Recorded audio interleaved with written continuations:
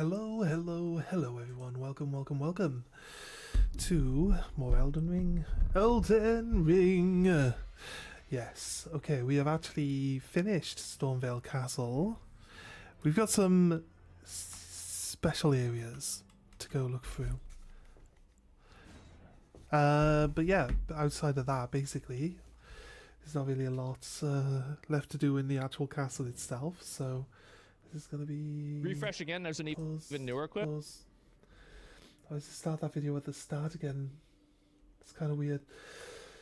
Right. Yeah, I do watch Asmongold. I just do. It's like, sometimes he's funny, so... I just like anybody, really. Right, okay.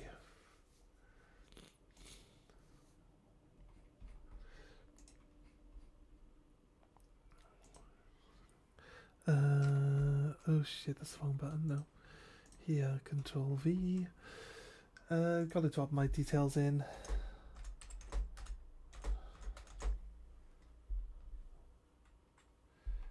Elden Ring. Done. Save. I check that the stream is working alright.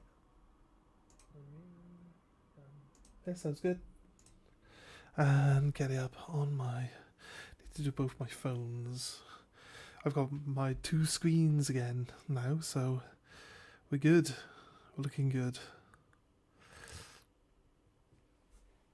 I got my Twitch there. Like that works. And get my YouTube up here.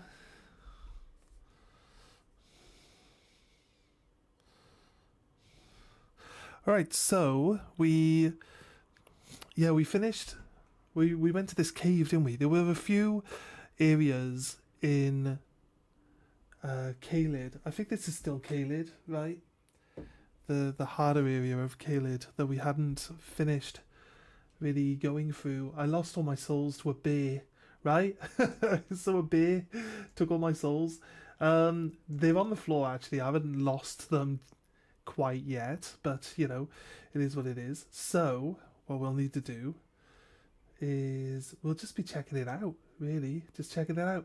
So yeah, anyway, if you're new here or you've been here a few times, consider dropping a like on the stream. If you like the content and maybe you want to catch up on the rest of it, drop us a subscribe. If you're on Twitch and you want to catch up, hey Nab, welcome, how are you doing? I'm a little late today because my second screen doesn't work, as we've been mentioning over Christmas. And when I got home, like the spare screen I have at home, the controller wouldn't work for it, so I couldn't turn it on. So I had to go buy a universal remote control this morning and get everything like sorted out and all fitted back in and fixed up and everything. I had a bunch of stuff I needed to do. Actually advertising at the start of the stream. You've called me right at the start of the stream. I always say it right at the start of the stream because if anyone jumps into a VOD, they'll get it fairly early in the VOD, and it makes sense. It makes sense at the start, but once I start actually getting into the stream, I just completely forget about mentioning it ever. So yes, if you're on Twitch and you want to catch up on some of the other stuff, I don't know, do you think I should edit out like fighting the bosses and any of the funny stuff that we do across all of the streams and then just have shorter form videos as well? Do you think that'd be a good idea? Sounds agitating though. I've been fighting with getting shipping sorted, and alright, fair enough, mate. Nah, it's all good. It's all good. Just had to, well, because I packed it all up, I'm home now. I'm not at my parents' house anymore, so just had to reset everything up and then check that all of the stuff was working. I had to double check because I couldn't get the PlayStation up on this screen, so I had to like recheck all the wiring and everything. It's just a busy morning, really. That's all it is. Nothing out of the ordinary though. Just the typical stuff that I've got to deal with. Anyway, double check that's Twitch is working too, And yeah, okay. So we're gonna go collect our souls, and we're gonna try beat this bear with poison, because when you poison something, it doesn't aggro to you. So we should be able to. Oh yeah, but the poison wasn't going far enough to actually hit the bear, was it? I remember. They give you this so you can sneak past the bear. 100% sure you're supposed to just sneak past it. The game's trying to remind you that there's a stealth mechanic.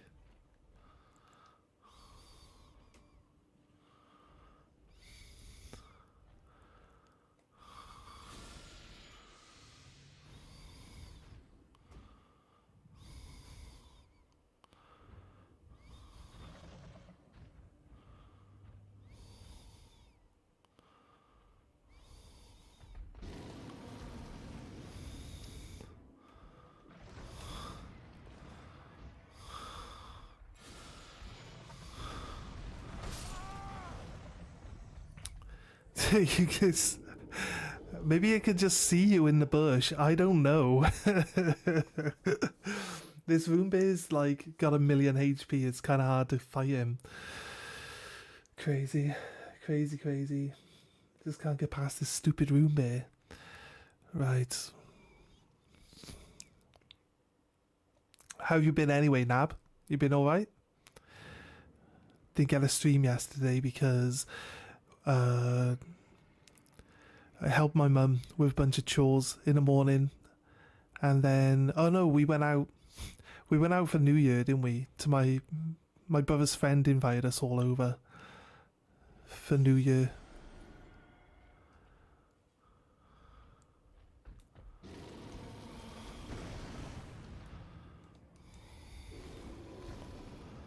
Right, it can shout at you, deal damage, but it doesn't like to come into this corner.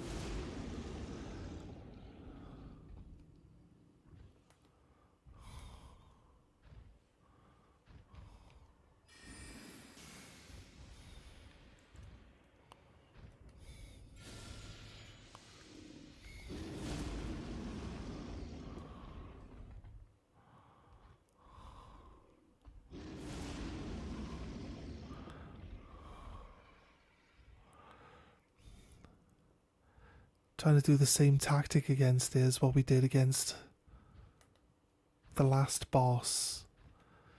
Nearly killed it with this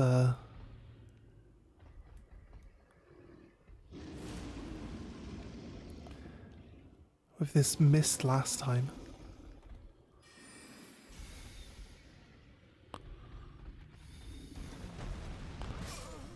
Shocking.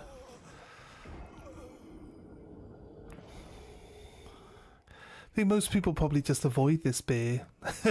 Sneak into this cave and get around it, right? Probably.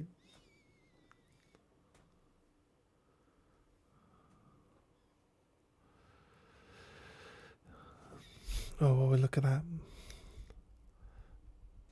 Yeah, once we get past this, we'll continue through the castle that we've got. Yeah, there's an area we need to check out in the castle still.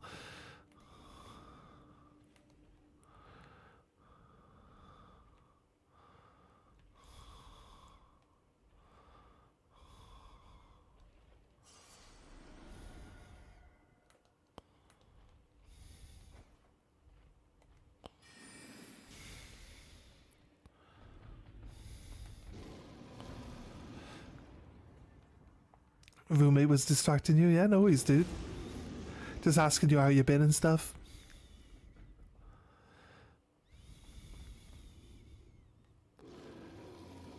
He's actually awake for once, which is weird. You do anything good for like New Year?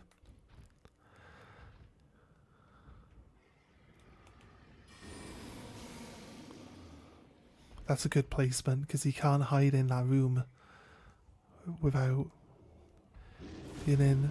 See, the AI has decided that it wants to hang out over there. Which stops it from being in my damage for my spell.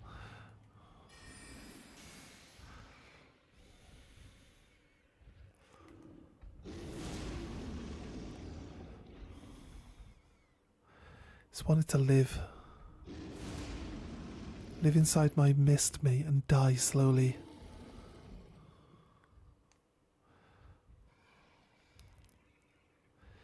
Been getting shipping prepped and stuff, and just had some company over, smoked a few joints, rolled a perfect one. Nice. Nah, it's all good, mate. It's all good.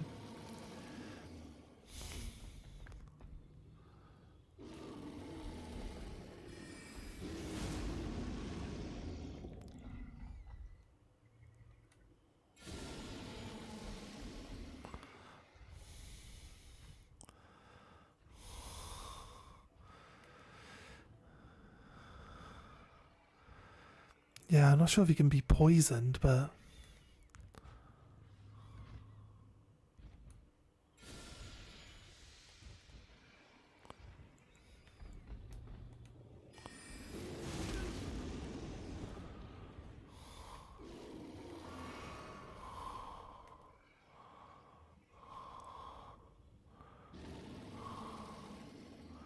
He's not... see? Ugh. So annoying. Not yesterday, but the day before, he would hang around in that corner there, and we'd be able to, like, hit him with at least this one, and have it in a position where it dealt damage to him all the time.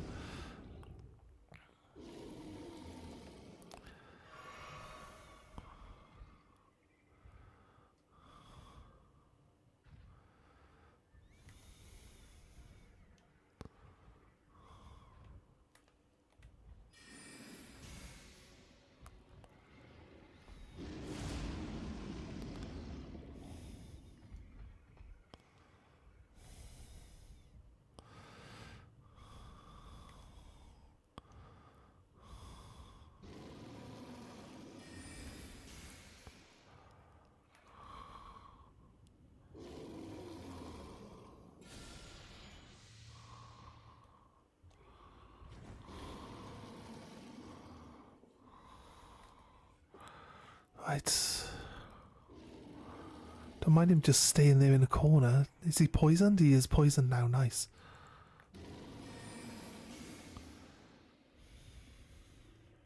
He's like hugging the wall. He's got to wait until I'm not paying any attention and just swipe me to death in one hit.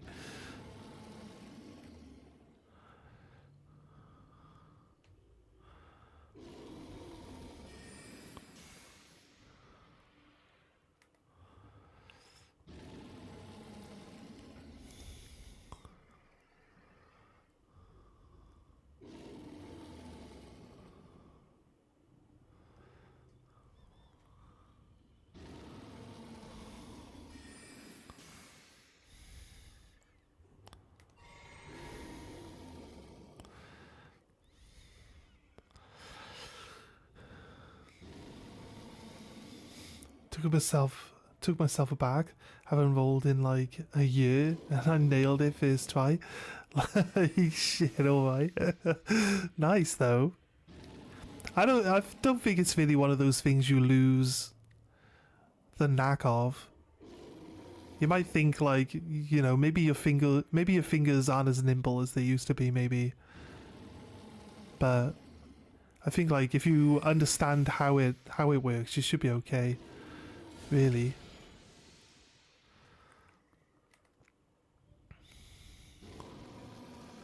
Oh, we should have him on this one.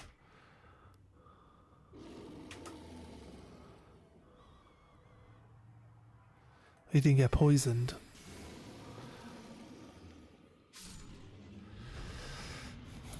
Shit. 8,000 XP for that bear. I mean, if it wasn't for the fact that he's like so annoyingly hard to kill, like we can kill dragons way faster, right? Like, this bear is stronger than all the dragons that we normally fight.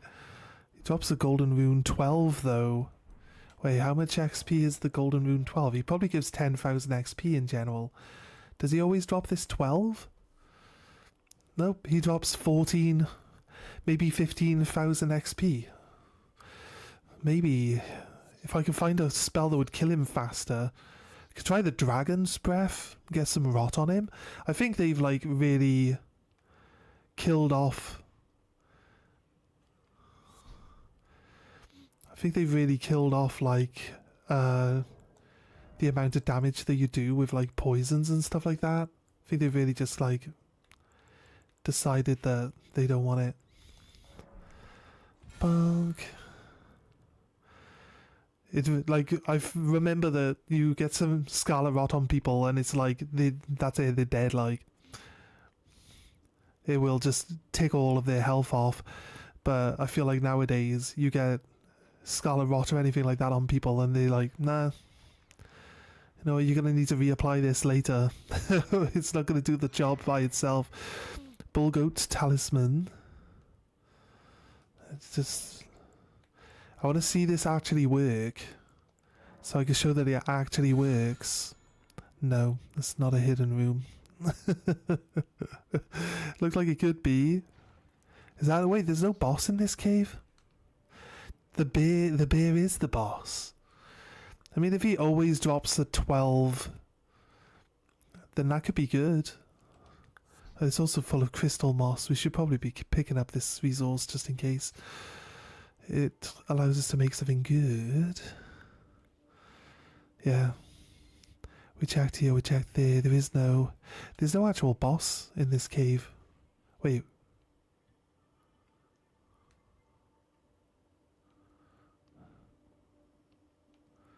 This is our way in?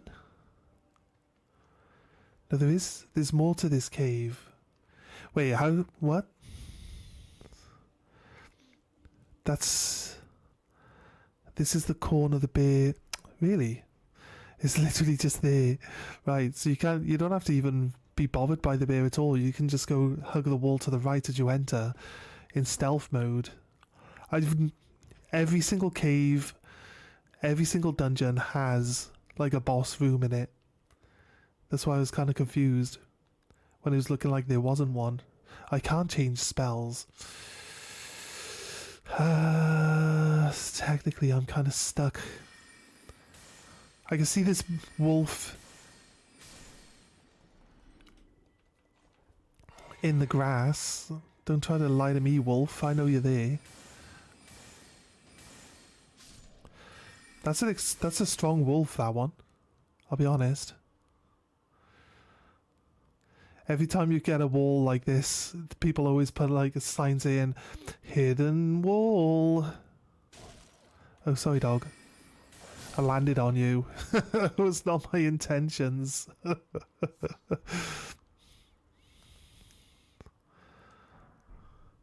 I think you should be able to tame the wolves and just ride around on a wolf.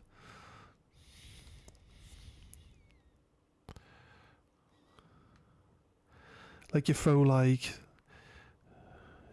meat out.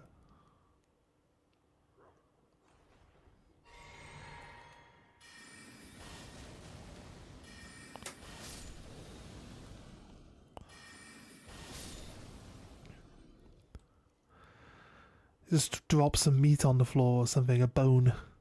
A hefty bone. More likely to get a wolf to be your friend if you drop a hefty bone or something. Oh, why is there a hole down? Well, how do we not see this doorway? Huh? We came in, we saw this, we didn't see that. It's like, drop into a pile of wolves, or sneak in on a pile of wolves from a different angle. Right. Okay. Going down another hole of no return. It's gonna lead to where the boss room is. Okay.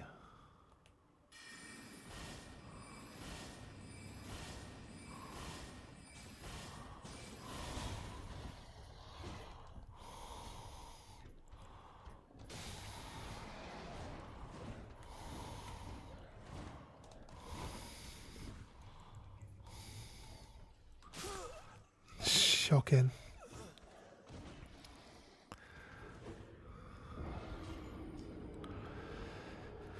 Right. Okay. There's no actual doorway to the boss room. It's just a room. It's just like riding a bike, yeah. Just like riding a bike. Why did I go into the depths of that room? Terrible. Right, we need...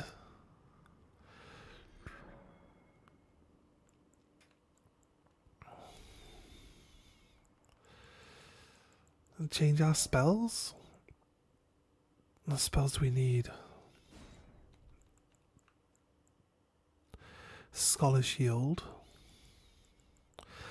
We need 20 faith so we can do the Black Flame. I'll be honest with you. It takes a... no, I thought it takes a lot. The Black Flame's probably one of the best spells we can have. What I need to do when I get in that room is I need to... I don't like the bubble. I like the cheaper... I like Pebble because it's cheaper than this one, and I can kill the low HP things with it easy. This one's okay. We need to get in that room and then deal with the knife thrower first. That's what we need to do. So, yeah. Night Shard.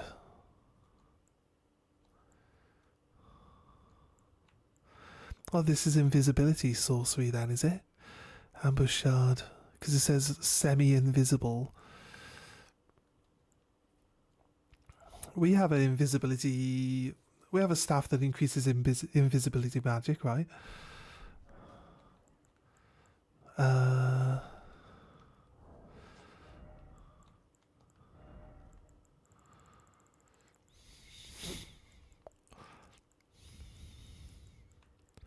Yeah, this one. This one has E, E, and C. So its scaling looks okay. We could give it a... we can give it an Art of War as well. Godslayer magic, bestial magic, dragon communion.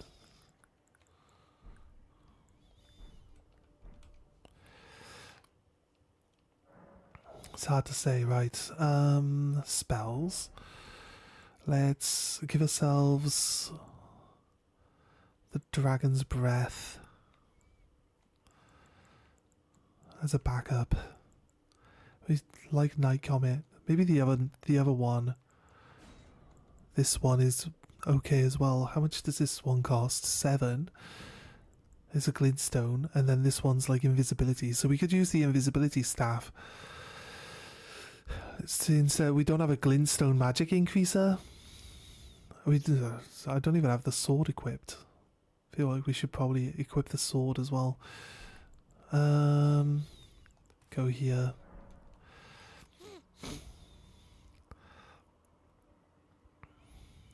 No, that's the wrong way. I'm not going to attack the bear again. I'm going to just go down. I don't want to risk losing my souls.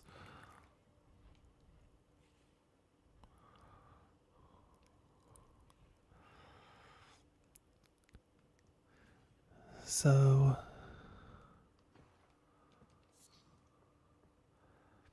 now for some tea.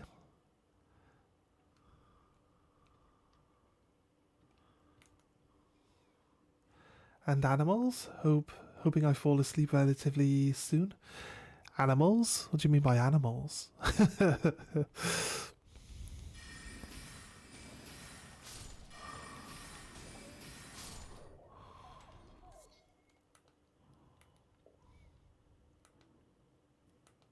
Oh, anime.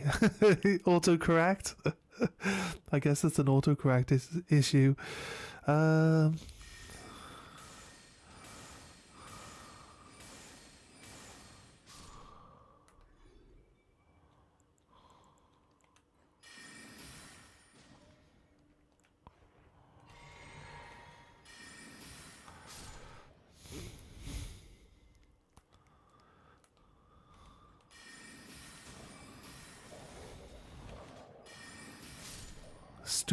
Stupid. How dare you? Right. I'm pretty sure we can... oh, there is a... That's sneaky. Sneaky that there isn't a wall here.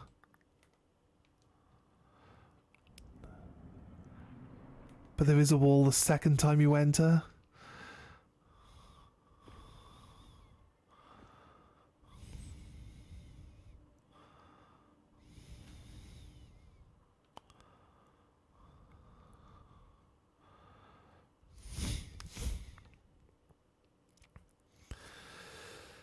Damn autocorrect, but also cats.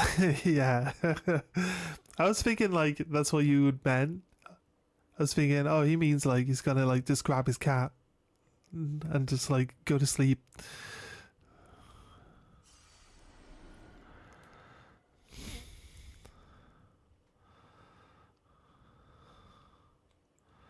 Realistically, what we need to do is like kind of try to only be in combat with the knife thrower. So if I can attack the one without the other one getting involved in combat, then I'll stick with that. There's 4 cats in your house? Crazy.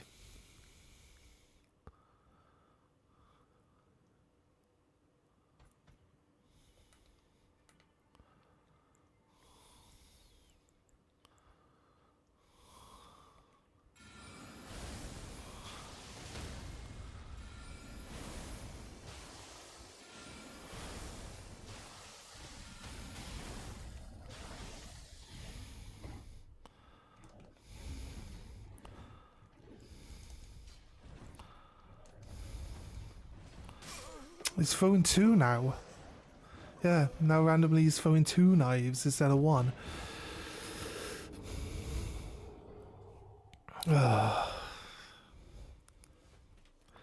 Right, we staggered him, at least. Do we want to? But the wolves won't be able to follow us in through the boss door. Do we want to like ignore the wolves? They're easy to kill, right? Not that big a problem. I need to know if the gamers done it. I need to know if the devs have like changed the game so that if you poison something, it becomes like active in combat. Because it seems that way, right? Tried to poison the bear. The bear like attacked me, but that might just be because when you cast a spell, you stand up. So I wasn't stealthed anymore. So it's quite likely that the reason why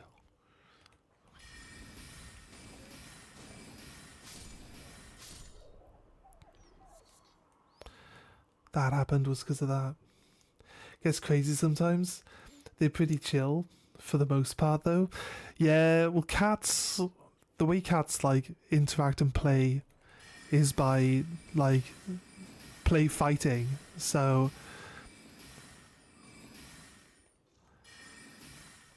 they're always scratching and biting. Like that's how they show that they're like playing. But yeah, it does mean that you can get like shredded. Look at the cat. I was playing with a cat at my parents' house yesterday, sliced my wrist open, tried to kill me. But she's a cute cat, so I let her off.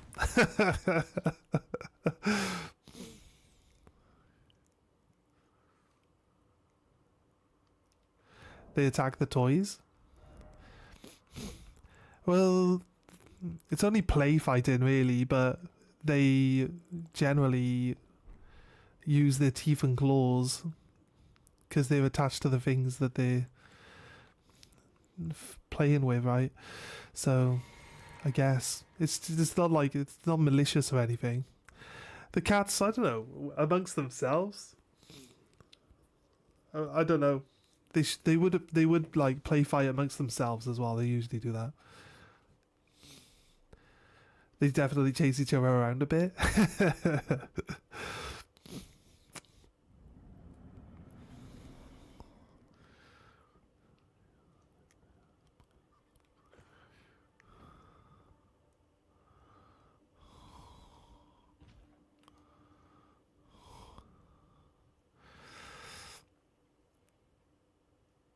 I was hoping that he would let me kill him without having to get the other one involved. Maybe if we let that guy be right at the back, we can stay in this bush here and start attacking his friend. The issue I have here is that I look down to switch between the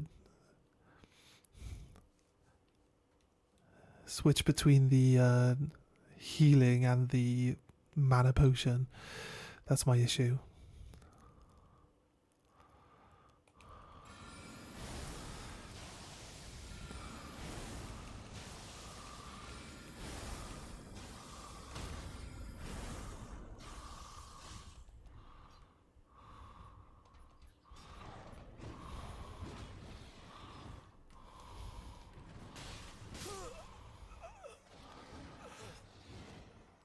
We have to go after the knife thrower. Just can't allow him to keep doing that. The fact that he can throw two, that's even more annoying. I'm not sure.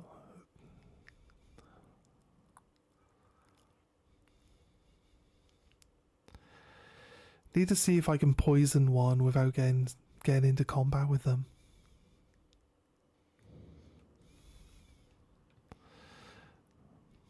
I was thinking we could use the dragon's breath, but I don't think it's really a good choice, I'll be honest. I'll do this one.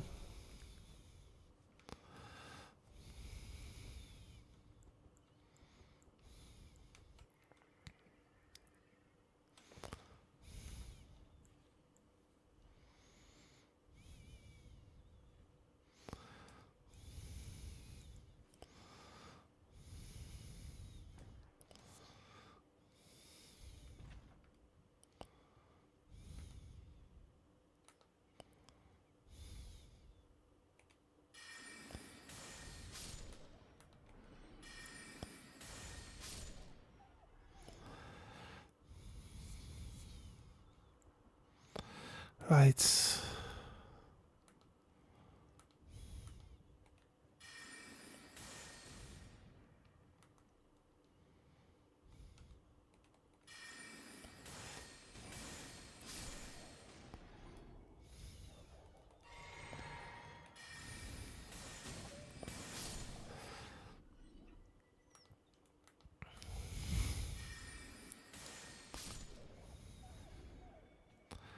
That one's out of the way.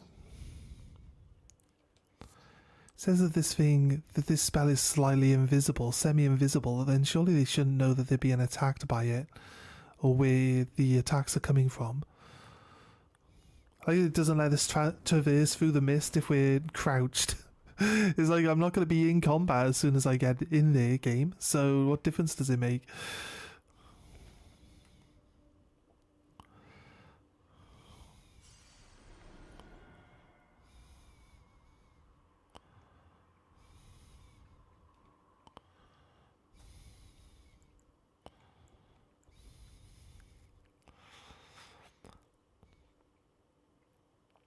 Right, I'll wait until he comes and then walks past again so that none of them are looking this direction.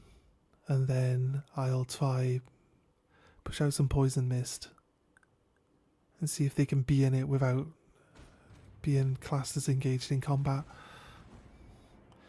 Actually, only the one is in combat right now.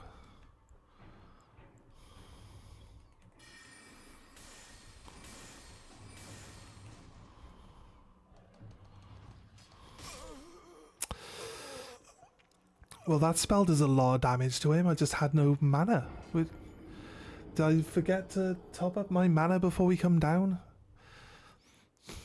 Right, so I know that I can get that guy to be engaged in combat without setting the other one off. So it must have been like when I attacked him from the other side of the room and he jumped back, and then my gravity spell went off near the other guy. I think this blue one should work really well because of the whole like semi-invisible function.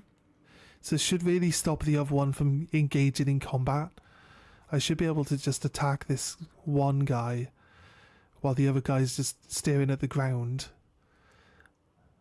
and save ourselves a hassle. I'm going to dodge the wolves this time.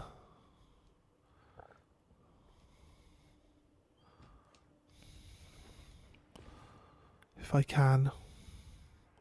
Just want to save my mana. I must have forgot to top up my mana points. I don't know why. I shot my spell like twice and I was empty.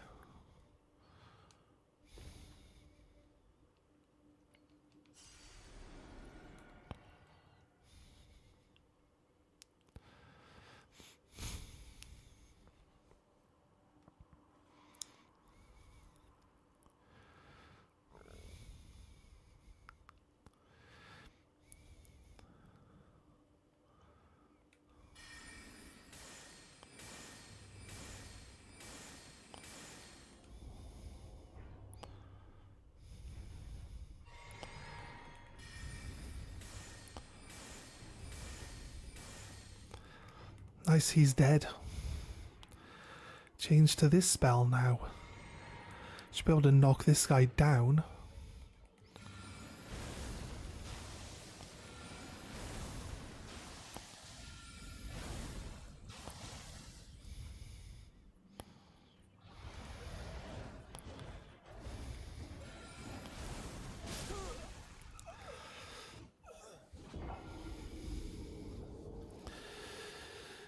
Should be able to knock him down, but apparently sometimes I find like the inconsistency with how much like actual poise damage some of these things do is kind of mind-blowing sometimes. But the other spell will kill the other guy really quickly. The melee guy's got way more health, so it's just one of those things, right?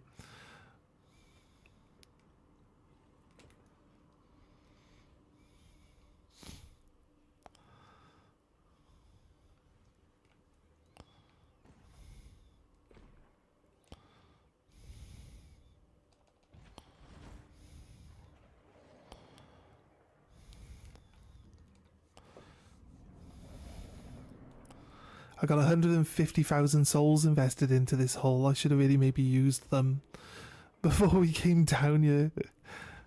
Actually, like 50,000 of it has been achieved while in the hole.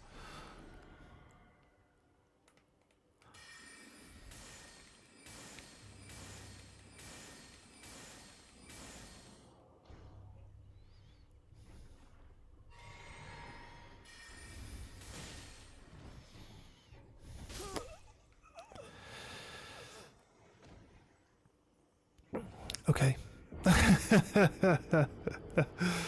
I don't think we get XP for killing the one half of the boss.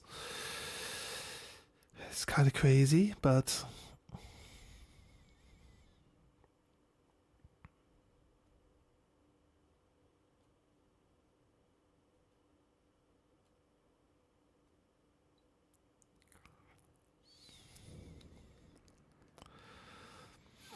I told it to drink the potion and then I tapped the spell after the potion. After I told it to drink the potion, so while it was still in the animation, I'd stacked up the command of casting a spell, and he started to throw the knife, and I'm like, oh shit, I'm stuck in doing a spell now, and there's no way of getting out of it. Just saw the blade coming towards me. It's like, yeah, see you next time, guy. I'll be back.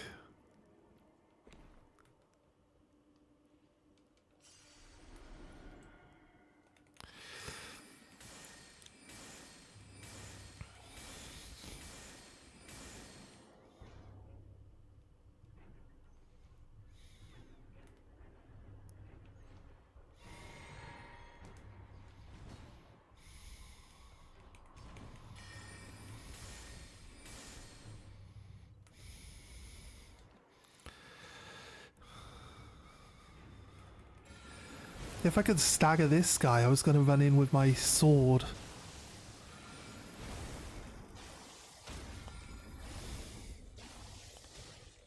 Oh, he's awake. He did go down on the knee for a second.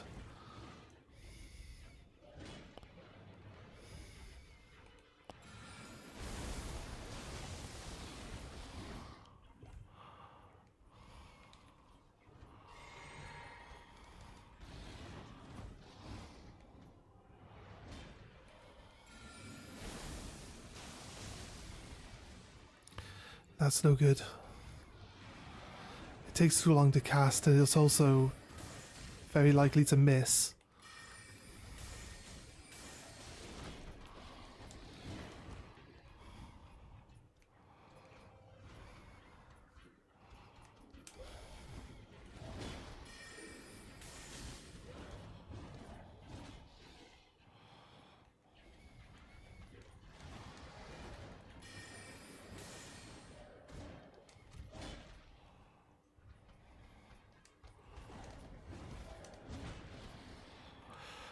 I just got to keep my distance, coax him into an attack, and then put some distance between us. Give me some time to do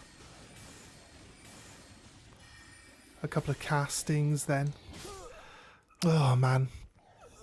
I told it to dodge, but I thought that we were sidestepping out of it anyway. I did want to dodge, but I just didn't for some reason. Pretty sure I pressed it. Happy, hopefully better New Year. I feel the last year wasn't so bad. Something that would make this year go better is if we got the subscriber count we need to start taking the streaming seriously. But that's just something that will come with time. Just got to be patient. I'm not going to push for it.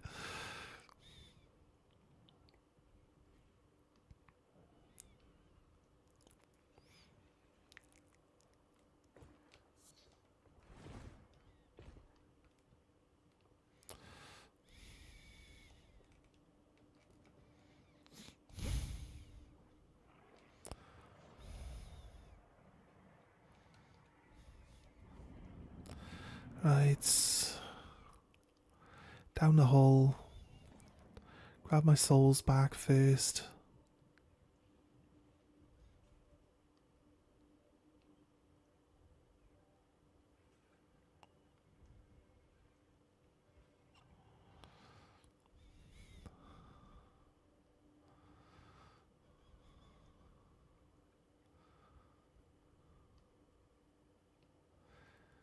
Right. These are like boss guys of a dungeon. Are these guys as strong as the ones you get in Farazul? In actual Farazul, or are these guys still weaker than those? We haven't actually had to fight. You can get teleported to Farazul like this early in the game.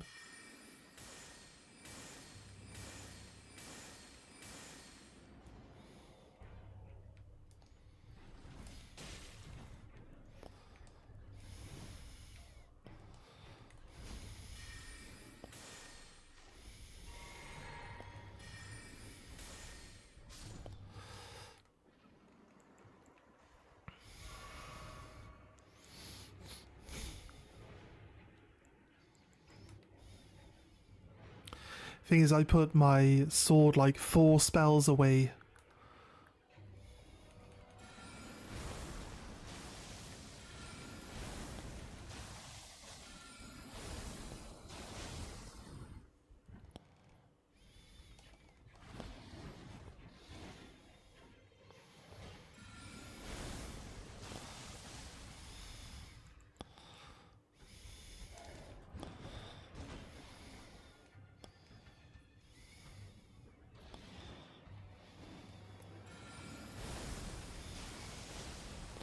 Nope, again.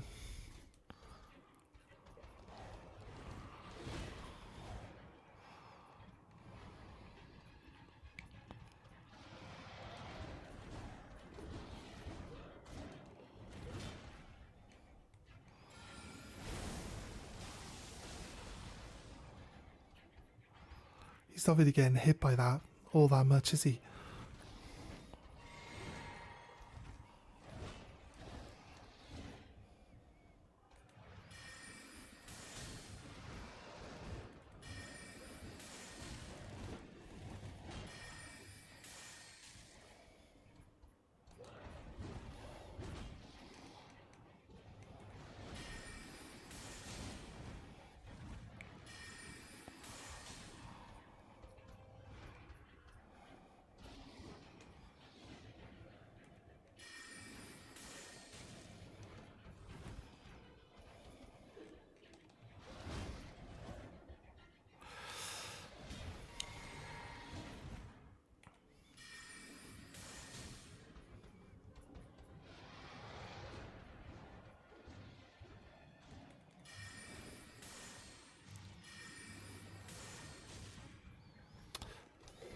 Don't know why it's not letting me chain my spells together.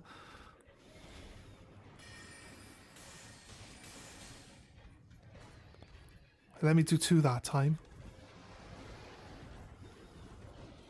I think I'll just heal up.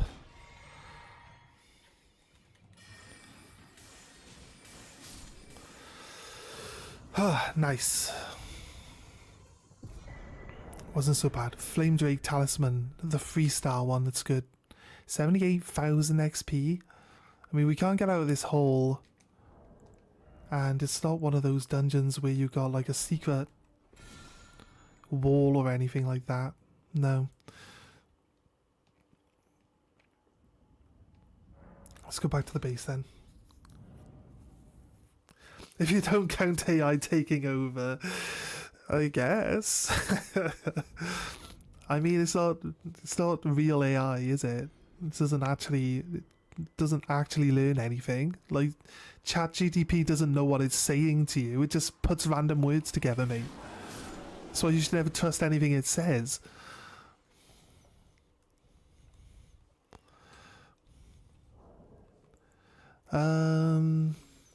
Right. I think that's all of the dungeons cleared now and all of the side bosses of this whole bottom half of the map. I say bottom half, it's bottom quarter of the map. We've done everything down underground for now, because there is a second section for the underground bit, and there is supposed to be a teleporter that puts us up into the other part of the floating city. Maybe that's going to come later. I don't know why the two fingers is now open. You have to beat Godric to open the 2 fingers.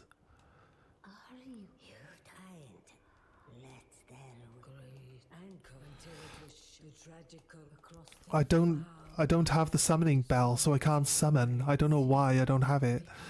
So I'm supposed to get it from Rani at the start of the game. We got the summon from Rani at the start of the game, which means we should have the summoning bell, but we just don't have it.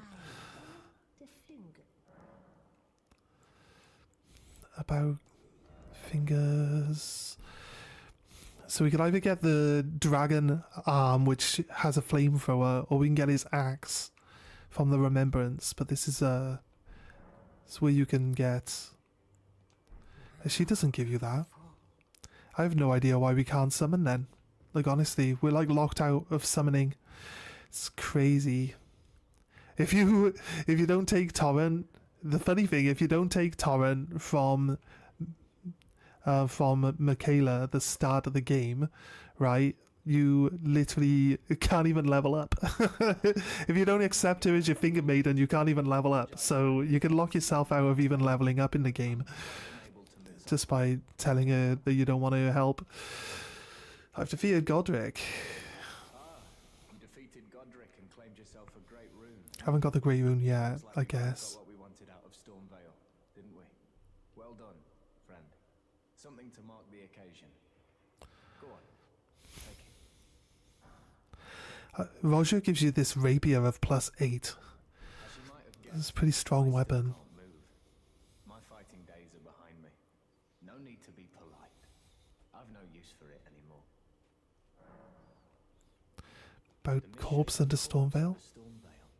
That is a sacred relic Mm. of the Black Knives plot, as that famed night of assassination is known. It happened during the golden age of the Erd Tree, long before the shattering of the Elden Ring. Someone stole a fragment of the Rune of Death from Malekith, the Black Blade, and on a bitter night, murdered Godwyn the Golden. That was the first recorded death of a demigod in all history, and it became the catalyst. Soon, the Elden Ring was smashed, and thus sprang forth the war known as the Shattering. I once wished to become a scholar, you see. I've spent many an hour scouring the archives for knowledge of that fateful plot.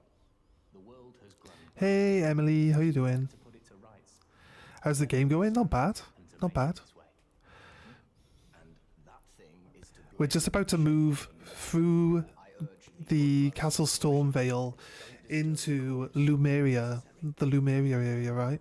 And then we'll So you've met Dee. be able to continue some people's storylines then. We found ourselves journeying And then I think we can go straight to Rani so we can move Blythe along, and then we can actually go and do the Radan bit. Because I want Blythe to move there. Just because. As long as then we may be, if only I could speak and if they Learn skills. Yeah, you don't have any new ones. Okay, leave. Yeah, I'm good. I'm good, thanks.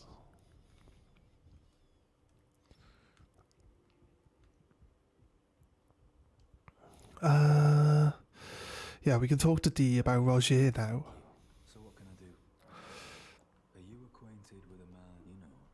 The piteous fellow hiding away on the balcony? The piteous fellow. Was a formidable blade in times past.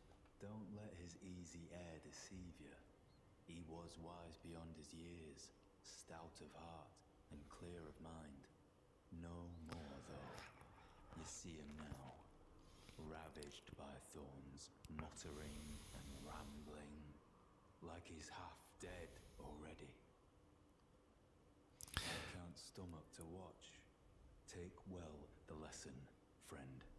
That's how you end up. See, the armor has like the gold and the silver When grace is so people, it rots people from the and then there's like the embrace, breaks them. because Dee has an identical twin, and his armor is actually pretty. Do we not buy this? I guess we ran out of experience to buy that. He's close to his brother.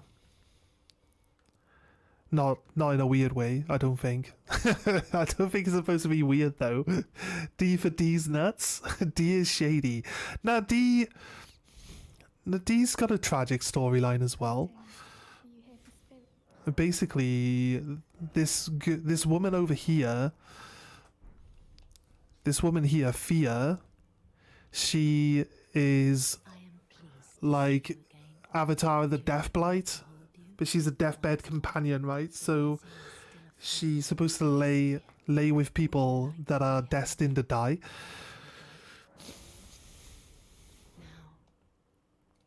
And there's a story, the whole storyline is pretty like long-winded, but it does have Roger basically succumbs to the Fawns, which is part of the Death Blight, and then she disappears from here. Dee goes to hunt her down, and then you find her, and Dee shows up, but it's not Dee, it's Dee's brother. Because you find Dee elsewhere, but Dee ends up dying. And then you gotta go find his brother, and you give his brother his armor. His brother then comes to kill Fia, and then gives up on like the path. He's like, I avenged my brother, so I'm gonna, just fade into the background now and just, go off and do my own thing. It's still pretty tragic, like the whole thing. About the black knife. Knife print. What other games do I play other than this one?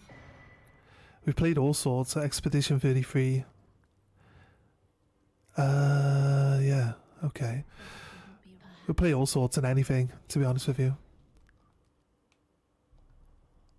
Right.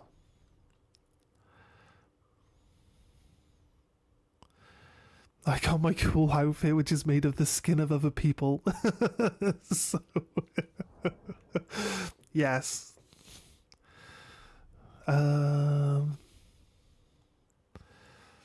Inventory. We just got given a map. Got 8 dragon hearts. Where's the map? Gravity stone bell bearing. That could be actually something that we need. I don't know where the key items are. Oh, it's got to be in this one then. There it is. Right. Examine. Okay, right. So there's the Erd tree. There's a river that goes into a cliff hole. And it's by a church as well, by the looks of it. It's possible.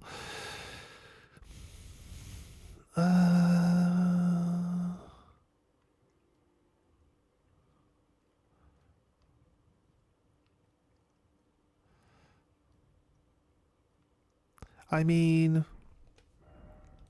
we look at the map that we've got currently, I don't think it lines up with this river. Yeah, the land doesn't look the same. It looks like it's supposed to be... But that's not quite right. It's not this one here, because it's not quite right. You see, so I don't think it's meant to be this half. This half of the map. It's definitely got to be later. There's a church here. There's an Erd tree there. There's a Morn tunnel. But I don't think, again, like, it's like the tree should be down here. And then the church is kind of okay in that position. So I don't think it's really, I don't think it's there either. We've also already been in there, so we'd already have it. I should probably go back, see Yura of the Finger. I don't think there's anyone else to talk to, but we can progress forward from here. Bernal might move. Alexander hasn't moved yet, but might move. Gary is still there. I wonder... We accidentally killed Gary. Garuk is over there. We've given him some death roots, but I don't know. Outside of that, right, we've got... Yeah, we've got a little bit of an area inside the castle to do, but outside of that, we're going to move through to the next area.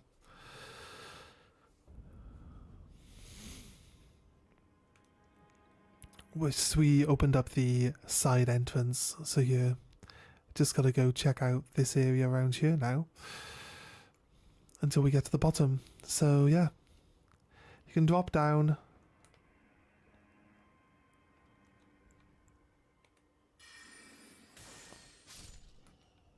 I was going to see if we could... Something all the way over there, but I can't hit that. I can see this bat down here. Right? It's not letting me tag it. I don't know why. Game thinks I'm being cheeky for wanting to tag something that's so far away. Okay. Just be careful when moving around. Check our corners and everything. We're going down... We're not going down? There's a route down though, right? Wait, where did we come from to come here then? We come down from above? Yeah, we came down to here to get the... Yeah, right, so we have to jump down from inside this room. That's how it's gonna work. Okay, yeah, that's fine. Gotta jump onto the top of this wall here, I believe is our best choice.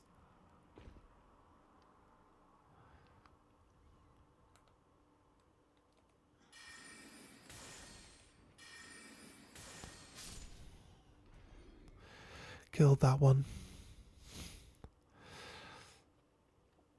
Want to make sure that we're not missing anything by dropping off the top here.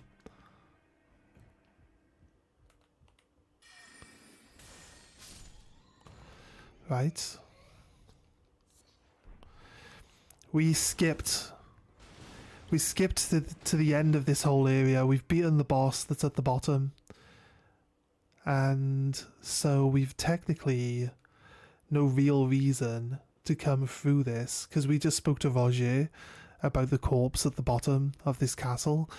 You see, that's what the bottom of this castle is all about. It's about moving on that storyline.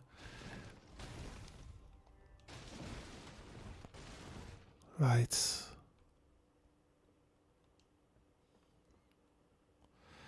Either way, I think it's better to go down this one because we can run and jump and get the item.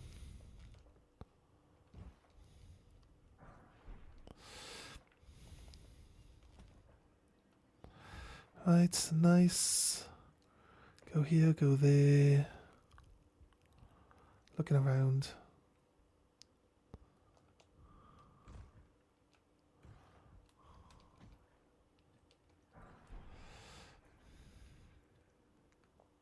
Nice.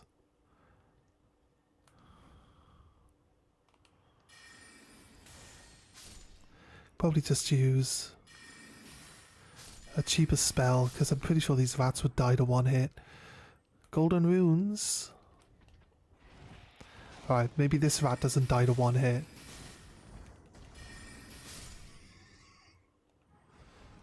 Drink up.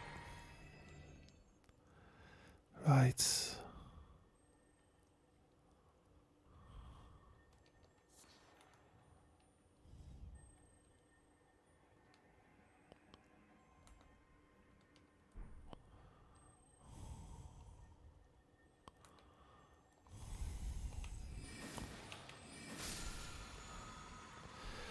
Ooh, Rancor call. Okay. We've seen someone casting this spell. Since it's black flame magic, it'll do like set damage. It does percentage damage.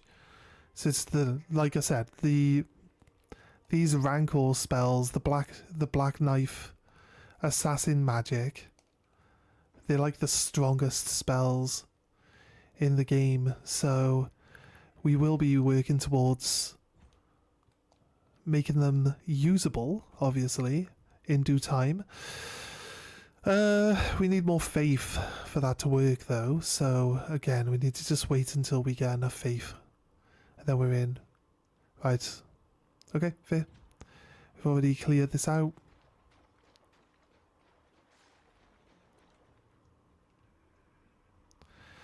And we've already seen this giant face. Because we managed to do a little... I was like, I'm pretty sure we can get to this area anyway. We don't need to do this janky jump to try, like, hit the top of the tree and then land inside the wall. I don't need to do this, but when we did it, it's like, oh, we get to skip the entirety of trying to find this place. Just by doing this one thing. So, was it beneficial to us? I'm not sure. But... I mean, we've already beaten the boss at the bottom here by just going straight to the boss, meaning we could come in with full resources rather than having to waste a bit of our mana fighting rats on the way through and bats. So yeah, we jumped off the top of this building, landed on this tree, and then rolled in through the wall. So we got in here real early.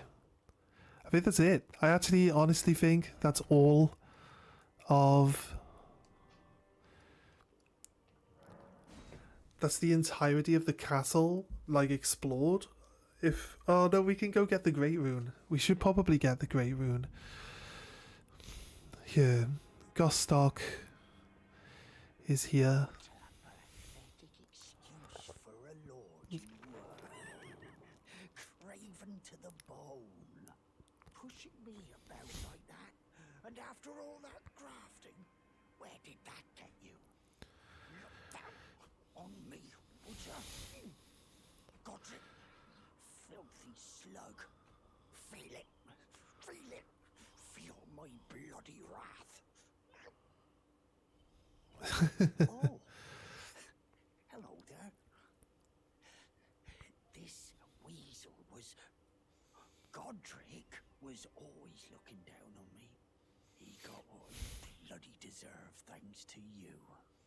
I tell you though, what goes around comes around. He had an ugly heart, an uglier countenance, and met the ugliest of ends, eh? Fair. He does sell you stuff, and he does eventually sell you... wait, the buckler? That's not the one. He does eventually sell you an ancient smithing stone, so you can max out one of your weapons. So, best to leave him for now. Let him continue doing what he's doing. Nephili Lu should be here on the throne. I guess they don't move into this room until after. Wait, what if we go back? Talk to Nephili Lu now in that room. Let's go see if she has anything to say. Then we'll push through to Lumeria. And then we've got another massive chunk of map that we can There's a lot. There's actually a lot in Lumeria before you get to the main city. But yeah, so it doesn't show up in here. She shows up still back down in that room at the bottom. We get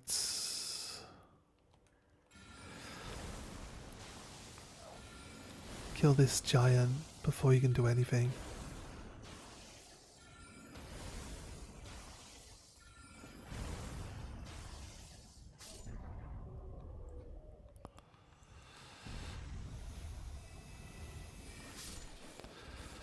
Nice. Kill both of those two.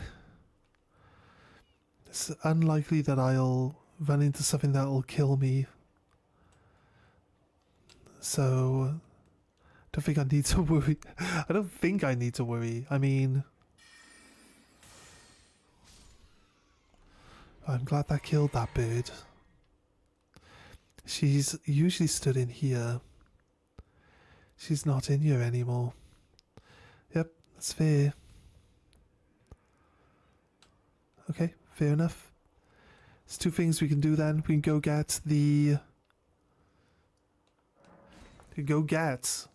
actual Grey Rune from Godric's Tower. It should be up here. Gonna use my sword.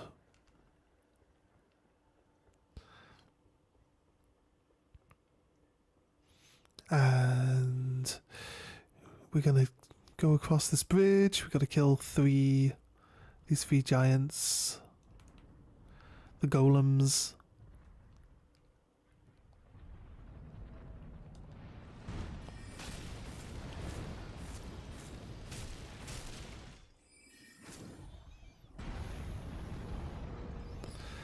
Shocking.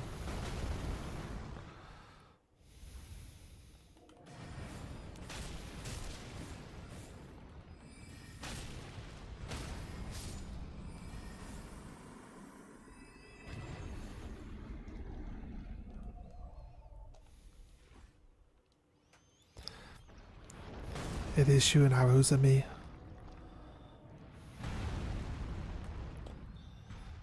I'll go after the archer. Try to keep this pillar between me and the archer.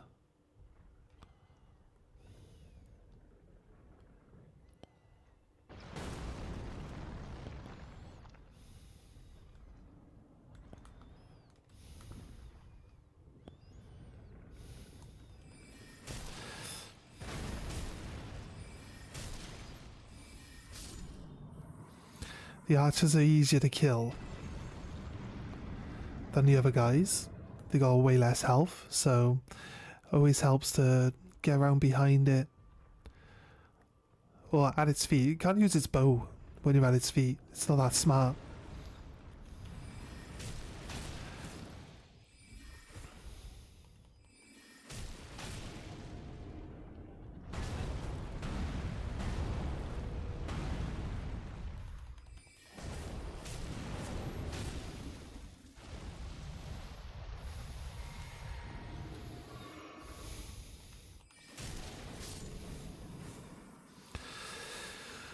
It's okay. Smithing Stone 1. Required. Acquired. Not required, I guess. I don't think I require any Smithing Stone 1s. There is another staff I want to upgrade though, because it does invisibility magic, so that could be better. It's definitely better than the one we're using for gravity, you know, so it's the way it is. But we will be heading, like I said, we will be heading into a new area. There's a bunch of storylines we can push forward and everything like that. Just want to grab this Great Rune from on top of this area, so then we have a Great Rune available to us then. I'm on medium load. This is fairly lightweight gear though. It's got some good... I don't know if 12 and all that is good resistances. Probably isn't, I guess, but I need to get faith up to 20. I think I've got enough XP to go 3 levels there, I'll be honest.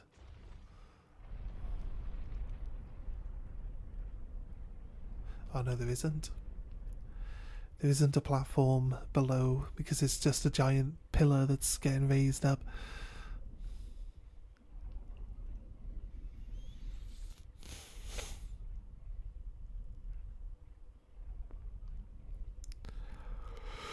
Alright. There isn't a fight on top of these. There's just a rune that we pick up. And if we use... shouldn't be any secrets hidden anywhere. So yeah. But if we use anything... There's a rune arc, basically. There's something called a rune arc that you can use. So cool that you can see everywhere in the map. That's the big temple far end. That's the other... We can get to the top of this one. Can't remember whose tower that one is though. To be honest with you, it's someone's tower for their Great Rune. I think the Great Runes are parts of the Elden Ring, right? Are the Great Runes not part of the Elden Ring? There's the Two Fingers is up here.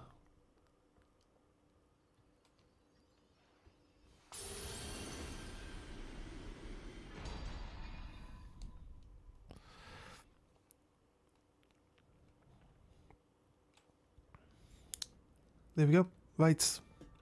So now, basically, we would have to equip the Great Rune. I think we got to do that at a bonfire. We'll just quick travel back up to our area up here. Go speak to... Let's go speak to this guy over here one last time. We've done a bit of stuff. We've unlocked some different areas. He might talk about moving on. We do see him again somewhere else on the map. He's trying to hunt down someone who has fallen to dragon communion. That's why he warns us about it. Those who partake in dragon communion will one day shed their humanity, their hunger for dragon, their yearning. Only worse until the floodgates burst. The strength of a mighty dragon is no surprise. Right. So basically, if we take 4 of the dragon spells from the dragon communion, from the Church of the Dragon Communion, we will gain a cosmetic buff of having like dragon eyes. So if you ever don't wear a helmet and you look at your character, you'll see they have like yellow eyes with like slit pupils instead of normal eyes. And that's kind of like, there's a bunch of different things in the game that'll do different things to you like that.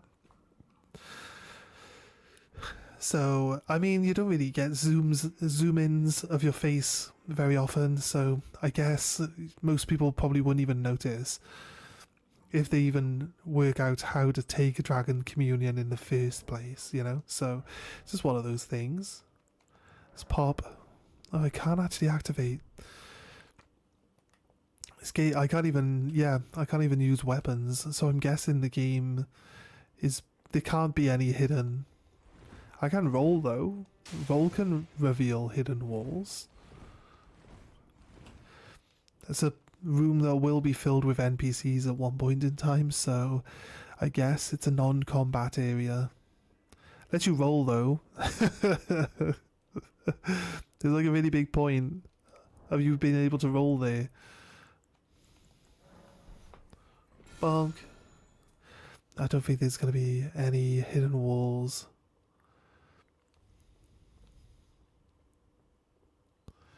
We can go down.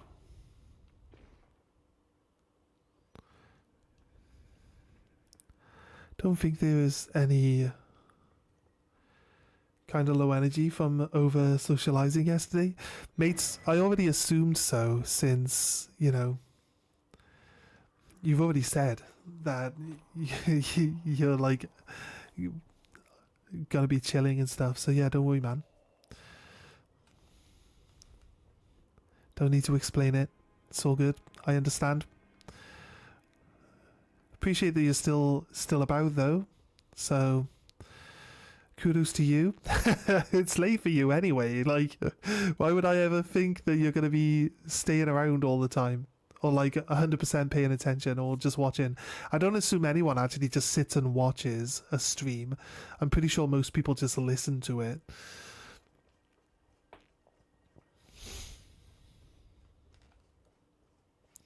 Right, so there is a way that we jump over using our horse, right? There are two people that we should meet here. But I don't think they come down this end. We should be able to find Bok again to progress Bok's storyline. Should be technically right in front of the door when we leave. There should also be another girl. A girl with the body of... You remember we went down to fight that... The guy asked us to, like, stop the sword from falling into the hands of the wrong people, the lord of that castle. And he had a daughter that had been blinded, trying to flee the enemies in the area. And then she asked us to give him a letter. And he said he had to complete his duty before he can meet up with his daughter and take care of her. And then she ends up dead. Yeah, that is... We find a character now that has taken over her body. It's kind of weird. Doesn't really explain it. But we find her, basically, Irina. Her name's Irina. And she'll be up here. But she's someone else. And she's looking for the light in the darkness. Because she's blind, right? So, technically is exactly the same person. But also isn't the same person at the same time. And this storyline, the guy, the father, Edgar, he's also still part of this storyline as well. The person that's now not his daughter, but the two don't acknowledge each other in the storyline. So it's hard to really say. This, like I said, storytelling here in Elden Ring is very, very complex and convoluted. All at the same time. Honestly, I don't think it's my preferred method of storytelling. I like that things happen to these people and you can piece together what's been going on, but like it doesn't tell you all of the details. But there's also like extra bits of storytelling comes in from reading item descriptions. Like you find anything while you're doing a quest line for someone.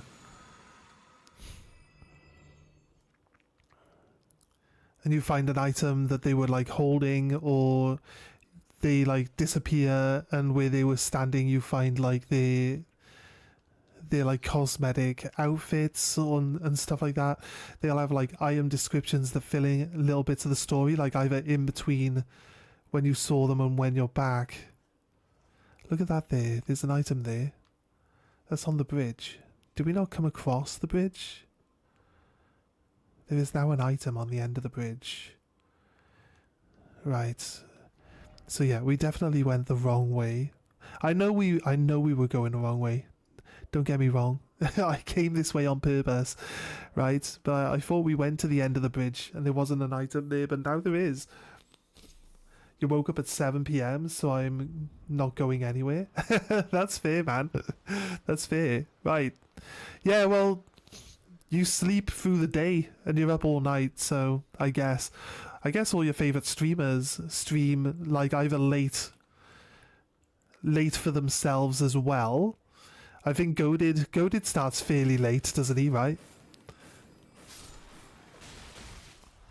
But I guess that's because like he deals with his family and everything, and then when his family's gone to bed, he comes on and does a stream. I assume that's what Goated is doing. And then, which is cool, you know, he spends time with his family still. He doesn't, you know, interrupt anything with the streaming. That's pretty cool.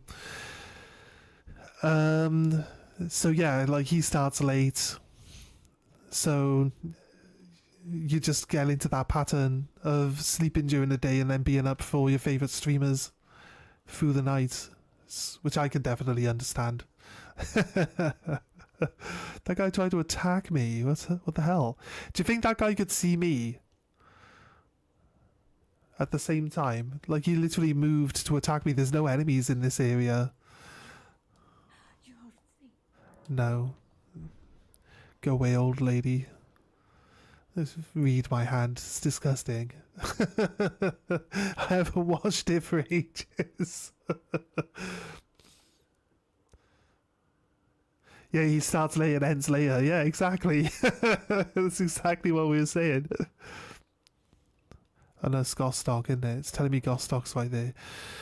Right, so we have to go back through... I should have maybe hit the save point at that one end before I travelled back through the castle to get that item. It was a cookbook, so when we go to the shop in... Now I think the cookbooks add craftable items to my crafting menu, don't they?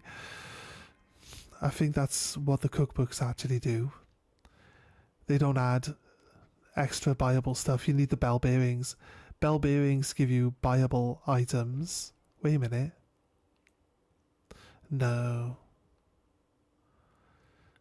No, I don't think there is. We could try it again. No. No, I'm right. It didn't really take us long to get back to where we needed to be. So Box should be down here on the cliffside, overlooking this area.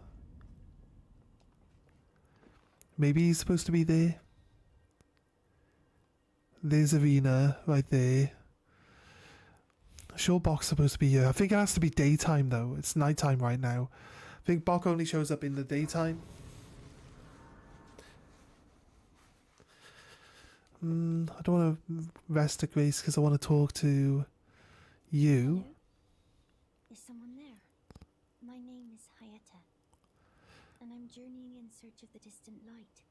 If I'm See, honest, so I don't know if this is actually supposed to be the daughter dreary grapes in your possession to me. of the guy, or if just because they've used that model and she's dead now, they just reuse the model for this character.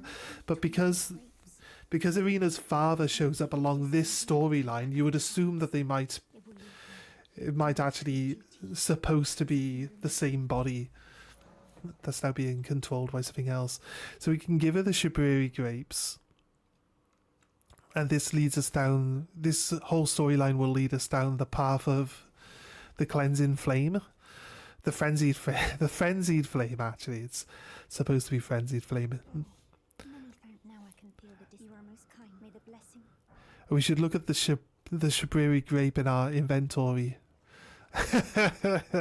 Show everyone what it actually is.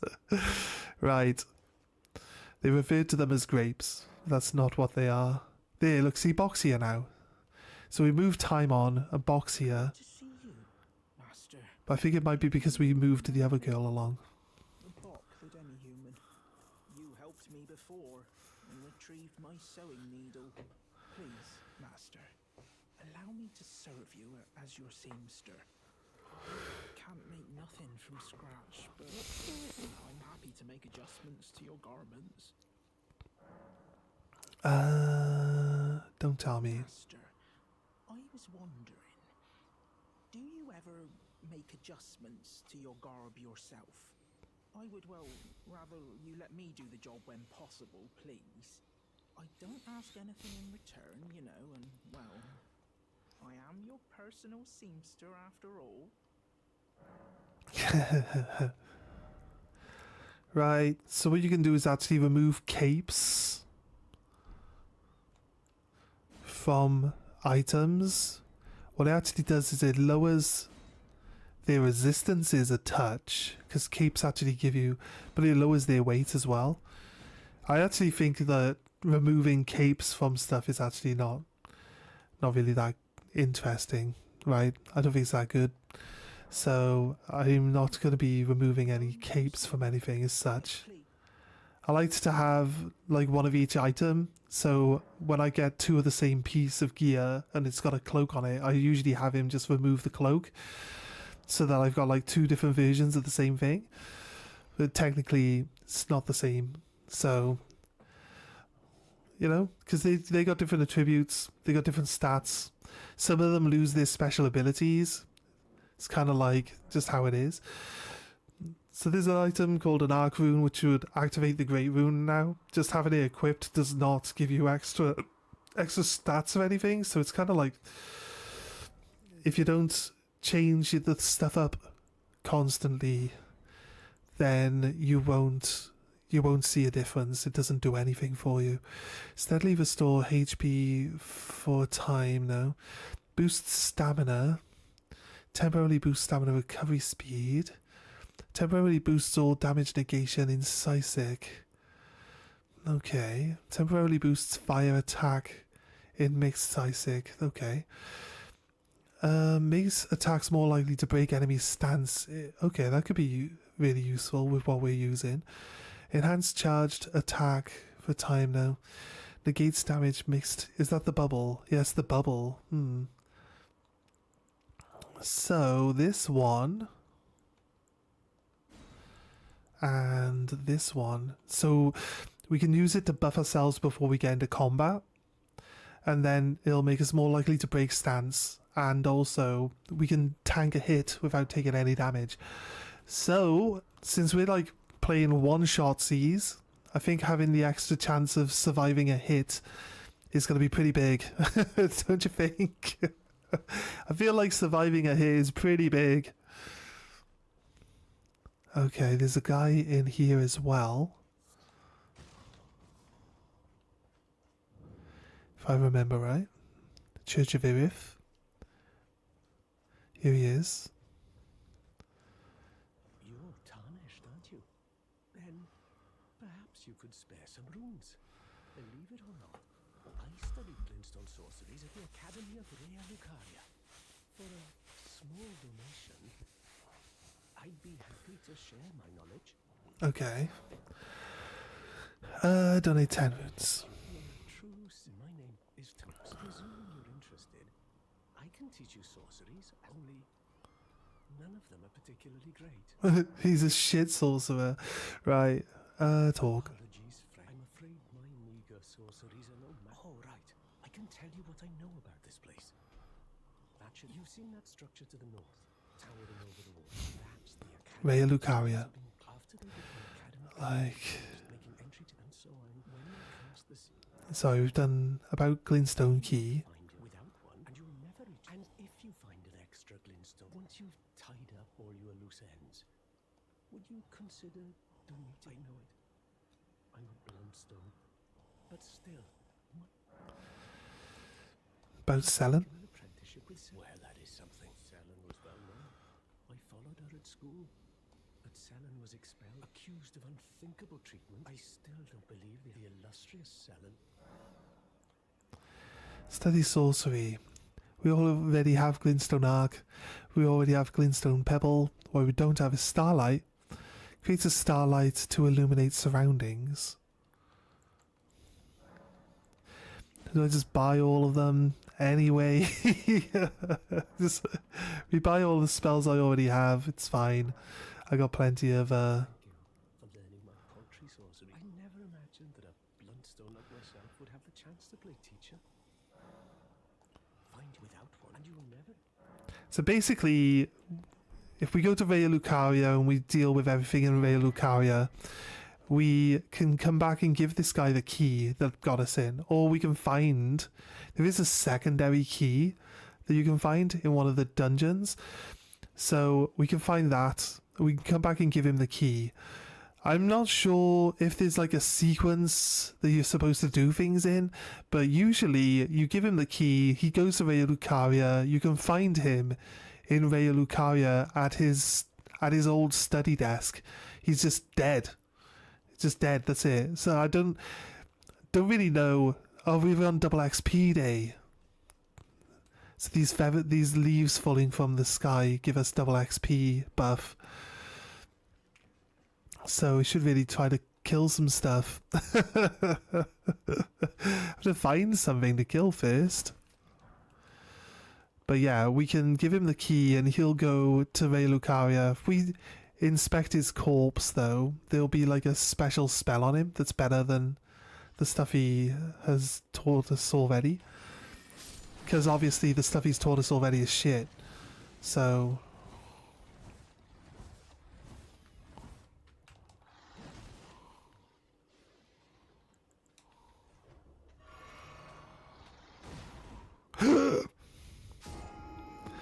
Alright, okay. I didn't mean to roll off a cliff, but off the cliff we went. Okay, right. I honestly thought that we were close to that cliff edge. I honestly thought that we were right on the edge of the cliff. And I was like, I will roll one more time. What's the harm in that? Well, funny you should ask about that. Where are my souls?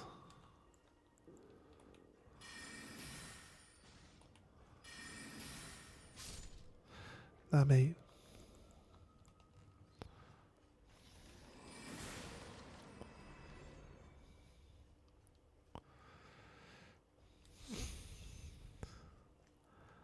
Right.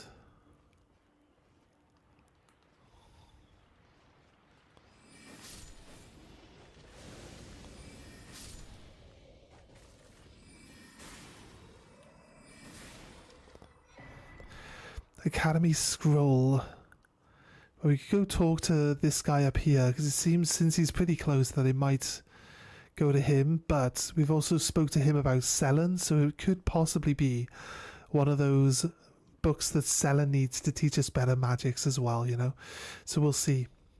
I think you might have an option of giving it to him, but he's not a very good spellcaster, or giving it to her. But it might just be that if we give them to him, that he'll have some better spells to make sure that he survives.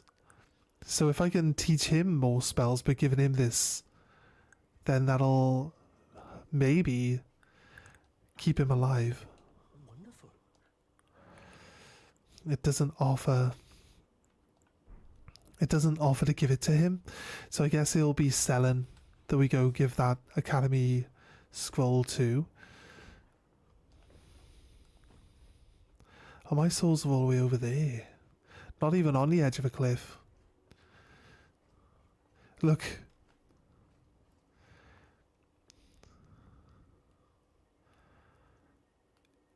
Where we rolled off is like the one of the few places you can roll off that'll get you killed. It's kind of bad, really, that, isn't it?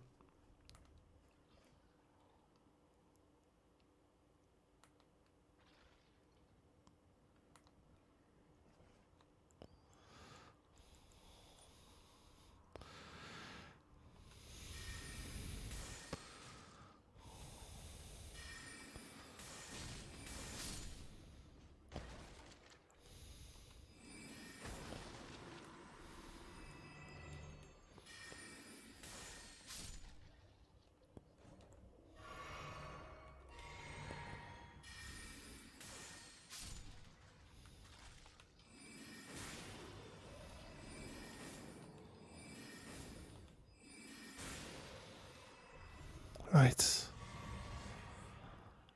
It says there aren't any more enemies in this area, so I think we're good. Let's have a little look around. There might be more items, no? No. Okay, we just go down that main middle path then. Looks good.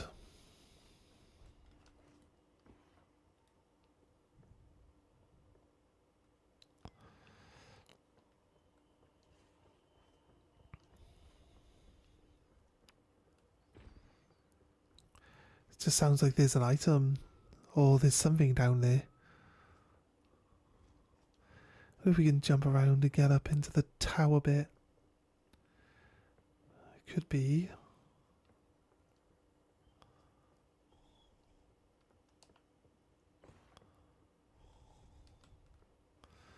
Just thinking that I'm hearing the sound effect that gives away like something.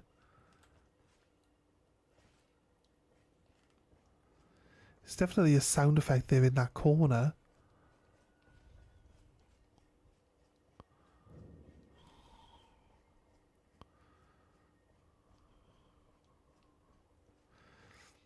Let's not being close to the statue. I don't know. It's weird. Maybe it's just the subtlety of the music in this area, because there is actually music in this game. You just don't hear it a lot, or very often. You just don't notice it a lot of the time. So it's one of the things with this game.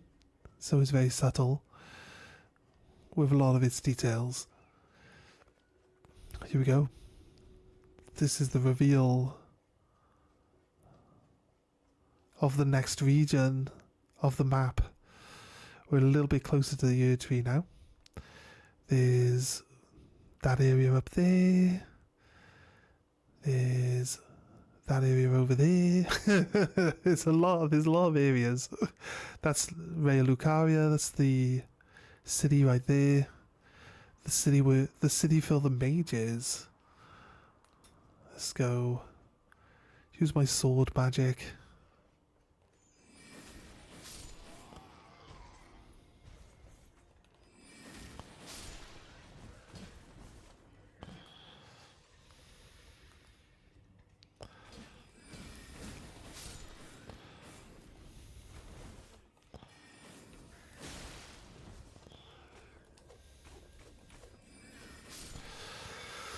Nice. Okay. This guy over there. Let's get him. You're dead, mate. You're dead. These are different knights now. Are these the cuckoos? These might be cuckoo knights. Raya Lucaria area has cuckoo knights. Yeah, there's two birds. There's a bird there, and there's a bird there. I think they're the cuckoo knights. Glintstone Craftsman's Cookbook. It says Glintstone Craftsman. So maybe it's some sort of magic. I don't know. We were trying to get the Glintstone staff upgraded, but I think we might swap to upgrading the one that does the invisibility magic, because that should include the comet spell that I'm currently using, and then that should upgrade the damage for my spell, and just in general help me out a lot, I think. There's a merchant right here. Rest. Might as well rest. Got increase the amount of HP and FP that my flask will let me use. I think we're good in general. I don't think we need to really worry too much about anything else at the moment. Surprised you found me in my... No matter. Your money, don't you? Oh, but don't ask me how I got my hands on them, eh? Purchase. We've got a lantern for our... We'll take the cookbook. I thought that said Asmongold's hood. I don't know why. Don't ask. I don't know why. E and C. The scaling is pretty decent. 166. I mean, I guess it looks good because we've got 60 in intelligence now. So I think realistically, astrologer's gloves, these are the clothes for the mage, but we've got godskin noble clothes now. I think the arm braces could possibly be swapped out for these, like maybe possibly the same color gloves, but I think when it comes down to it, like, it just makes up. Did we get legs? We did get godskin legs. Yeah, so I guess they match the tops of the legs, right? So we bought some stuff off him. It's not like a massive amount of stuff, really. This area is huge now. So what we should do is double back, I think. But on this bottom end here, I'm going to throw my XP into my stats before I, you know, lose it all and start to cry. So I need 20 here. I think we probably need to get Arcane up to a certain amount. So we'll try to get Arcane to 20, and then we'll start boosting our stamina and our FP until, you know, we feel that we're at a decent enough level with our magic then. What spells do I have equipped? I should probably go to the round table and upgrade that other staff and see if it can be decent. Glintstone is good enough. Poison blossoms. I'm going to stick to the edge though.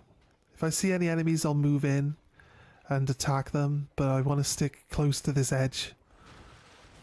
All the dungeons and stuff like that are always into the cliff faces, so it makes more sense if you're exploring to just follow along the edges of the map, or like any of the areas where there's like cliffs and stuff like that. Find all the little entrances and hideaways that you can, and then hopefully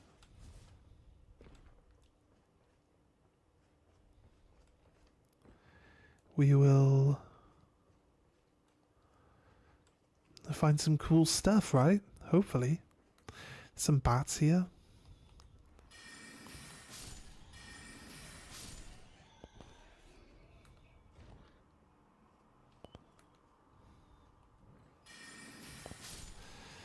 Nice, okay.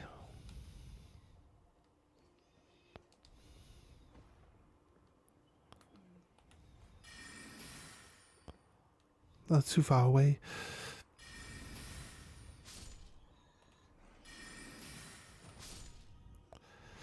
Nice. Right, I might have to come back along this cliff face to just see it from a different perspective as well, because sometimes you don't see it when you run past like this, but they are there and pretty obvious when you come back the opposite direction, you know? So yeah, always just like double check, circle back around areas you've been, especially if you feel like you should have come across a dungeon but you didn't. I feel like this should lead to a dungeon of some sort, but it might be below us. That doesn't lead anywhere, but it does stop us from coming back up. Actually, it's not really a hindrance, so you just walk around, it's all good. Right, but again, there's no entrance to a dungeon in there.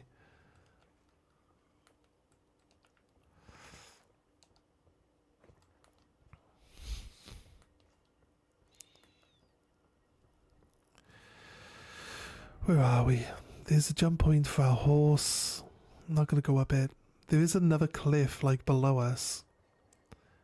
It's not massive, but it should be possibly, potentially, an area where there will be a dungeon. The dungeon that we're expecting to see should probably be down there.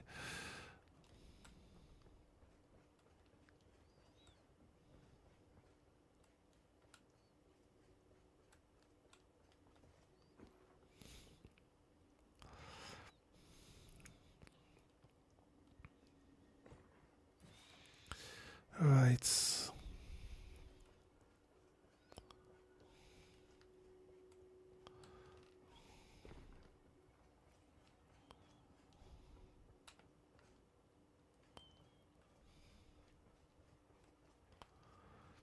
Okay. Right. I'm okay checking up here because I'm pretty sure there's something that we want to interact with around this area.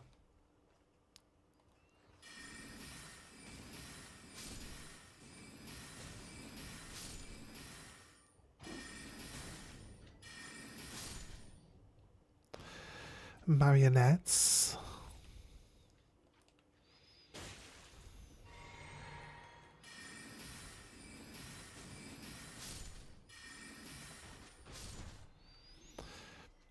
Okay.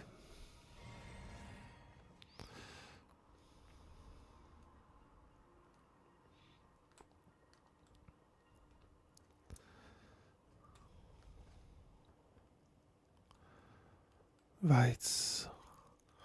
What are you looking for? Just anything in general? Should be something up here. I just see the marionette on a little hot air balloon floating around. Yeah, watch out for that. That's definitely a thing, right? You know, hey, gamers don't look up, so why would you expect marionettes to be floating around in the sky, right? It's crazy, but it is what it is. I think there's a boss right here. If anything, I think there's a knight. One of those black knights. If we change it to nighttime. So we could always grab this save spot right here and then double check. We ran around. This is the area we ran around just now. I believe there's a dungeon down here in this misty bit, which was below where we were. And there's also a way to jump down from up here. But it's not necessary. There might be something worth looking at in this corner. Actually from above. Right, we were up there, weren't we? Yeah. That should be... The exit where we came out of the castle should be about there. Like, Bok is just over there where the safe spot is. So, there was a way down from there. I think that's where we looked at... We saw that someone had put a note on the floor. And I said, I think that might be where Bok's supposed to be standing. It turned out the Bok is generally standing at the save spot, but you have to move the girl on before he'll show up, so it wasn't... We weren't far off, but I guess the marker really just indicates where you can jump down to this platform below that lets you get down to this area. Although, again, like, this area's not exactly... Oh wait, I think I might know where this area is.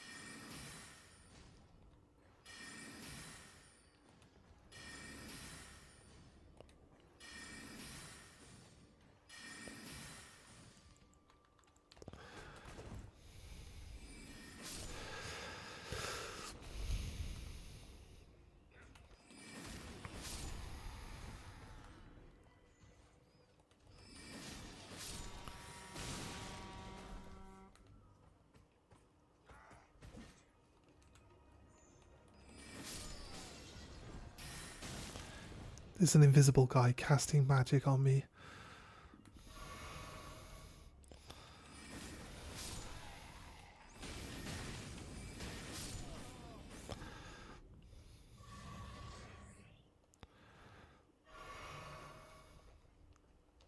Could be the Cuckoo Knight, actually. The Cuckoo Gemstone. Glintstone. Could be what was summoning that spell that was attacking me. There's two... I thought I saw two glowy skulls right here. There's at least one. Right, I believe we can run down here and there's a... Yeah, there's... I thought there was a glowing... like a ghost troll. That is Spirit Blade, but no, maybe that's somewhere else.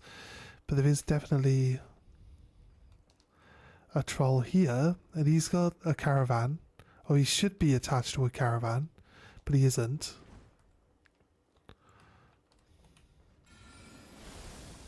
But the caravan is right there, so...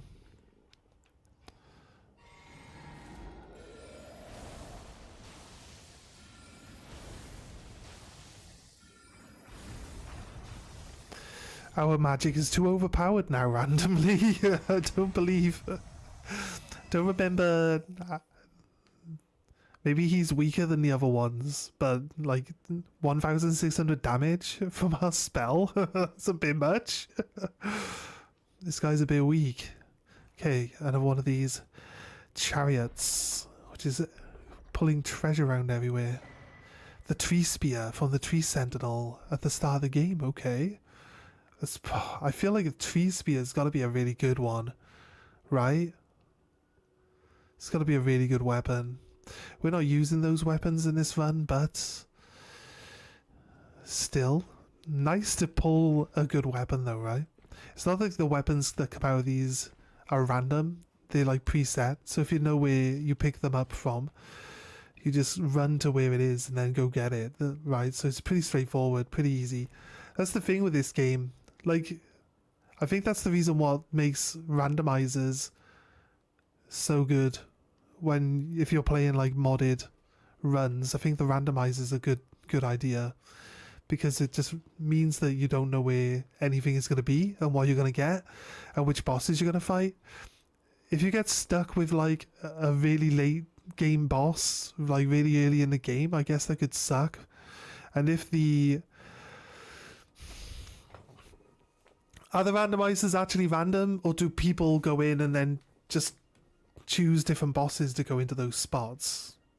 Like, I'm not sure quite how the randomizers work. Do they actually dip into a pool of enemies and just choose them? I remember watching someone play. Someone was playing Demon Souls, sorry, Demon Souls randomizer, and they had like basically they ended up fighting the same boss like 7 times through different like parts of the game, and it was a pretty tough boss. And then when it came to the final boss, it was like a dragonfly. He's like, oh, it's dead. Well done, we won. We saved the world. Yes, it's crazy. It's crazy how it works out, but that's kind of funny. But it would seem like, you're supposed to just randomly generate the bosses as you go through. But sometimes when people talk about the randomizers, it makes it seem like the randomness of it is like just picked by a person, the like person who sets it up. I might be misunderstanding how it works, but that's how it sometimes sounds when they play some of the randomizers.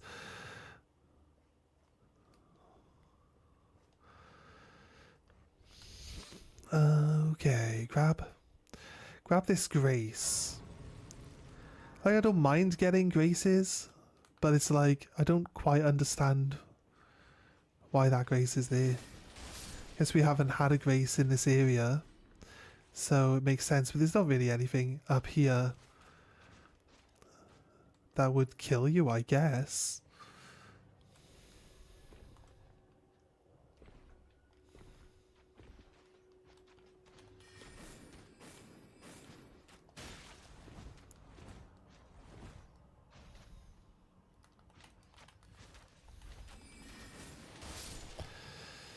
Alright.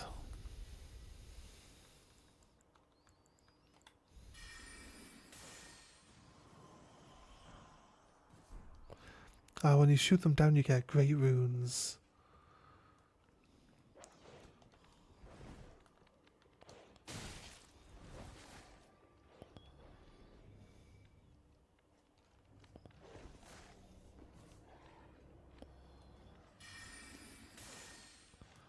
Oh, shit.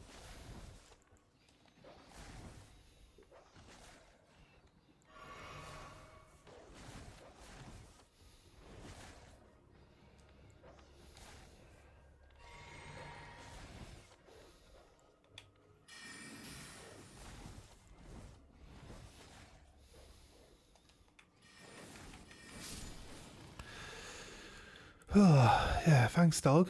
Right, hold my breath for that whole fight. I hate the random dogs just appearing, and I had like no health to survive it attacking me, and I had no mana to get rid of it.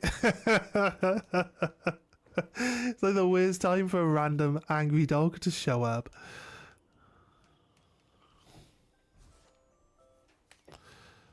Right.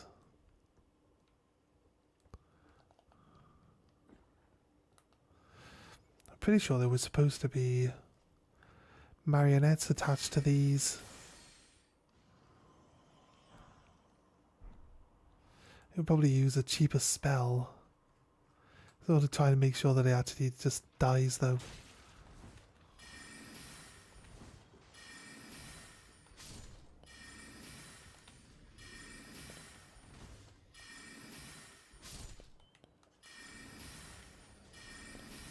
I see this dog in the bush. There's 2 dogs in the bush. There's possibly a merchant right there as well. Right.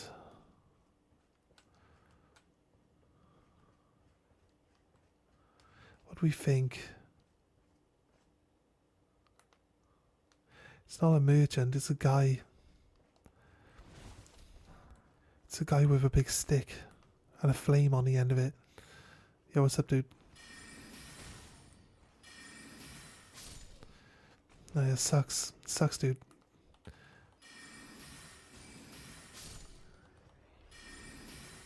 Yeah, there's definitely a Black Knight up here.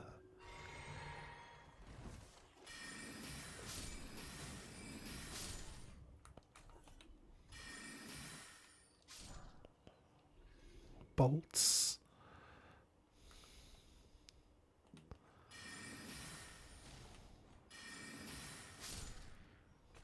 I believe it roams up and down this bit here. So do we go and... Swift feathers? Do we go and make it nighttime?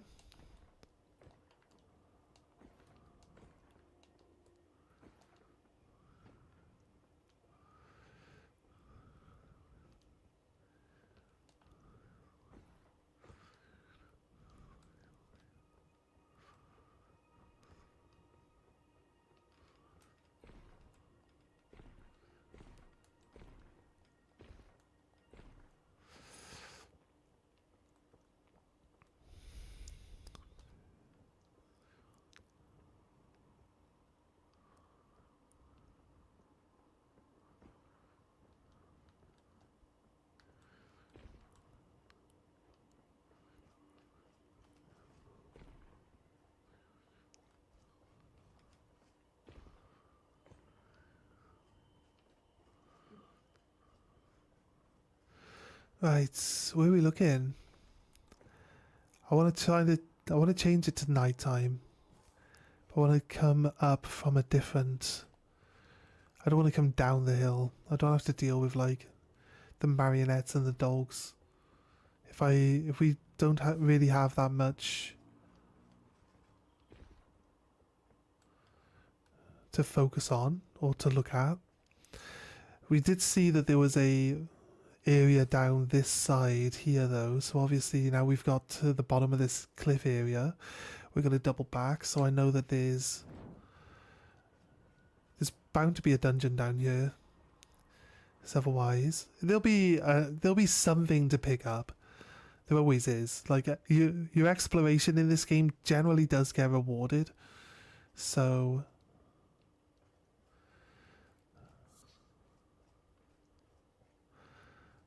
just always go everywhere, do everything, find as much as you can.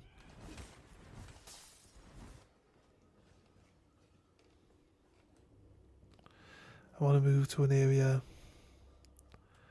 where I have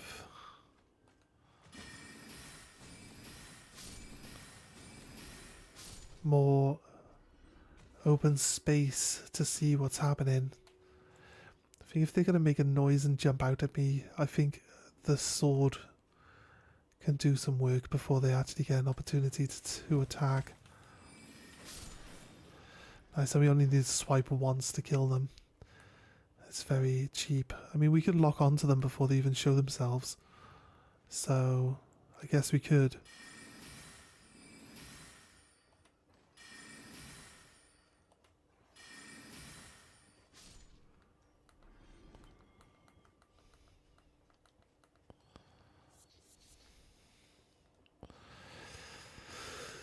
Right. Where is this leading? That's the question.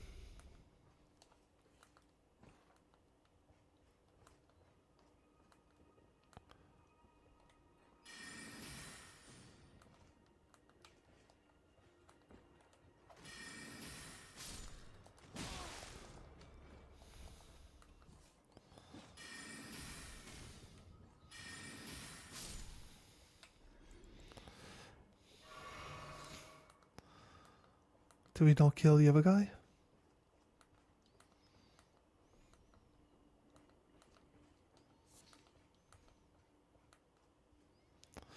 I thought the other guy stayed alive. Malicious Saw, I like that weapon. I like that weapon. It's a really good weapon. It's got bleed on it. It's like a big saw blade on the end of a stick. It's not a terrible weapon. It's a fun one.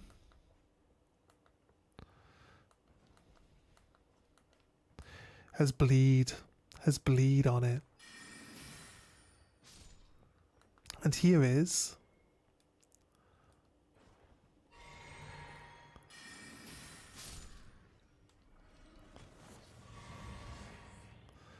it's telling me we've killed all the vulgar militia down here. That's what it's implying.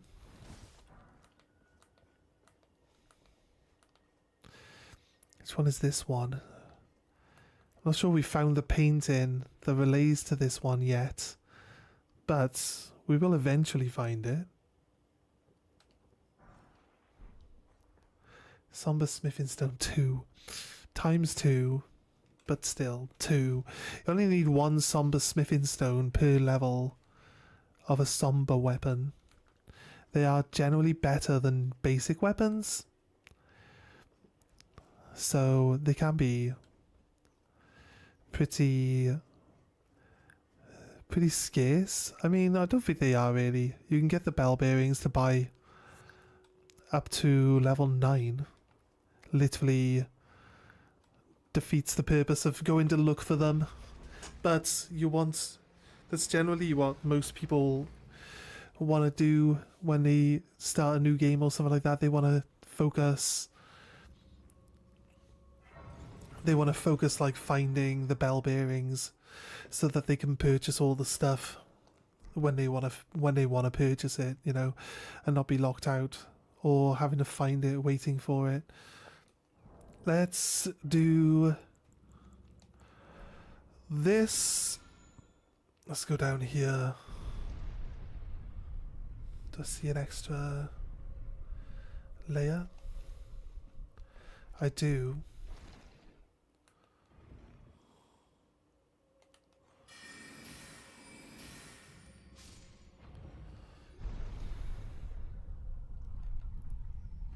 Here we go. Right. It's not really super awesome special item, but I'll bring the platform back down. Just makes more sense that way. And we will use the shackle again.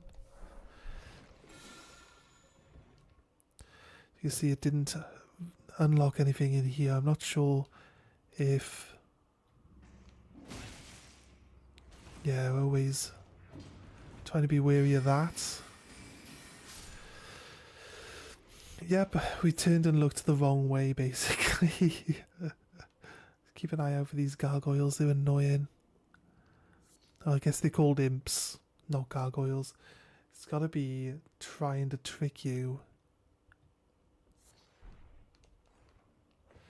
into grabbing that weapon. There's ghost flame torches on the walls. Why can't we grab a ghost flame torch off the wall? Door again is going to be locked by some contraption. That's normal. Right, okay. Look up and around on the walls, on the ceiling. Behind you.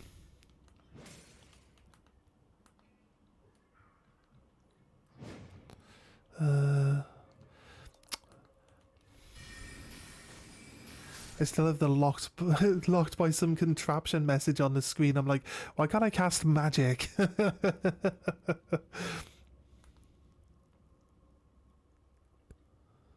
We just saw a person roll off the edge of that platform over there. Maybe that's a safe route. It does, yeah, it does look like we go down that way. Right. I don't see any doorways. Make sure that there aren't any right here. Nope. Let's go down.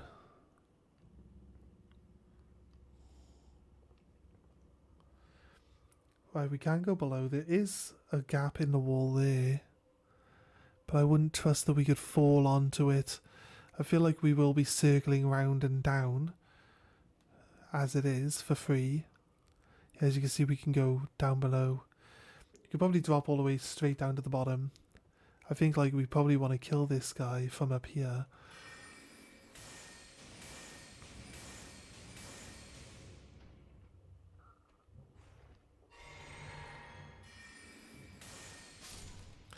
It's gonna make that fight a bit easier. Let's go with this, the easier, cheaper glintstone pebble.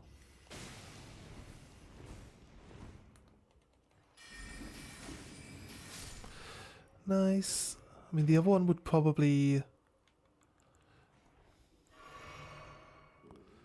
kill them in one hit. But I feel like there's better tracking.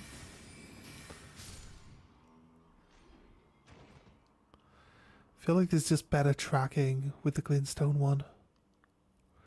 I can hear the breathing.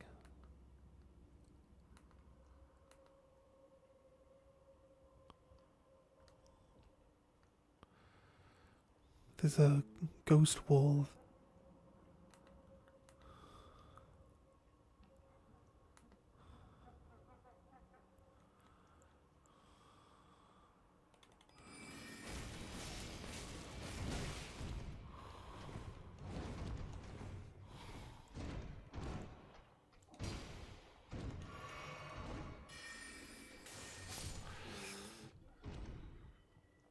Right. So they have pustules on them, kind of like the dung eater in a way, right? So I don't know if they're like linked to the dung eater in any way, shape or form. Probably not, but you know, it is what they look like. Not quite the same as the dung eater, you know, when you look at it, but it's close enough. They usually have is they'll have people that look a certain way, that are based on a specific thing, and then there'll be like people that know of that person and what they've done to achieve what they've got and try to copy it, you see. So there'll be like a cheap imitation.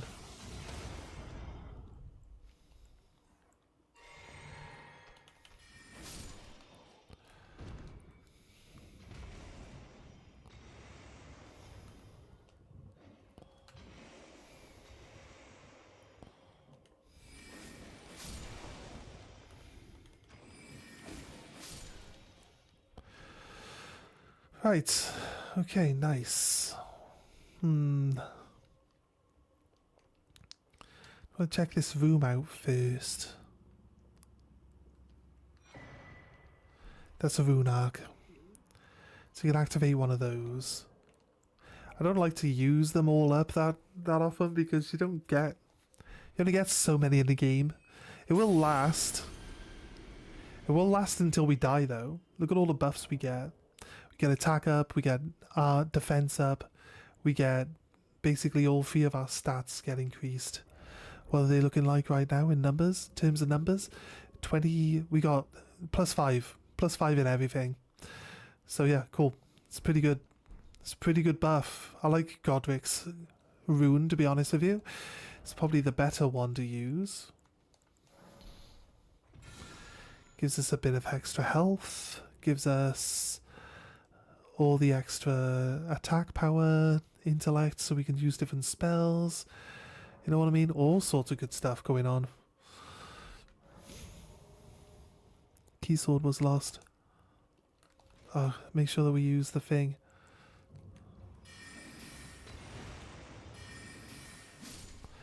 Right.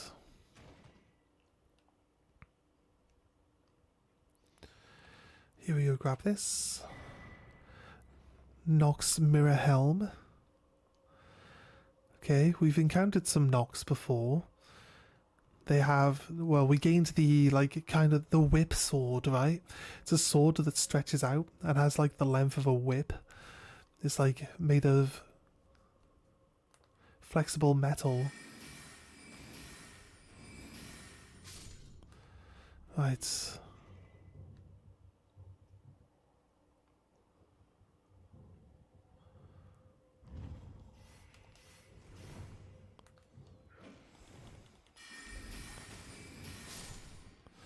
Right, you're dead.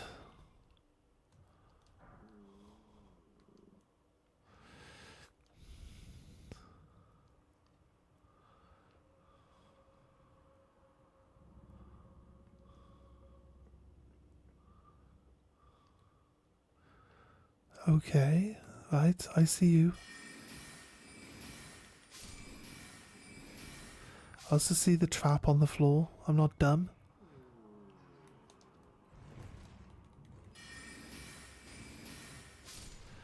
Killed you. That's where we saw the guy roll from previously. Let's try avoid this trap. Oh yeah. It's a third gargoyle. Do we think there's more gargoyles in this room? Well, we got a scythe. Nice. Everyone always says scythe weapons are like great weapons, but never really played a playthrough where we've had a scythe before.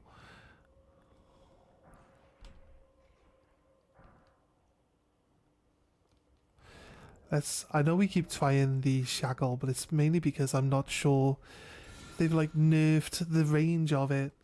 Scythes are cool, right?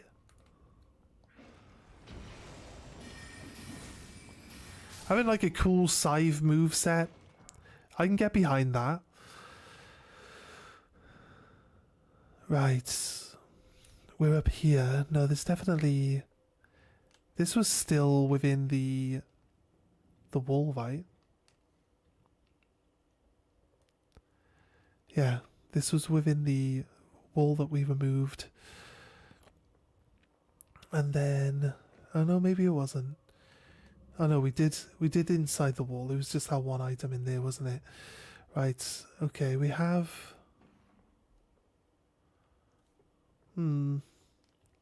Yeah, I guess we gotta fall down to the bottom. That's basically it. Gotta fall down to the bottom from this one area over here and then work our way back up. We've already killed the guy down there that's supposed to cause you grief. So I think we're okay to just drop in. There's another guy right there. And now he decides that he wants to move around.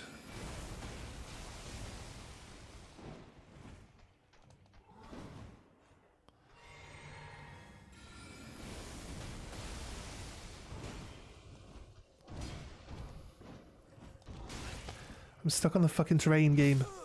Stuck on the fucking terrain game. It's not letting me dodge to the side because I'm just stuck on something. That's kind of annoying, but I don't know. It is what it is. Fuck me. Right.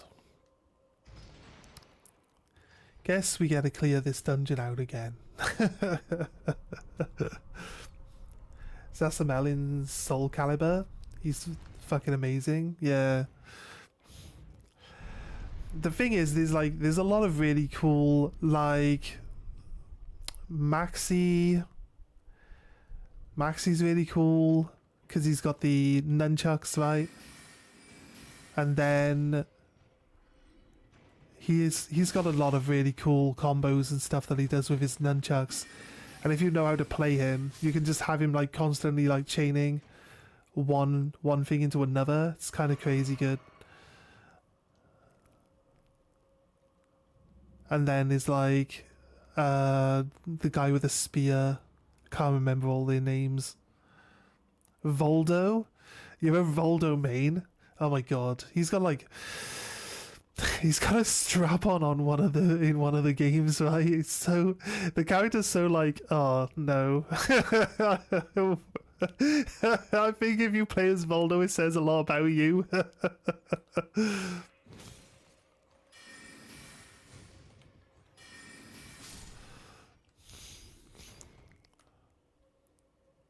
He's the weird one, yeah. He is. He's the gimp, isn't he? He's the gimp. Wait, I can see that guy over there. Huh. I don't have a spell that would reach that guy at the back. That's the boss, though. Why doesn't he have a boss wall?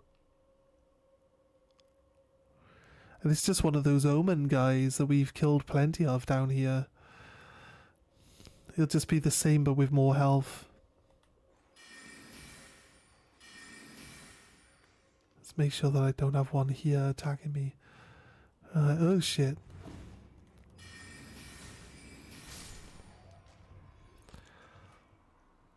I thought it was Siegfried. Siegfried's pretty cool. With the big...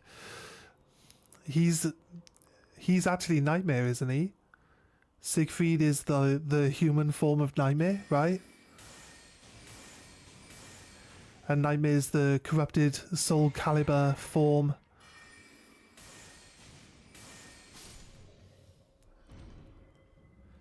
Oh, Astaroth. That's the one. Is it It's not Nightmare, it's Astaroth that's the corrupted form of Siegfried, isn't it? There's one of them. It's one of them.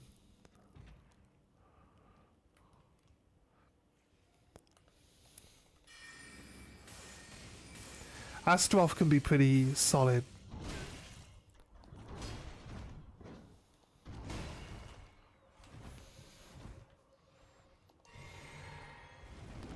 Get out of my face, dude.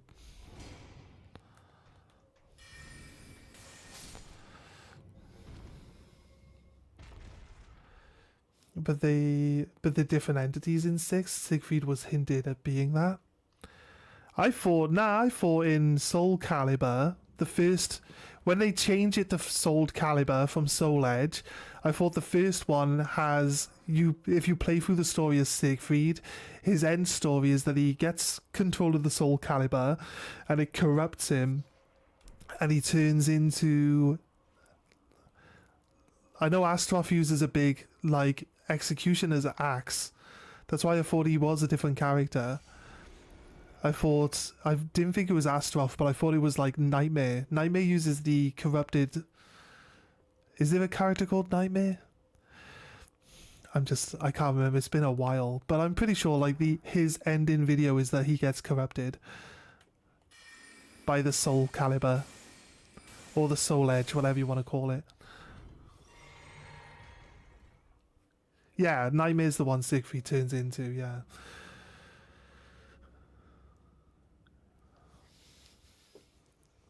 Yeah, because, Astaroth has the axe, but Nightmare has the Soul Calibur, has the Soul Edge. I don't know, if it's corrupted demon form, it's Soul Edge, right?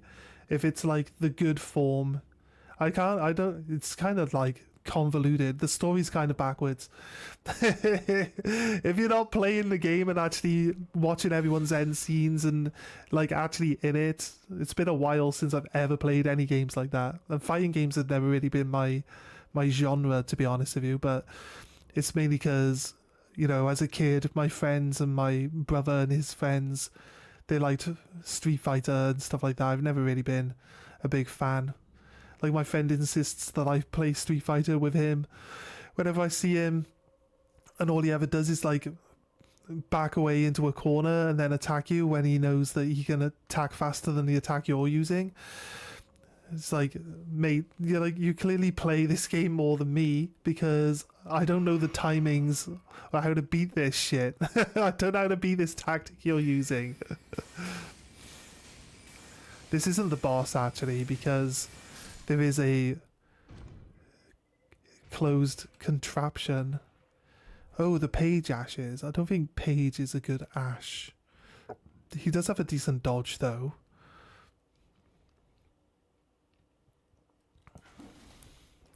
How fucking dare you scare me?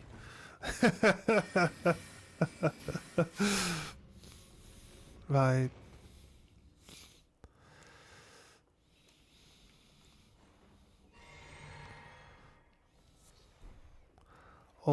Ye oldie fangy.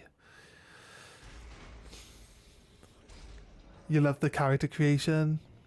Figures. Wait, was it one of the wrestling games, or was it...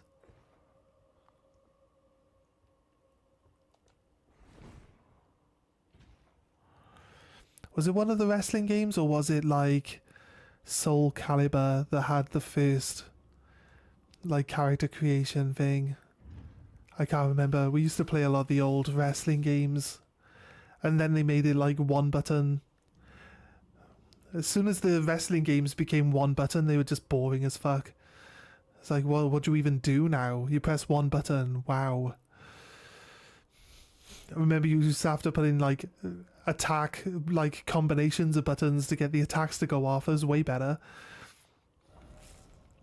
Like pull off the Stone Cold Stunner, or the choke slam, or the tombstone. By actually learning the button presses and doing them. Way better, right? Way better. This gap here is not somewhere we can walk. So what I want to try do is try to land in there.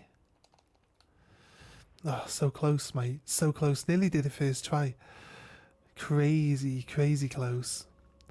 Let's give it a few attempts, because we got to do all this running around to get back up there. I don't think I want to do it that much, but if I can run and jump in there,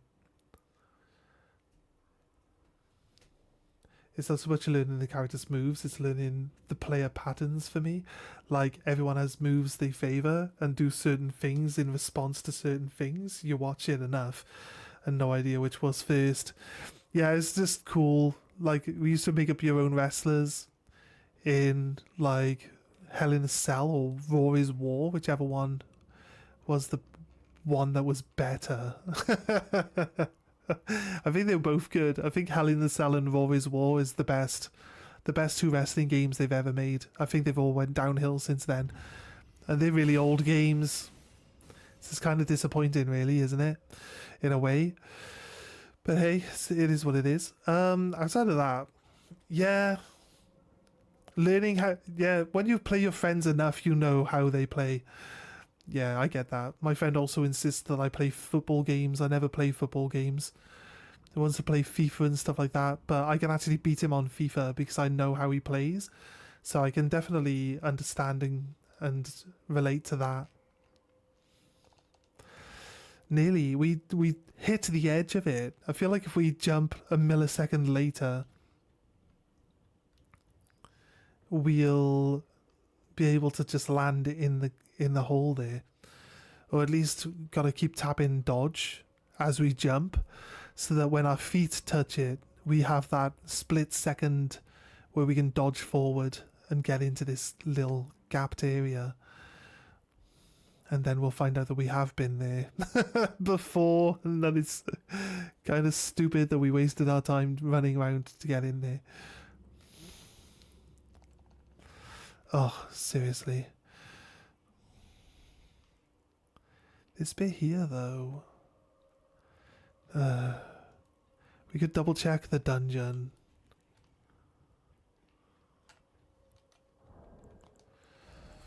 I don't think we've been there.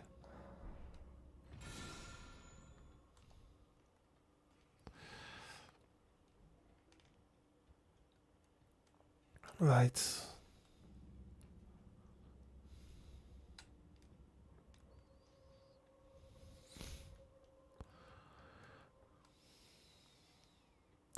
Just not a span of four game. A span of four games. A fan of sport games. Yeah, I'm kind of the same, mate. I'm kind of the same. I've always liked RPGs. Well, actually, I say I've always liked RPGs. I used to like puzzle games. Like anything with puzzles in it. Like I couldn't play Resident Evil or anything like that, but I liked to solve the puzzles. And then is like anything.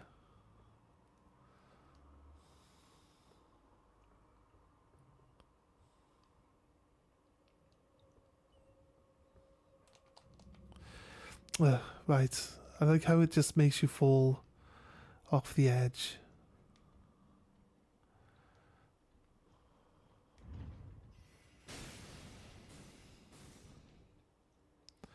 Don't know why I keep stepping on that when I know it's there. I know it's there and I keep stepping on it. It's fair.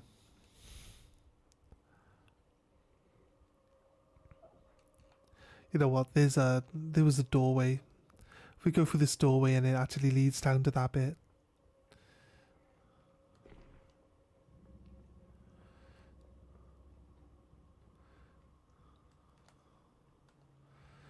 Right.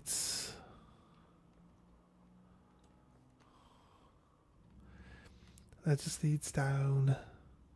It might lead to... It might have a... It's usually just a boss room, right? A room with the boss in. You can usually run... Yeah, right. You can't just run to this boss room without engaging in any enemies, but there's not that many on the way through. We should be able to just avoid them for now. So let's tap save spot. I want to go in with all my stuff available.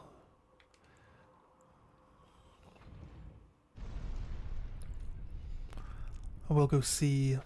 I should probably drink my Psysic before we go in because it's got stagger, the ability to stagger now.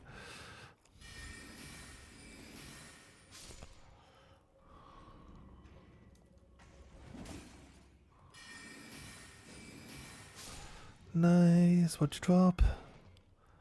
Glintstone fork.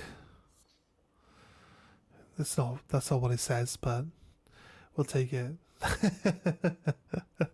We'll take it either way. Right. Drink our Psysic. Oh, it's just one of these guys.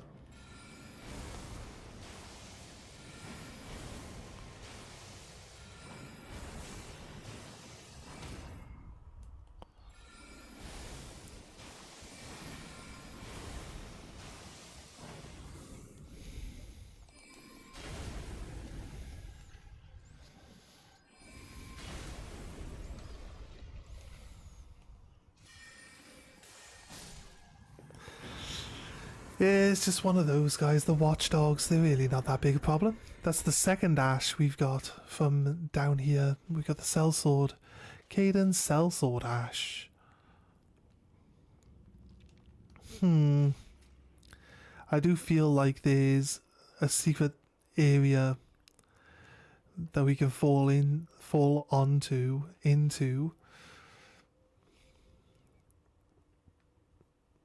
I'm going to mark this one on the map. I might come back and spend a couple of hours trying to jump into that gap in my spare time to see if there's actually anything in there. So let's... I guess we're not like down on resources or anything like that, so gonna mark this one. How about a way marker? Treasure. I don't think I'm gonna see that. I'll be honest with you. Right.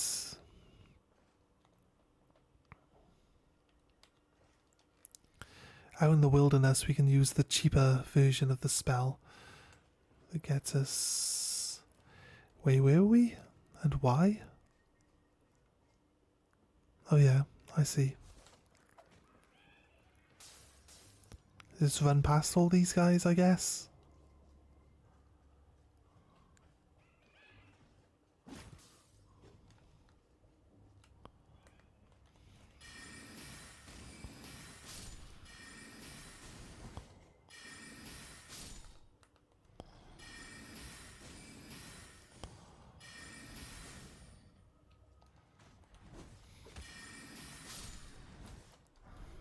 Nice.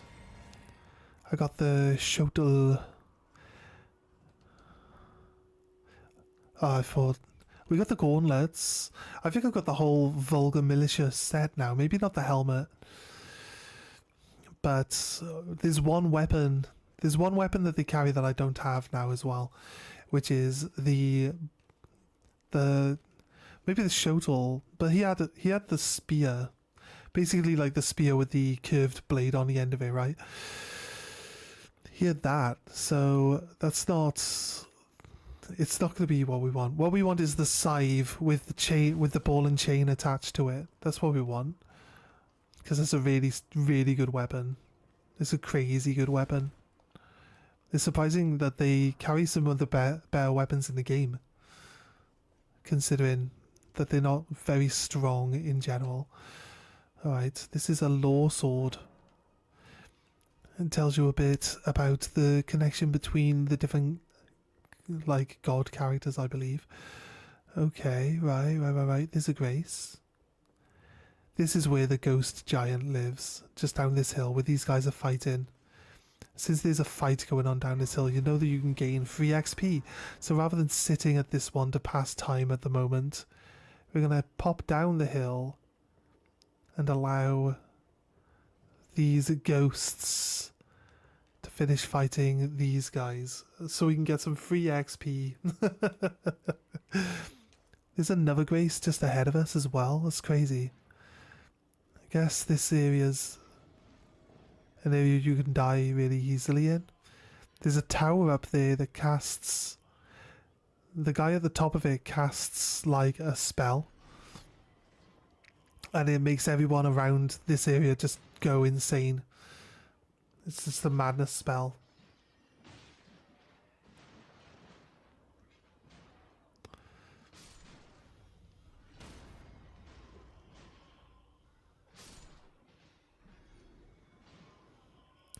Don't know if these ghosts are even able to stand a chance against these guys.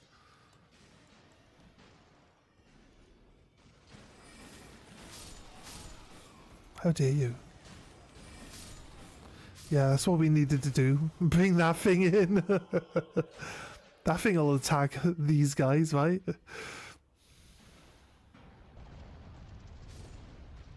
Like, attacks his own friends as well. He killed the ghost.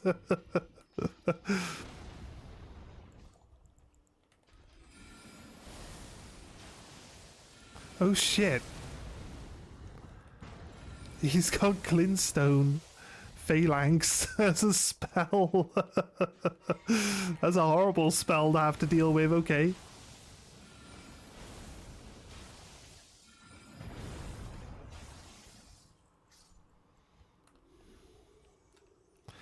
So you'd think these guys would be happy that we helped them out. But no, they want to attack me, how dare you. Right, there's this glowy skull. Want to grab that.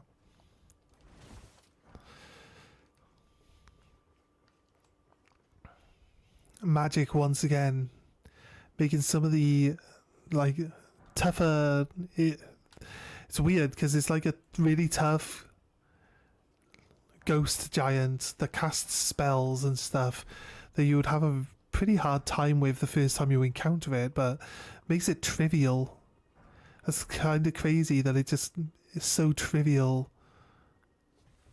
There's a boatman down there. There's a ghost boatman down there. I can see because you got the little splooshes going on in the water. It's not. I thought it was a another grace. It's kind of weird, right? It's not another grace. But if we go to the top of this tower, though, my conventional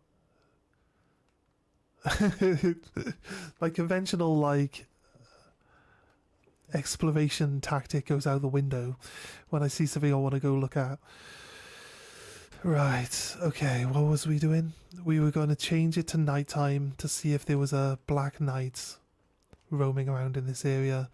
There's one of those little statues that points the direction of a dungeon, but we have already cleared out the dungeon. It usually points to dungeons that have the roots. You saw all the corpses getting like rooted up in the boss fight room.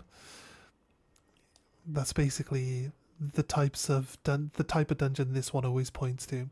and it's pointing down that hill that we just come up from. So yeah, it's definitely telling you or leading you in that direction. Shouldn't need to worry too much about it though. Don't need to activate it, we've already cleared the dungeon. I do want to reset. Oh, there's a guy. Missed this ghost who has collapsed on the floor here. What does he say? The puppets besiege us. Well, there are puppets around here. Is that what happened here? There are bodies of puppets on the floor. These are old and rusty. That might be what, like, these big things were as well. Do we fight any of these big things? They kind of look like the, like, blue chariots, the flamethrower chariots that you see, but they're like way bigger, massively bigger. It's insanely big in comparison. And this ruin set here gives you, or there's someone there for us to talk to. I think it's where the girl who wants the Shibari grapes has moved to. So I kind of want to just pass time. There's the grace. I know it's around here somewhere. I'm just busy talking about this area. I'm losing track of what we're actually trying to do. Right, give me a moment. We want to pass time. Nightfall. I'm going to stay on this for a moment while I pop to toilet. Give me a second, everyone.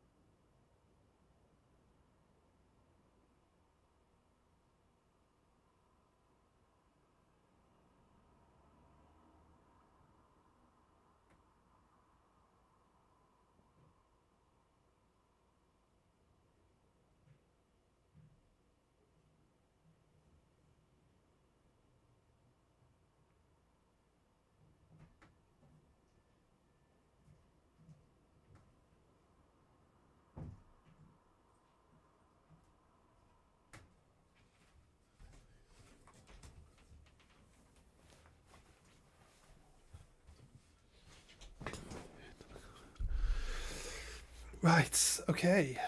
I believe there's a Black Knight roaming along this road, so we're going to take a look.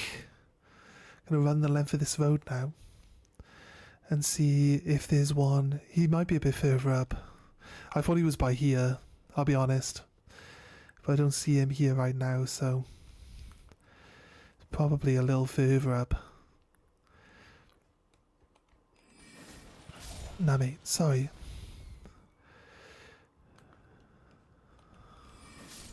Kill the dog first.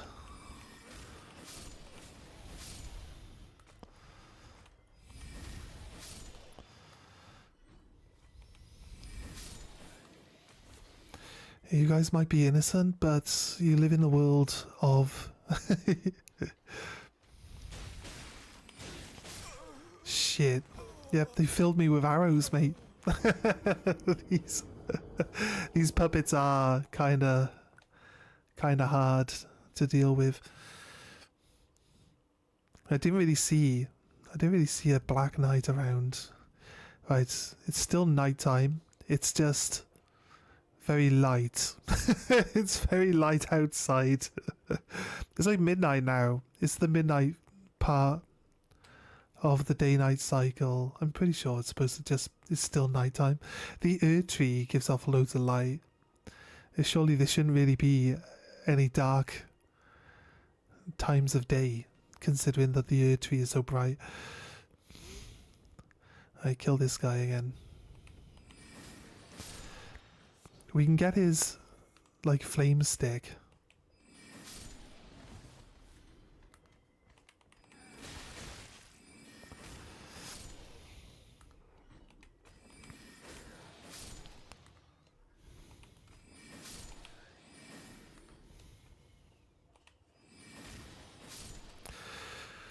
Right, okay. I think we use long range spells instead.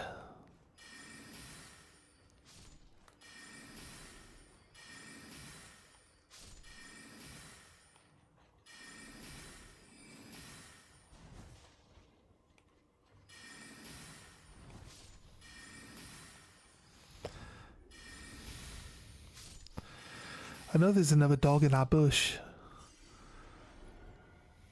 Right. Pretty sure it's still nighttime, isn't it?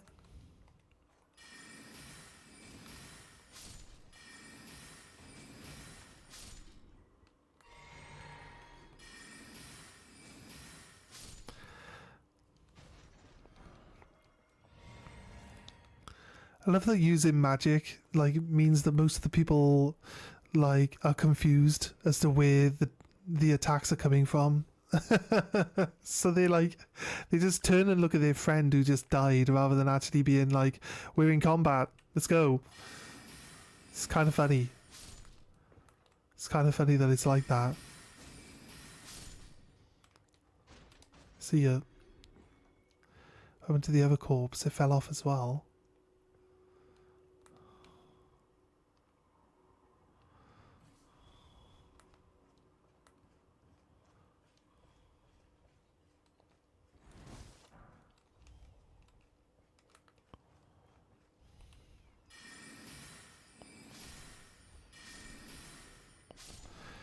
Yep, look, see, his friend died. He turned and walked to where his dead friend was. He completely ignored the fact, like, surely you could see the magic streak. That would just, you just go, oh, wait, oh, there's a guy over there, attached to the end of that magic streak. It says morning, or nightfall. Why does it skip midnight? If you die at night, there's two nighttime phases. Why does this skip one of them? It doesn't make any sense.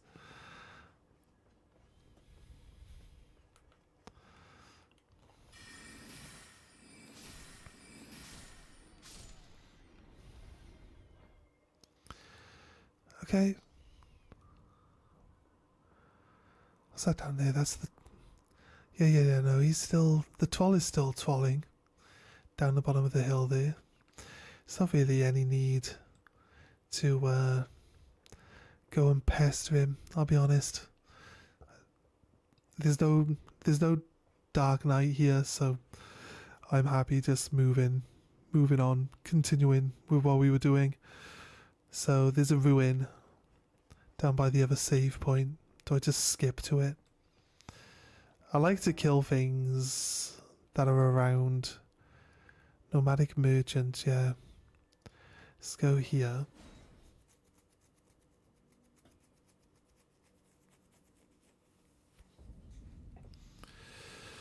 Right.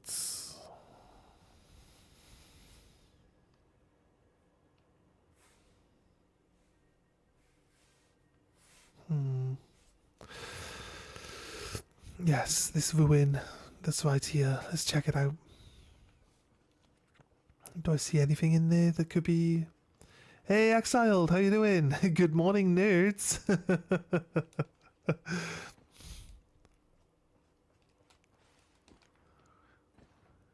This is the teleporter. Do we know where that goes? Oosh. Do we want to find out? Maybe. Maybe we do. Purified runes.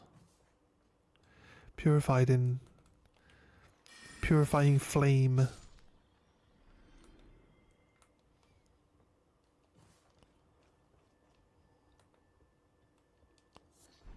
Right.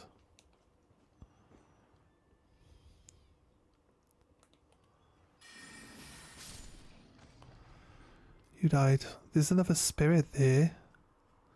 Talking. A woeful spirit.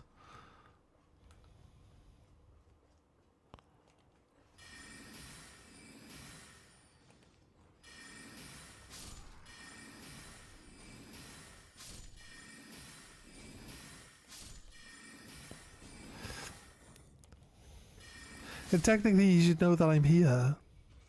They were looking at me But then when the spell hits his friend, he's like, wait, my friend just got hit by a spell? Where did that come from? So I think it's funny about spell casting in this one. It just doesn't automatically pull aggro from everything like swinging a weapon does. Every time you swing a weapon at someone, they're like, we're under attack. Let's run towards this person who attacked my friend and start stabbing him in the face. Magic elicits no such response. Or like, it doesn't always anyway. Sometimes it does. Come out, one and all, from the darkness underground, and let us offer unto the maiden our eyes. There's a Marika here. Why? Is there supposed to be a strong enemy around here?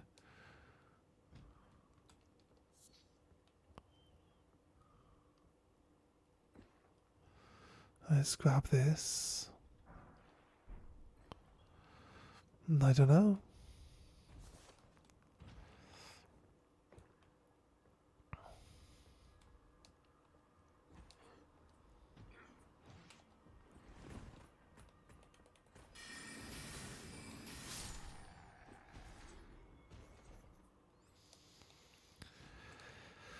Right. Okay.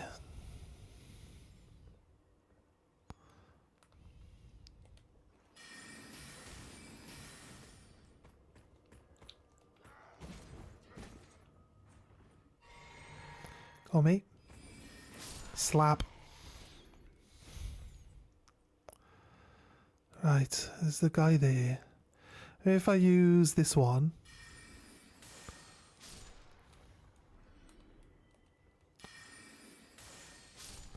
It's kind of a one-shot spell, so for most of these enemies here, it's a one-hit kill. Cuckoo glintstones times 4. Smithing stone 1. Oh yeah, we need to farm some smithing stone freeze, don't we? I know where we can get them from. We have to kill the guards of Redmane Castle, which we could do. We could go back and farm that for a little bit, I think. Should be able to... feel like we want to get to Rani. Do we run through to Rani? Like, give me your bugle, dude. Don't know why we can get every piece of equipment from every enemy in the game, except we can't get like the little bugles and stuff off the like 3 or 4 different bugles there are. It's not a weapon, it's just for annoying people. It'd be like having a vuvuzela or whatever they're called. It's just there to troll people, to be annoying. Or you could just use it. Imagine, no, because this is why it would be good. Because you jump into someone's world on PvP, and then you play the bugle, and it just pulls in all the enemies that are around you. Just for a laugh. It sets all the enemies on the guy.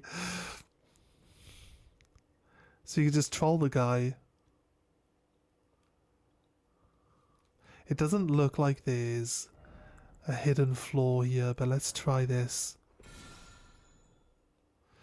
No, it's weird. Oh, there she is. She is here. It's like a square section. A light poke. I've spoken to Exiled. He hasn't responded to me speaking to him, but I did speak to him.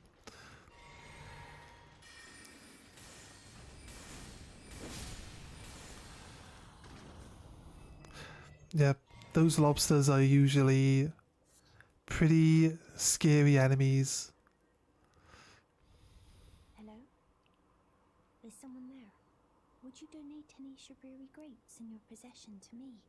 I'm on a pilgrimage in search of the distant light, and when I eat one of those grapes, I can feel the light in the back of my eyes.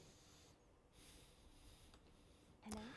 I think it's because I don't have any, so I can't give them to her.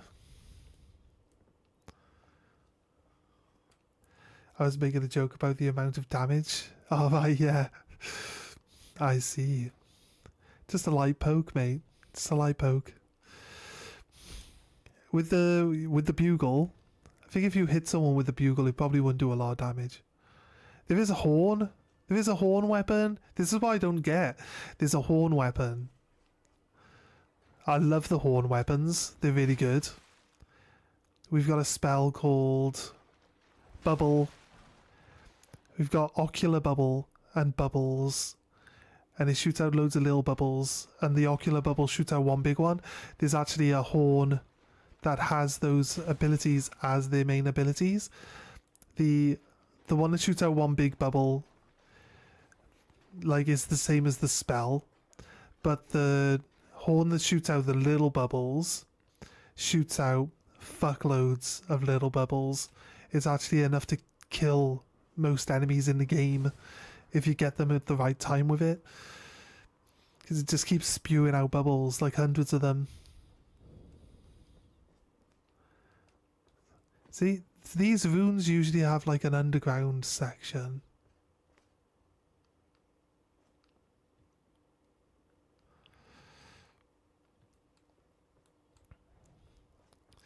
But throughout this entire complex of ruins, I guess there's the teleporter. Can I go through the teleporter? Got a safe spot nearby. Go on then. Let's go. Let's go find out where this goes.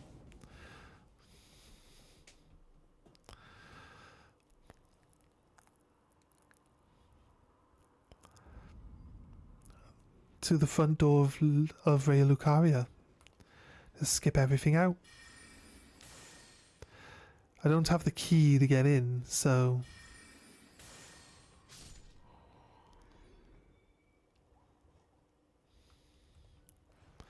Heal up. There's just a bunch of extra enemies around the side here. We can go get the key. Oh no, you die straight away to this. Bolts. A blue and white wooden shield.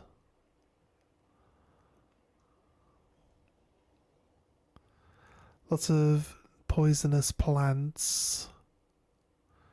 I saw those trees moving off in the distance and I thought there was just a massive fucking monster roaming around. I know there's a dragon, but you can't see the dragon from anywhere in particular, so...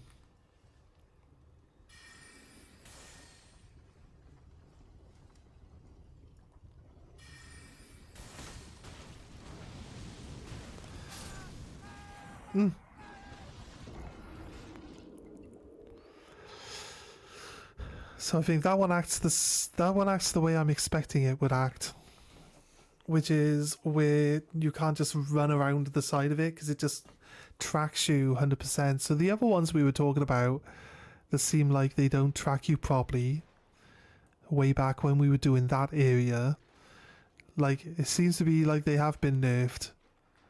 So I was like, I'm pretty sure I remember these things being able to like track you insanely well.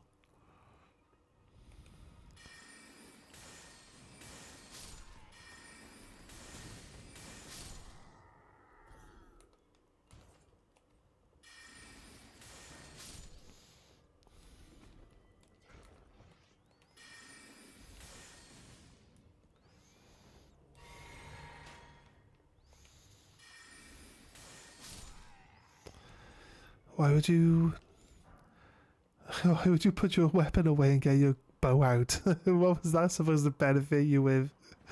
Crazy. That's a crazy, crazy guy right there. There is a little tree sprout down here as well. I had about 70,000 XP. It's at least one level.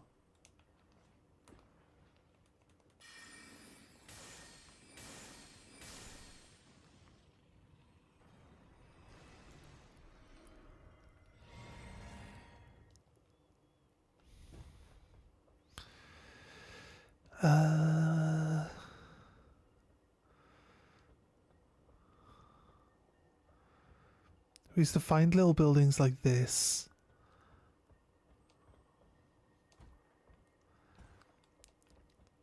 And we used to hide on top of them and then call in people for PvP. Call in people for PvP. Like, so there's only like one way to get up, and that's to like go round or to try jump. But if you're on your horse and you're trying to assault someone up on top of a building, like, you know, it leaves you really, really open to just being attacked. So we like get up on top of this building here or something like that. So it's really difficult to get on top of and just call. There was a long stint of people using certain magics and certain weapons in the game, and we just wanted to troll those people. So when they come in and they had like a certain weapon or something like that, we'd be ready, hide it on top of the buildings and shit. So they didn't know where we were initially, and we get like the drop on them a little bit, maybe, I don't know. Sometimes you don't always win. Sometimes they kind of spot you, or they just assume that's where you're hiding. So some people have prepared for that stuff, but a lot of people you would catch out. You don't feel bad.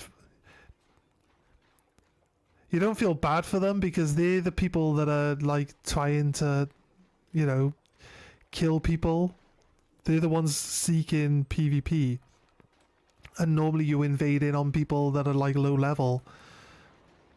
So we got to like a really high level in the game. So it's like, at that point, anyone that comes in is going to have to be dealing with someone of equal level to them. So I don't really feel bad about trolling the trolls, really. And they come in and they got like what they suspect to be a one-shot kill ability to try kill some like low-level people. There's a few things in this game that make PvP really unfair. I'll be honest with you. We've tried all of them. It makes it so unfair though. You can go invisible if you've got a certain cloak on. When you crouch, it gives you the ability to just be invisible. As long as you're crouched, you can move around, you can do whatever you want. Your opponent can't see you. This is why when you cast magic, you stand up, right? I'm pretty sure that's the reason why you stand up when you cast magic now. Because if you're invisible just by being crouched and you can stay crouched while attacking with magic, that's a bit unfair, right? I'll give you that. But also there's magic that's also invisible.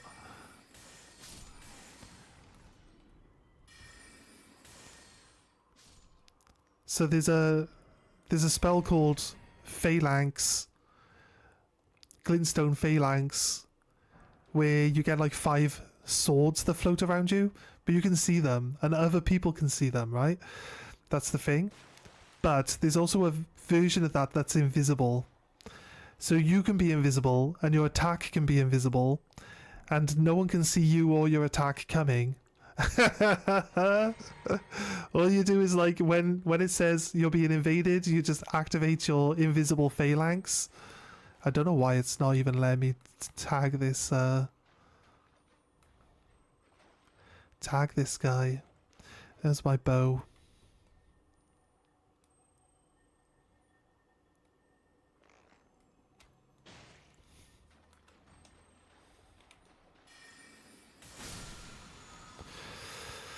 Charge forth. That's a strong ability, I believe.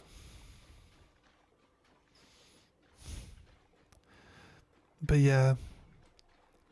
So you just activate the phalanx, crouch, and then you can just like walk up to them. There's a crouch, there's a run crouch. You can run crouch. They don't see you come in, they don't see your spell. Because the normal phalanx, they'd be able to see it above your head, even though you're invisible. So they'd be able to see that you're like coming up on them. But the other one's just completely invisible. And we would always cast that if we get invaded by anyone. Because if they get too close, they just die. There's a few people did dodge it. I'll be honest with you. It's not if people predict that you've got it up, they can try to dodge at the right time as you come in to attack them, and they can dodge it. That's fair. I mean, that shows experience. They've experienced this before. They know, they're a seasoned PvPer. They know what they're encountering.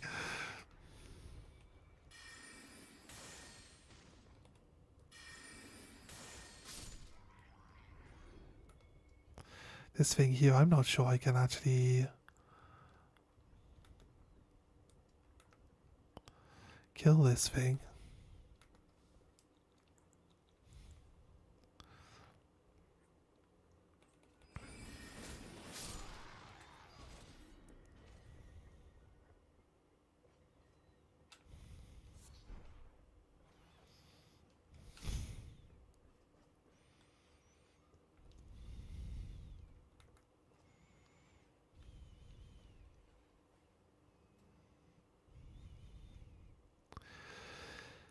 Right.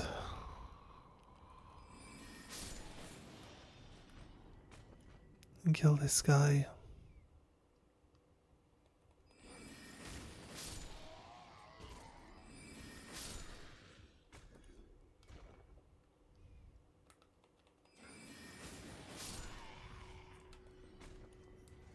Oh shit. Stab. Stab.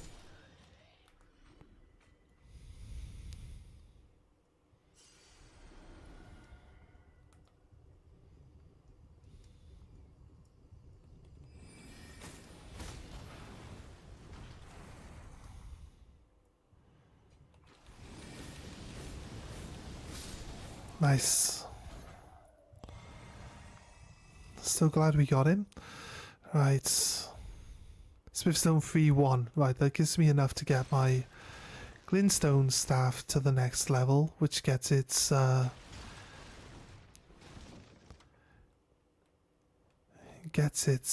scaling to go up to a different letter, which means it should be pretty good. Should be getting to a point where it's slightly better. This is a finger crone. It's not an enemy. So we talk to this one.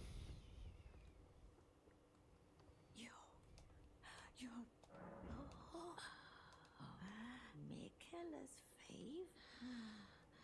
Slaughter.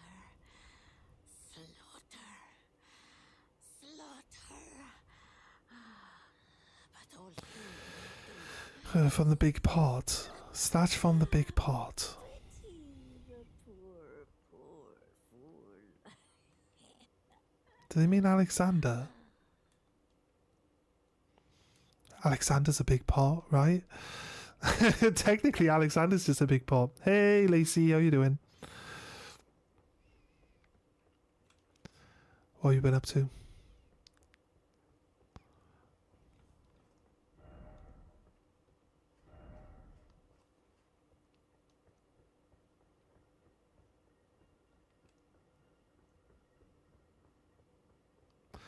There is a method you can cheat on Elden Ring, I think.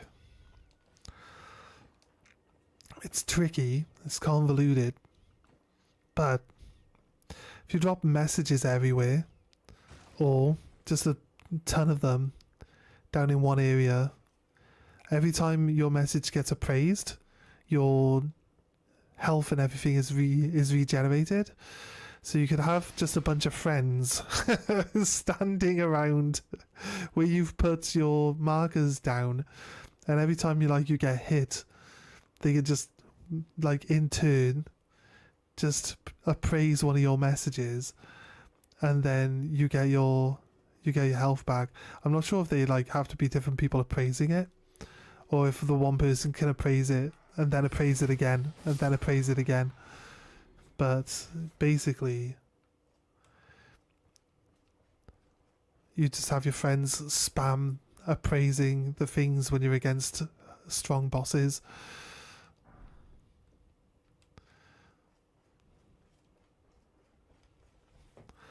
Right. Was there there's a grace around this area? I'll be honest with you, we don't need to worry too much about getting a grace down here. We'll be back here soon enough. There's a rune bay down there. Okay.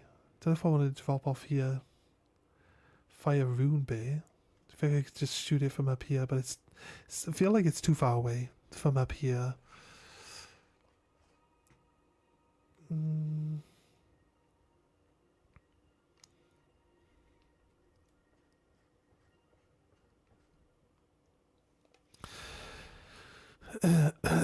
I'm fine just travelling back to where we were. Want to go here though. There is a gate post for the map. Be nicer to have the map, so as we run around we can see what's happening.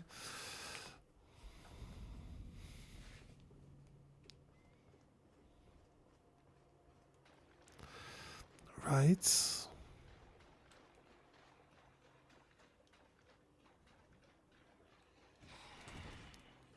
Shit, dude.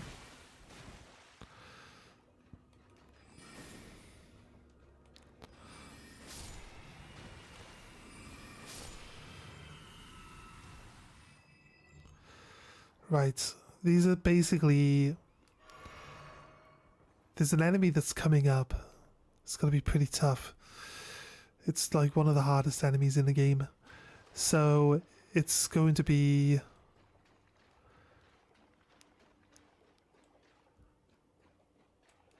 basically like a fully evolved version of what those are to start with. It's the like two-legged four-armed versions. So the one that's really scary is the one that's got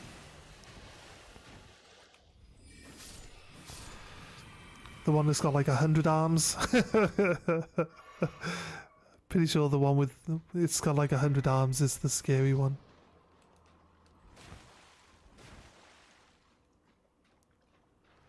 I guess that was just the sound because we picked up the map.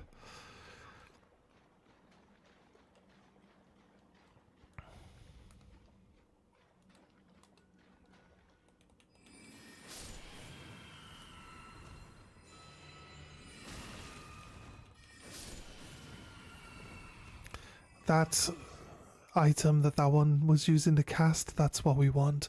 Oh, we got one of those guys on a horse coming up, look. Took a speck of damage, I think we're fine.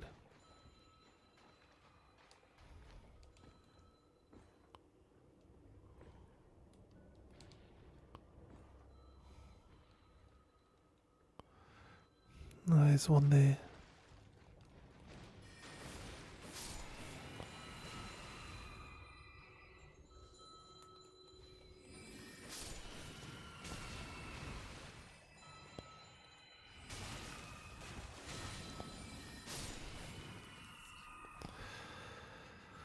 All right.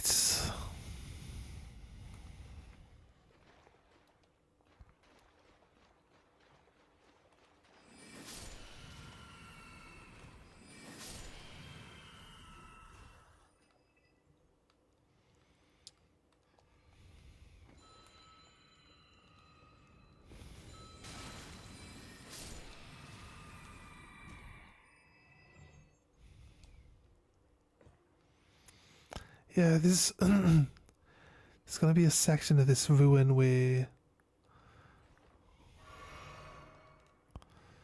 we're gonna pick up one of those bells.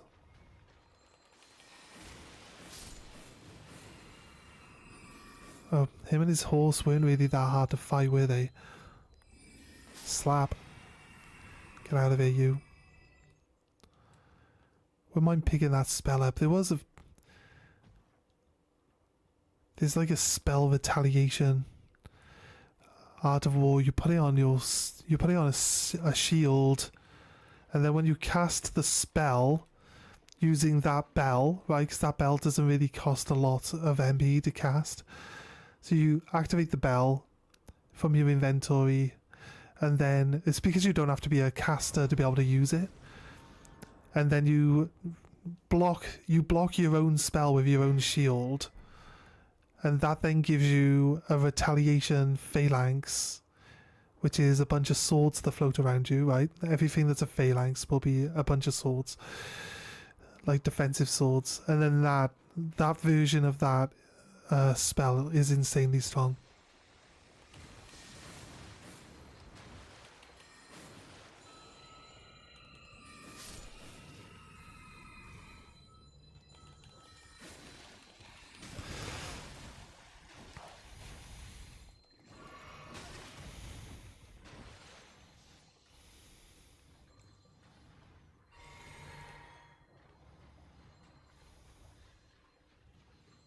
What's he doing?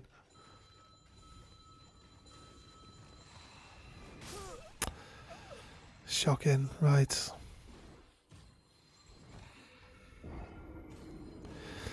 This one's got slightly more health than the other one. We killed the other one with like one swipe. This one's got a little bit more health, so we have to hit him like twice or maybe a little bit more than that, but seriously, crazy. Wasn't expecting that. I should probably just use a long range. A long range spell might be better. Like this one.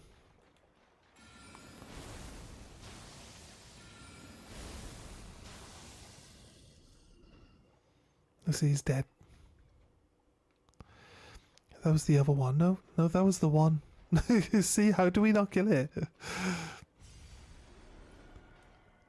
How do we not kill it? He's really that easy to kill.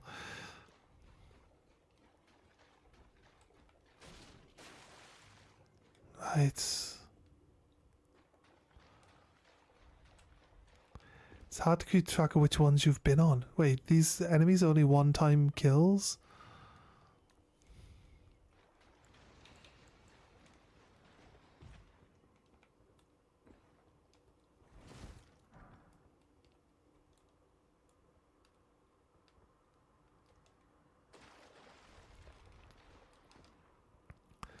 We liberating this region from them. There don't seem to be any.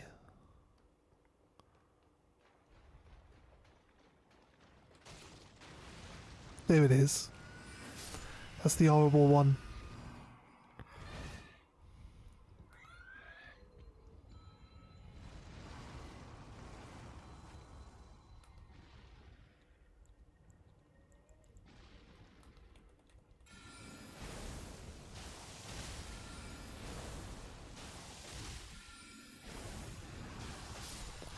I'll do whatever I can to win against it.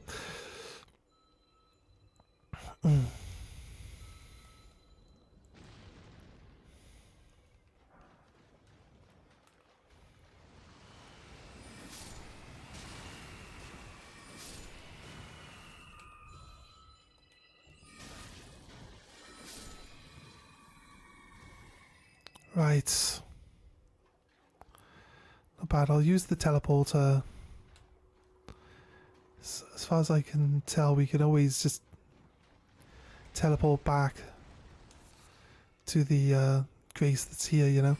So, I think it's really something we need to worry too much about.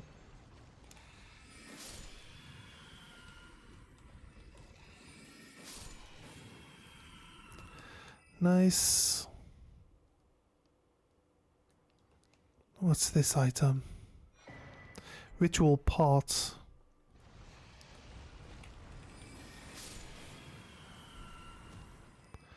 Golden rune.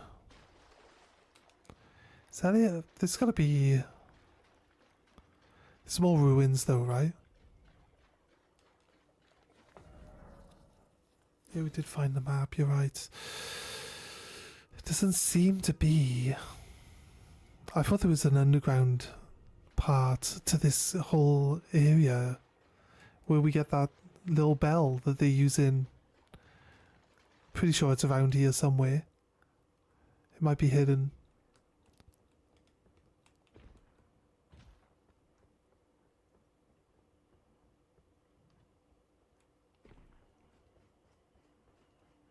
Oh, there it is. Alright, we found it. It wasn't really that hidden.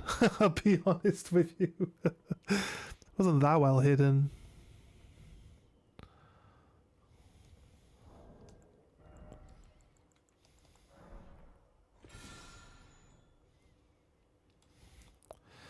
Right, okay.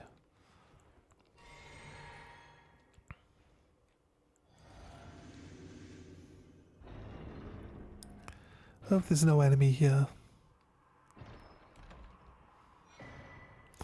Reef calling bell.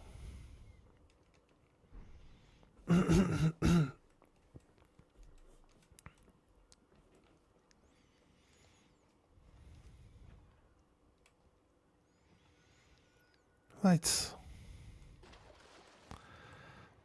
I'm willing to go through the teleporter. I feel like we've cleared this whole area. It looks like none of the other enemies that we've already killed in this area have actually respawned or respawn at all. You see, so none of these other ones that were up on these other parts have come back or are here to attack. The ones on the horses are here. I wonder if we kill the one on the horse, it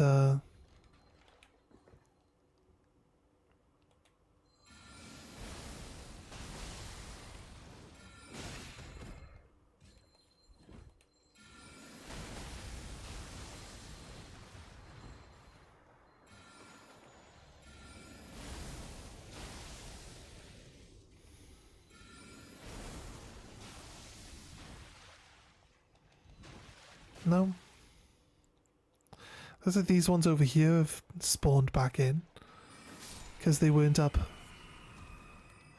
They weren't up by the grace, I guess.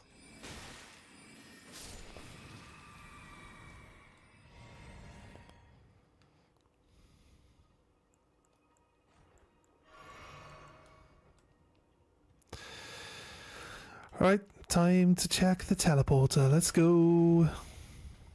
See where it takes us.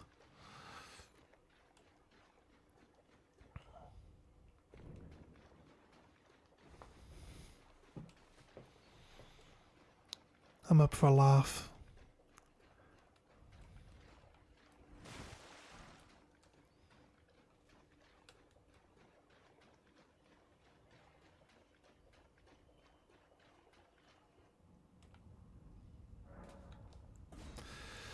Traveling to a new location.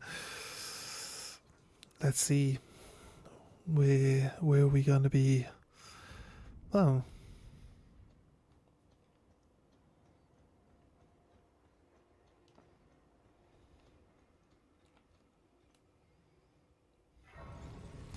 It also brings you to the door of Raya Lucaria. Okay. Fair. I mean, I don't need to be here. I'm gonna put this there. And then from this pathway, look, we can go down past the dead troll and then just follow that path to grab the map marker. We kind of want the map pieces, don't we, as we go through anyway. So yeah, we've obviously been around this whole area pretty thoroughly, and we've checked this ruin here as much as we can. Didn't see like, you know, because one more cup of tea and off to bed for a bit, or I may power through till the shipping company opens up to clarify something. Noise, mate? So, I mean, you're welcome to stay as long as you want.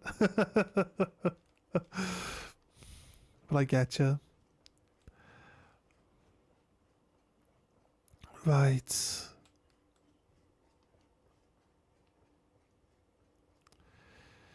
We have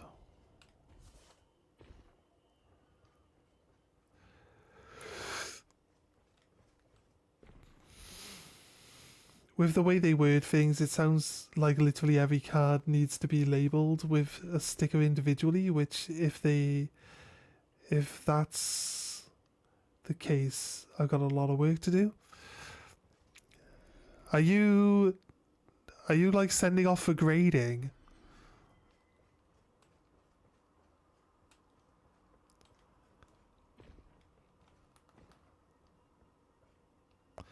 There's a mage up there. We need to make sure that he can't see us. Because he'll cast a spell. I'm going to ignore these guys. Oh shit.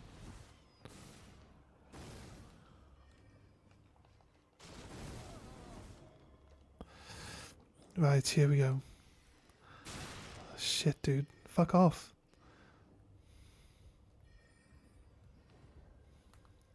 Leave me be.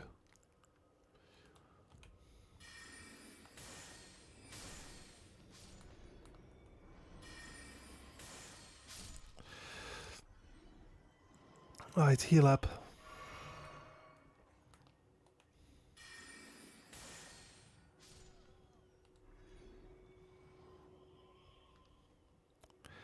I think this guy's got it right. He's hiding at the top of a tower. He's shipping out Rafa and Christina's. Though they're not going to look at what's inside the package, right? So you're not going to need to label your cards, dude.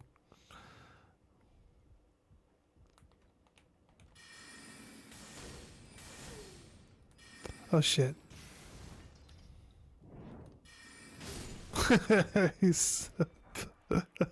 Ah, the glintstone. This is the glintstone staff that makes glintstone spells do more damage. This is the perfect staff. Right, we have started like leveling up a different one, but this one will actually give us bonus damage to our glintstone magic. Glintstone carrion.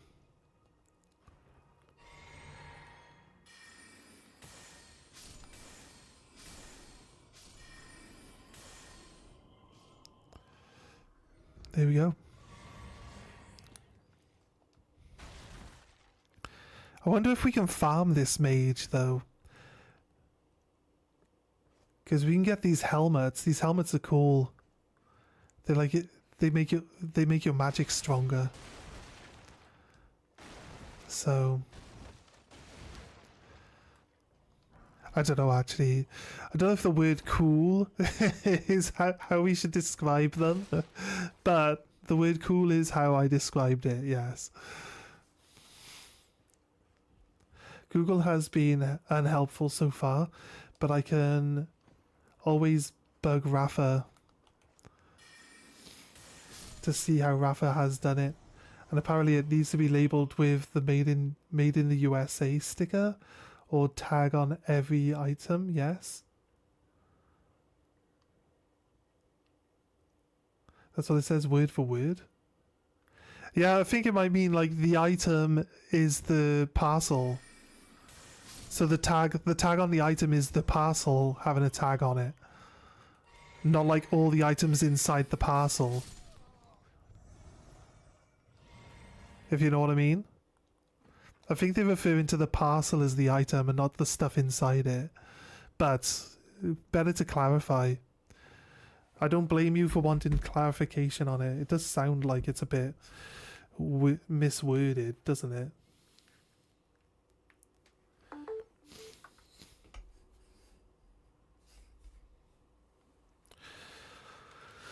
Right, so I want to check. We can jump over the top here to the next bit.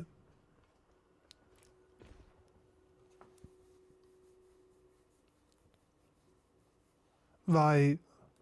Maybe it is then. That's weird, dude. That's weird. Right, that indicates that people are going to be opening your parcel and going through it. Right? You want to send something for a parcel company that's going to be opening your parcels and looking through them? Like, why would they know what's in the parcel to need a label on it?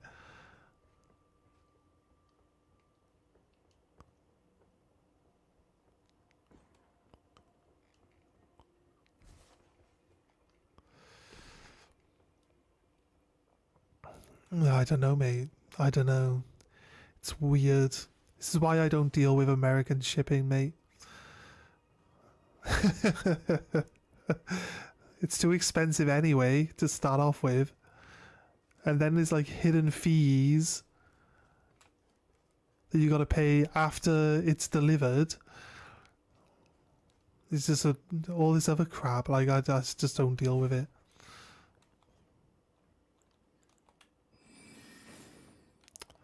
Seriously? Oh, okay, I'm not allowed.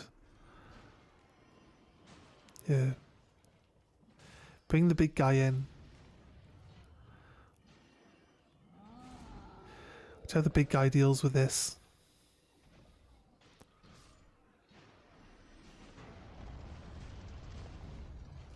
They only had to play 24. When you're receiving from America, do you pay tariffs on that, or is it like only when? Like when do the tariffs go in? Was it only 24 with the tariff? I'm not sure. I don't know how that stuff works.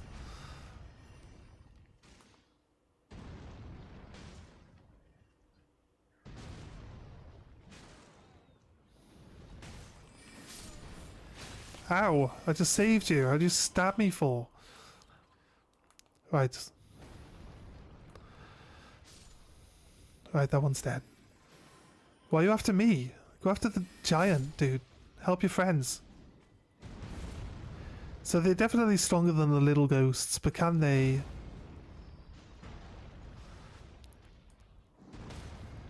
Nah, I don't think they stand a chance against the big one.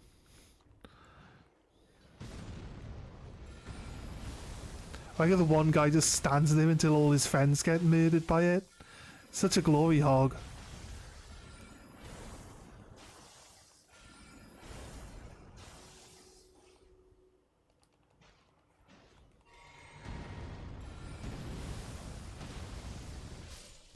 he was gonna just stomp this guy. He's like, fuck you, little man.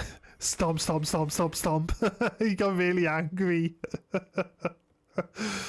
He took his anger out on someone he thought was smaller than him. It's fine. He should have taken it. Well, realistically, he should have been angry at me. I was the one doing all the damage. I like that they don't just automatically become friends and then choose that you're the main target of their attacks. I like that bit. That bit suits me well.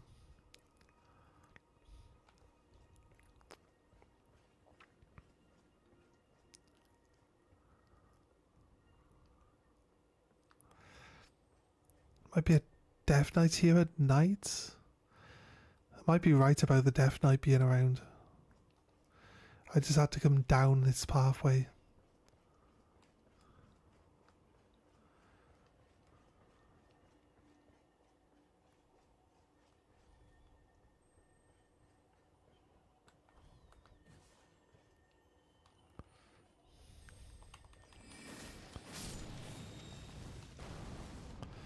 Summer Smithing Stone 2, again, it's like, I feel like we should be getting threes and fours by now.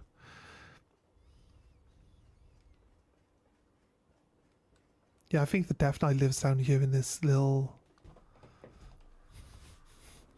Hallowed Hold is dedicated to the study of magic. Why shut your doors on me? Am I barred from donning the crown of stone?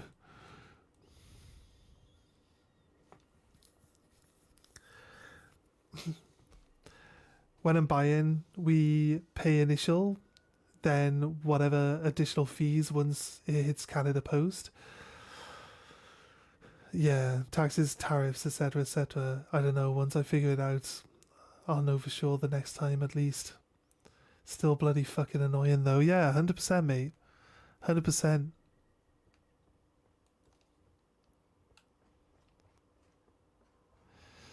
Okay, there's something around here.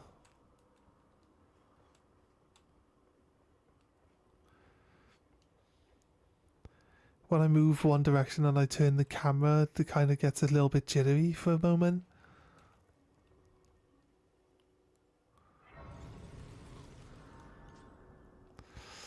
Right, we change it to nighttime and run back down that hill. I think there is. I'll let that one be. I'll let that one be a healing flask since we're like 2 behind. Or 3 behind until we make that one at least. So that's good. I'm okay with that. Yeah, there he is. Death Knight, Dark Knight, Black Knight, Night Knight. But there he is. He's here.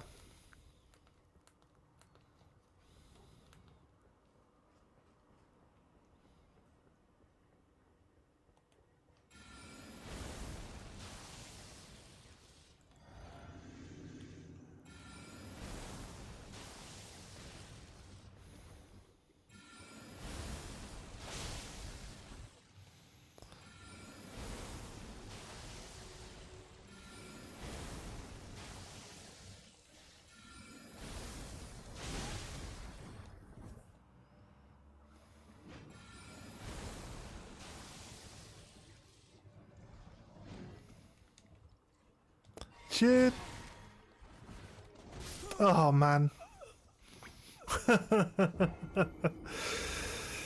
Alright, maybe I drank my potion a little bit too hastily there, but I should have waited until a better opportunity.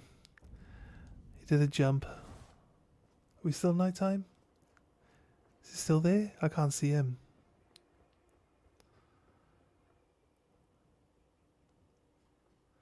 No, he's not here. I'll grab my souls.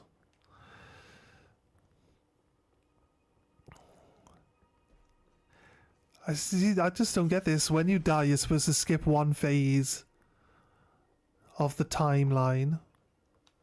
And I guess this is supposed to be morning.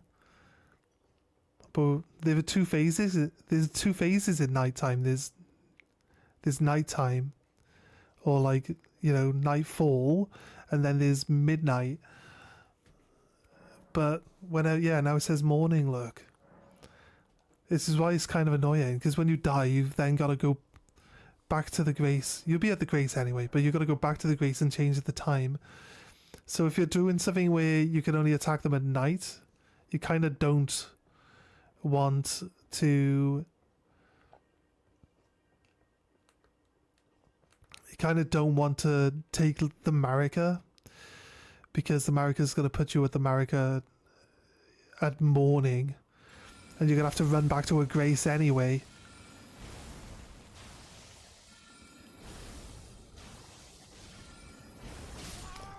That's a one shot.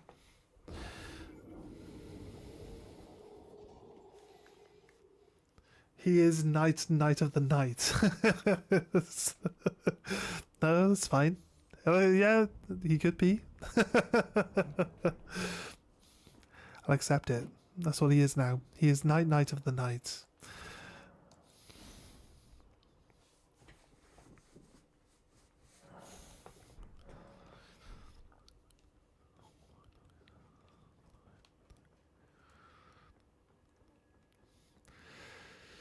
Right. Okay. Throw this on for my bubble. So I might survive. I still take a bit of damage. It's supposed to block like one hit entirely, but it blocks like a certain amount of damage.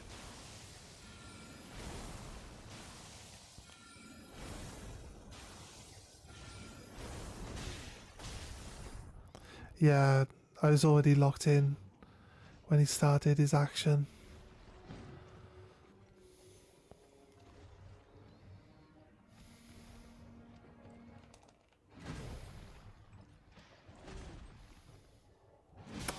Shocking.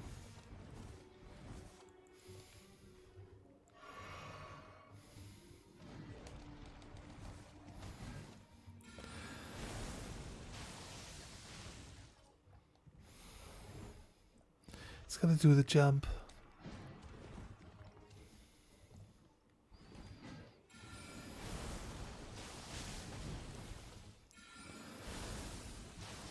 This horse is nearly dead.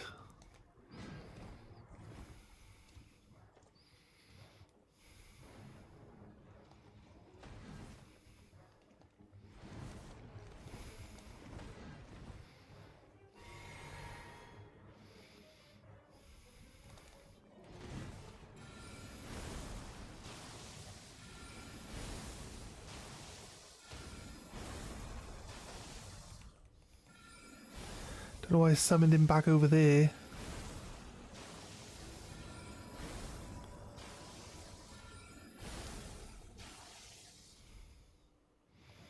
Okay. It seems to have bugged out.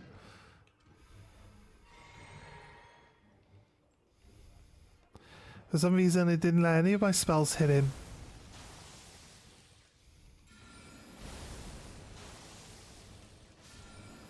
He's dead.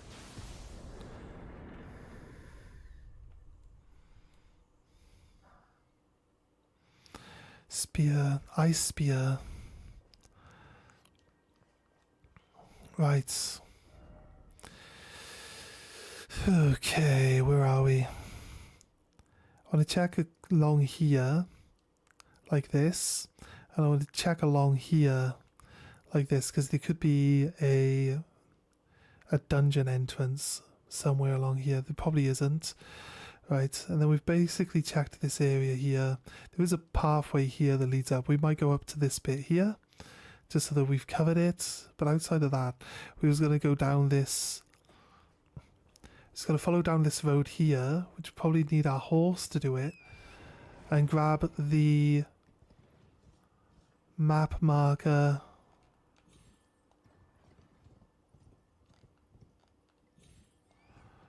From the middle of this pathway just down here.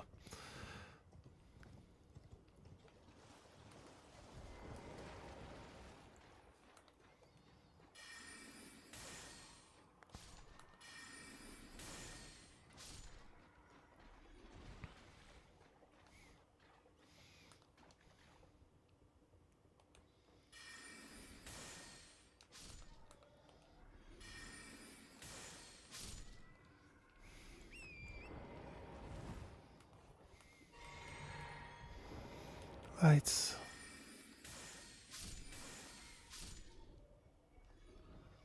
Jump. Grab this item. A rune. Okay, okay, okay.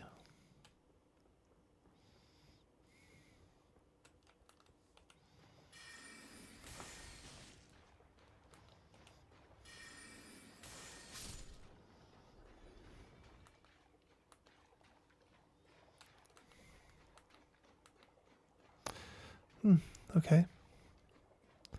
There's a grace right here too.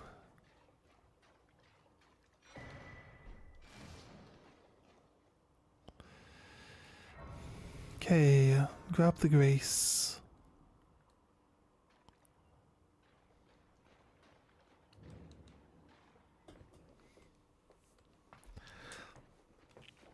There's a cool thing that someone noticed recently in the game, that if you, because they were probably like recording footage for something they were doing, and they got to like the boss. Basically, there's a boss that gatekeeps going to the final boss. This is typical Dark Souls type thing, really. But if you're in like cinematic mode or like observation mode or something, I think they just had a second separate person that was supposed to be like the cameraman or something, so they could record some footage for a video. Oh, this is a lobster. Let's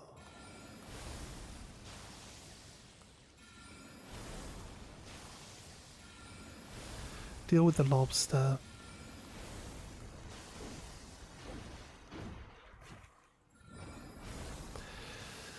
So, upon bringing the boss in, they were looking at the boss from the side so they could get like a cinematic of it, and you can actually see where you tap a grace, the grace then points.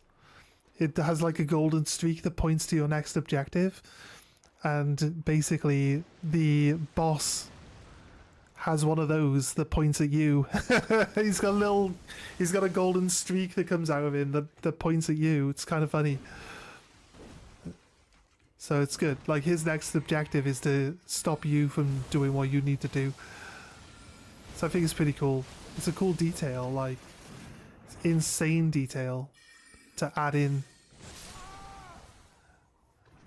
to the fact that, like, you know, it's very unlikely people will see it, but it's there. So I think that was a cool detail in this game.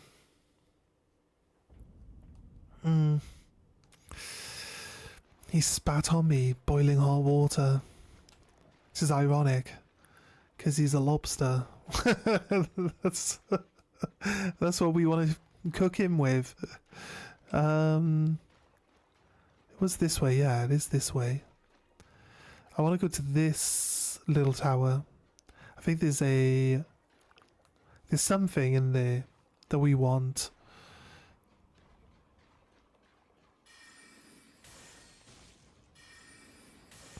Magic is like so making this game super trivial, it must be said. Yeah, that.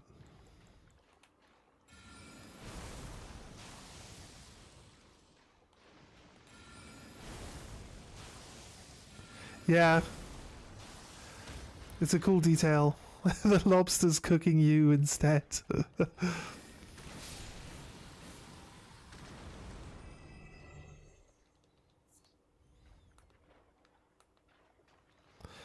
I like how you can see that one, but this other one now.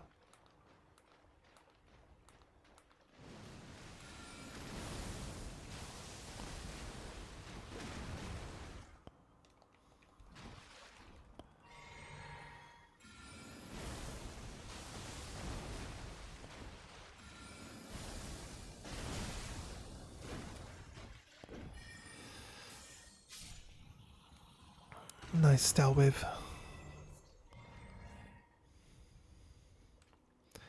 89,000 XP. I think we will. It's just a smithing stone 3 times 3 though. There's another lobster there.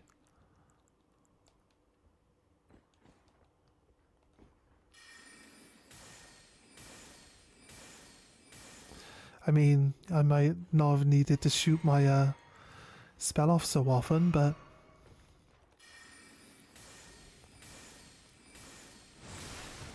shocking. Look how much health that did.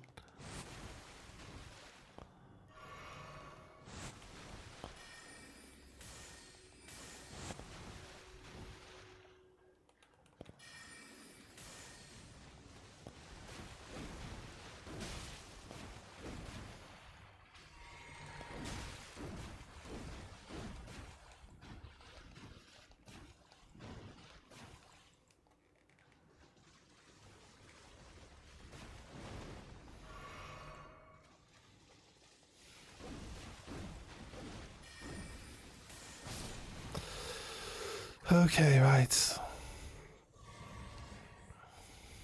Well, we got to this tower. We checked it out. We've killed a bunch of angry lobsters. The thing is, the mist down here in this area makes it really hard to really like navigate the area all that well.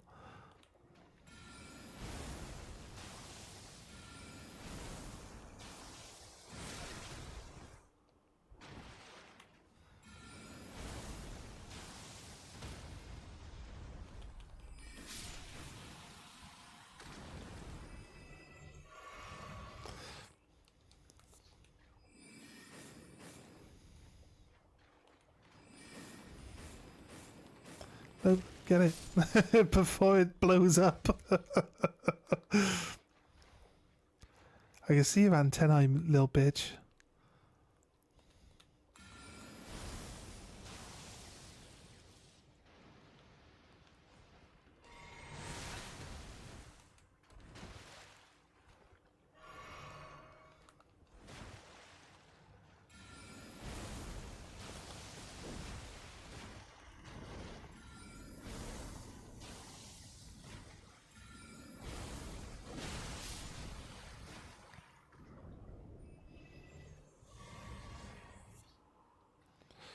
Right.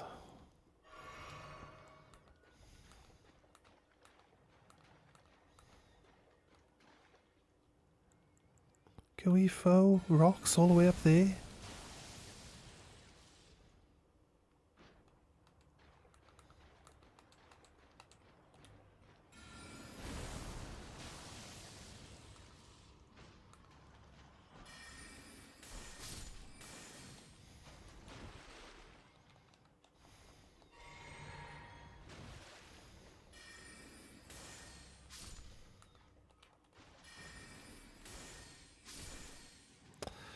Right, okay. No other hot air balloons. Let's go to, like, losing all sense of, like, consistency, coherency, and directional legitimacy with any of my choices about any of my choices at the moment are all just, let's go over here, let's do this, let's do that, and not like, you know, let's finish looking in this area first before we move on somewhere else. That's what we should be doing.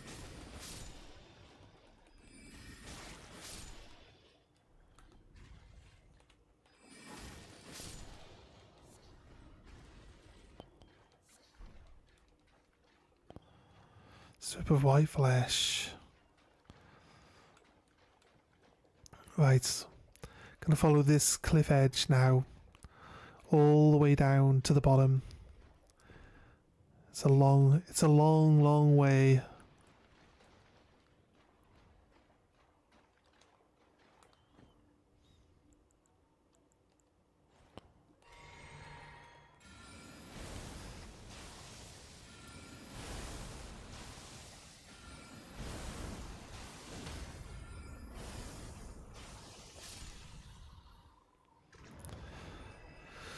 Right.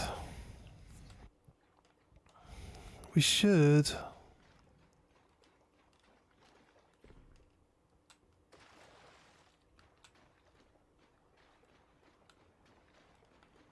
have something along the way down here to actually go in and do.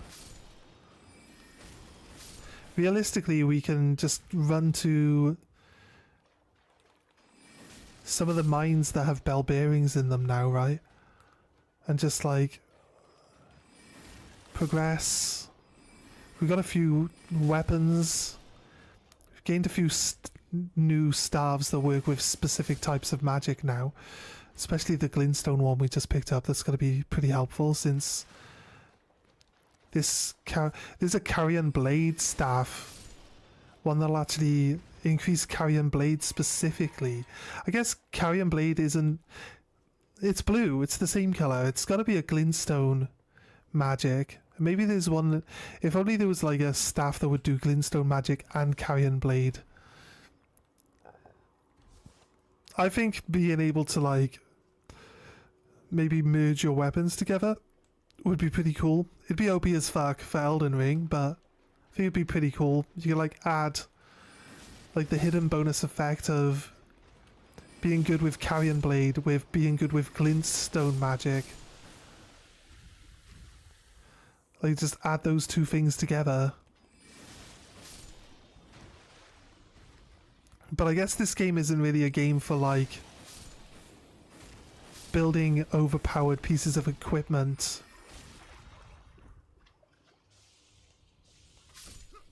Wait, what?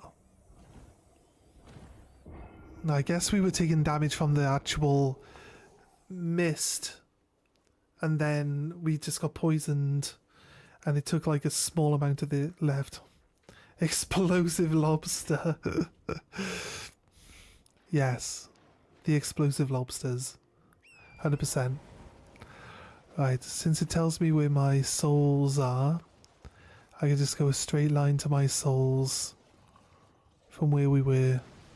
Gonna ignore the lobsters if I can, but zigzag so that if they try to shoot me, they might miss. Shit. Okay. That was wishful thinking, wasn't it? Probably wasn't zigzagging enough.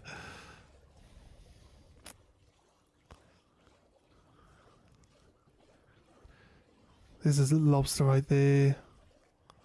Want to avoid it.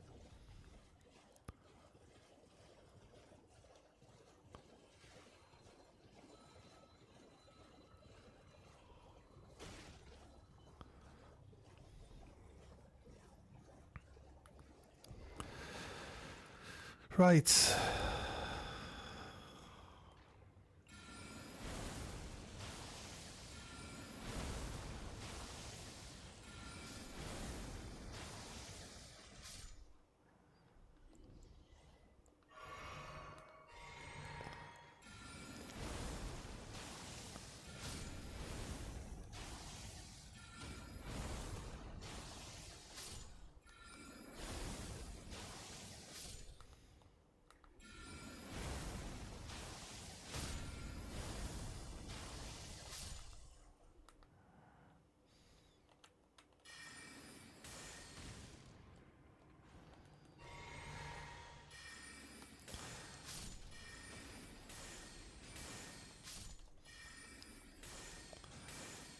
I honestly just wasn't paying enough attention to how much damage they were doing.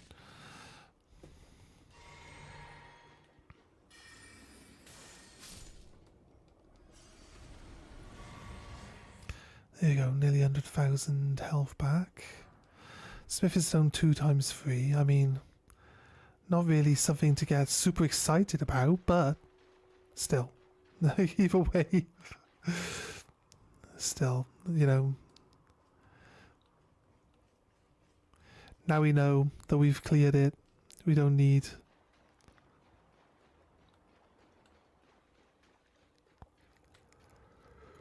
Right. Break that.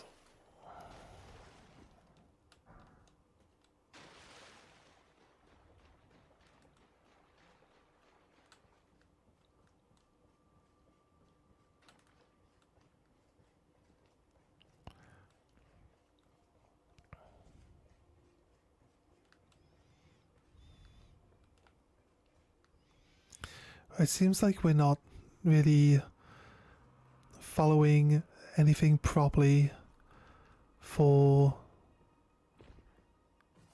you know, keeping track of the map and stuff like that, but we are actually, because this is the ruins where we talk to the girl. You see, now we've covered all that area, it's fully covered.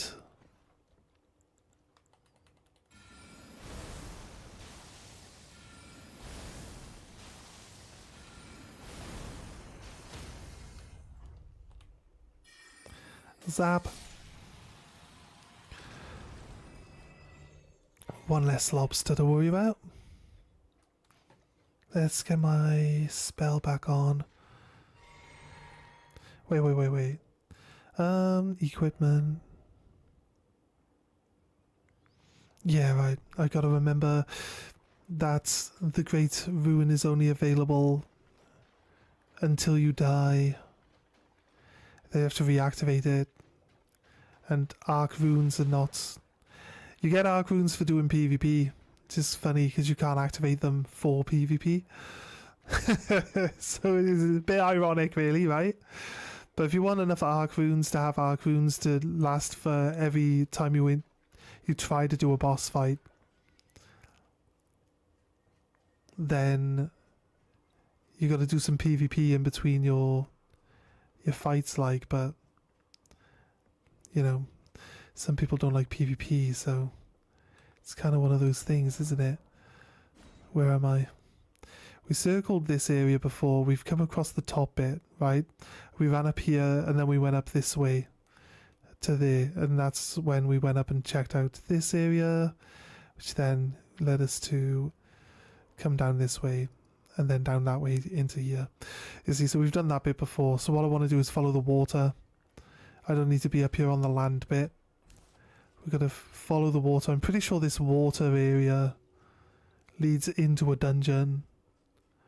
So if I can remember right, it's a good place to get something good as well. So there are other things that we can equip that will give us bonus stats. And to be honest with you, if we're taking like one shot damage, you might as well throw on these other items, because they give you some stat bonus increases, which are pretty good, but they also like make it so that you take more damage when you take damage. So if you're gonna die to one shot, then you don't have to worry about the extra damage that this thing's gonna cause either, right? Because you're just dying to one shot anyway, so there's no extra pressure there. And jellyfish are guarding this entrance. Although the jellyfish are actually passive, non-aggressive creatures. So I don't know if you actually need to kill them or not, but you know what? Seems to be the common theme that we keep encountering. This is with patches kicks you down a hole. No, I'm joking. We do let patches kick you down a hole at some point in this one.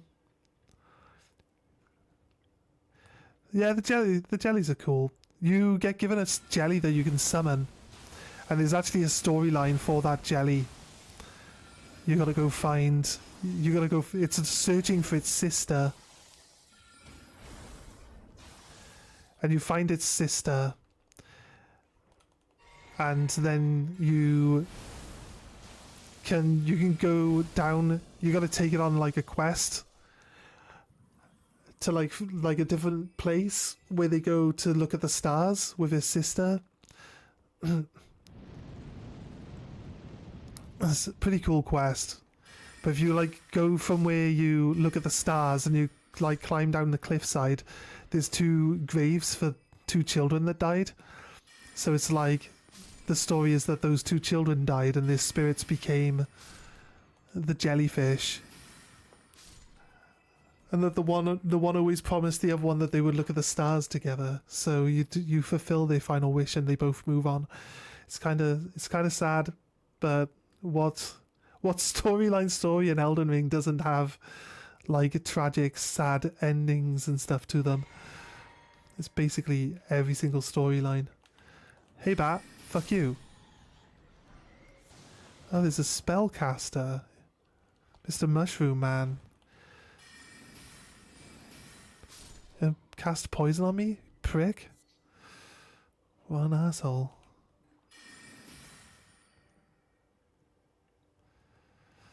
There's a lot of people.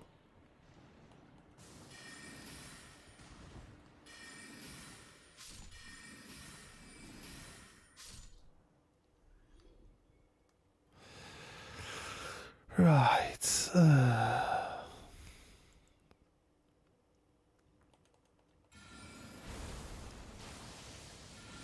It's 2 big plants. Game's kind of just depressing. So you're just being a dick. Yeah, I am. I guess.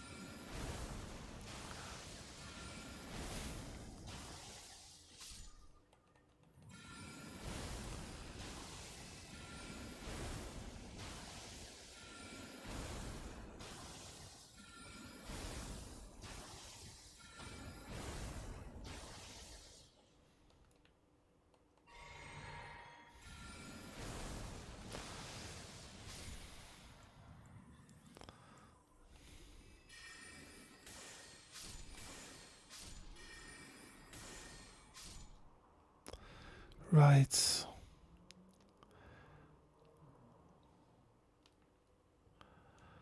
I want to clear this out. There will be a boss at the back though, so it's kind of like, do I really want to use all my mana points clearing out all these plants when technically it's not going to require me to clear them out to get to the back?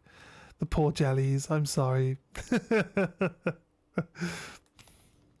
I saw that ghost of someone else attacking and I thought I was in danger.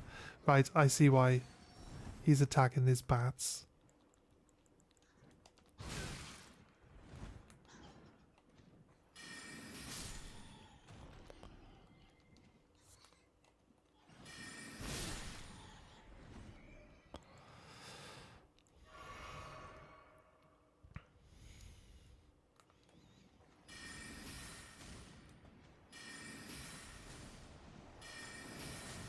It's a harpy. That's not a bat.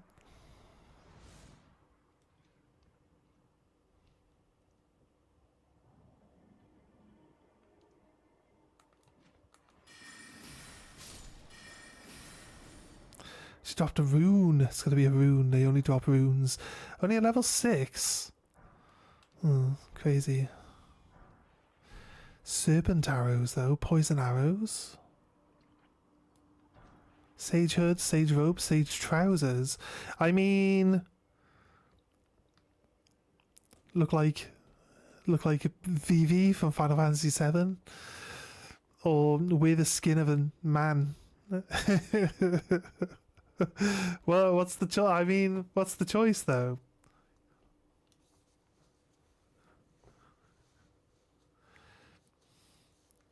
Me probably kill Necked. Necked. Who's necked? You think the sage outfit would be better? I know, big fan of Vivi though, right? So I don't know if it makes you look exactly like... It's definitely not like meant to look like Vivi, but... Wasn't Traveler's Robes? Did we not get... I guess we got gloves. Sage trousers. Here, we are a mage now. Dirty, dirty, dirty, unclean mage. Just in the fact that his clothing's dirty, not that he's doing anything in particular to earn that status.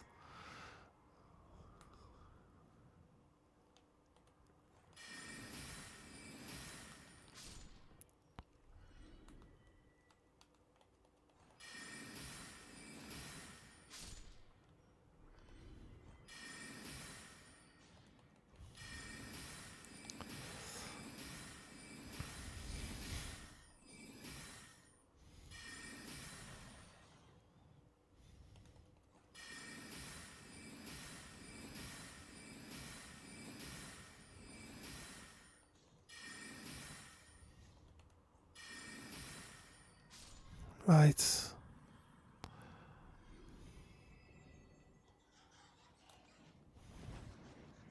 I don't have any mana left. Was there a grace at the start of this cave? I don't think there was there? I'm gonna want to go down.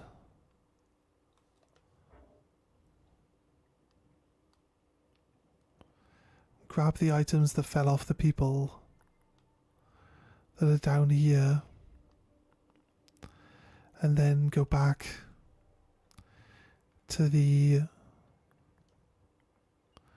grace. There is a grace, right? Why didn't we rest at the grace when we could?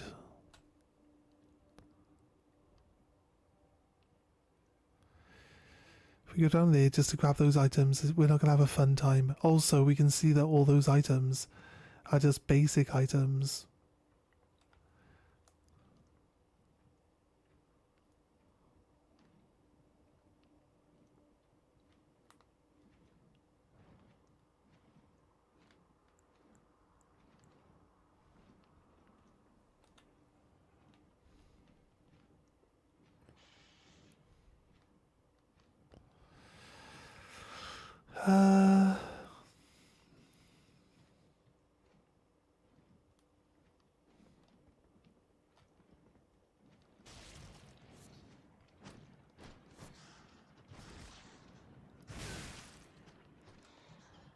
Yeah. Yeah, it wasn't really anything particularly interesting to pick up. As you can tell because of the size of the little flame that comes off the item. The next sounds like notch, but with an E. Netch. Okay, netch. The weird floating squid cow things.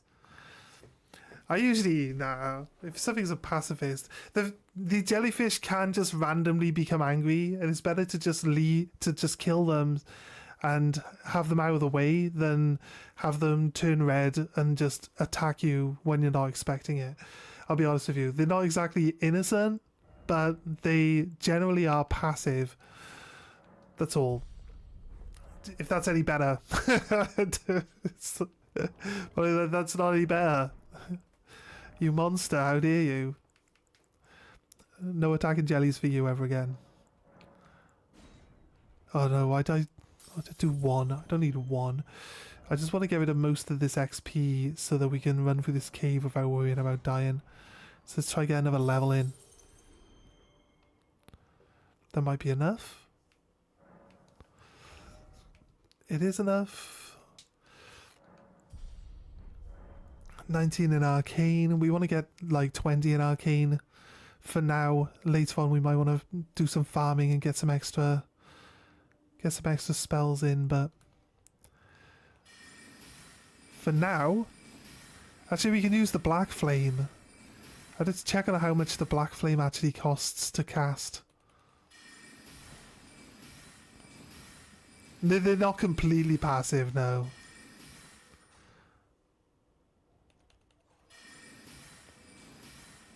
You see them turn red, they'll just attack you. So there's not like always guaranteed that you can just walk past them. completely unassaulted like.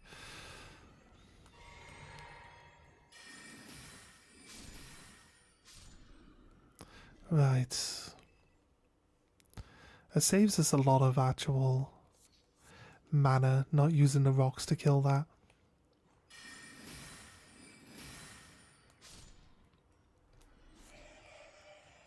Fuck off, bat.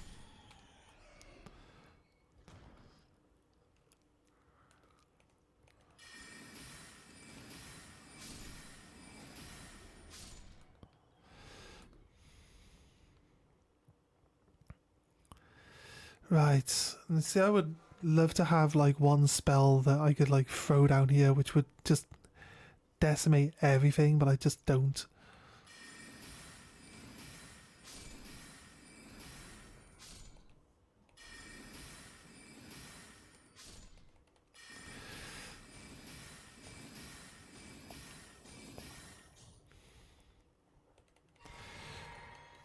Right.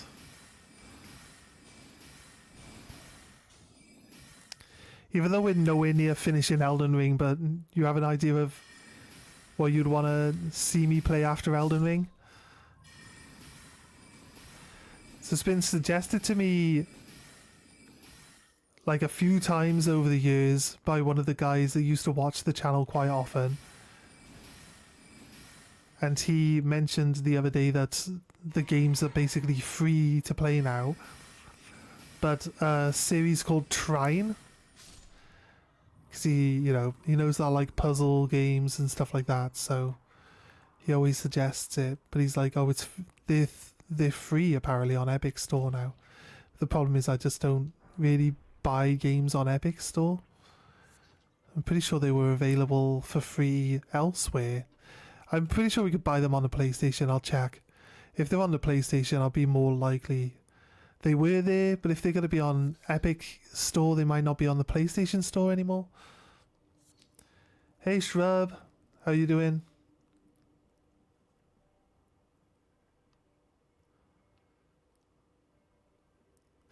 I'm really like up for playing anything. What else could we play Souls like? We could go through Mortal Shell. I never finished that one. I think I did the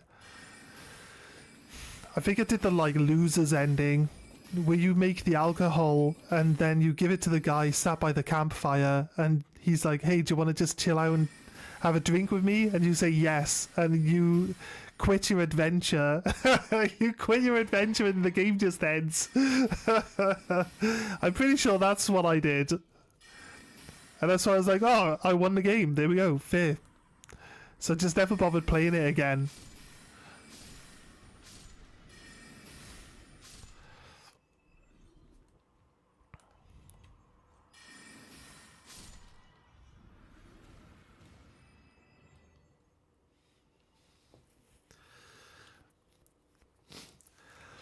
Very good. Nice. Yeah, I'm good. I'm good.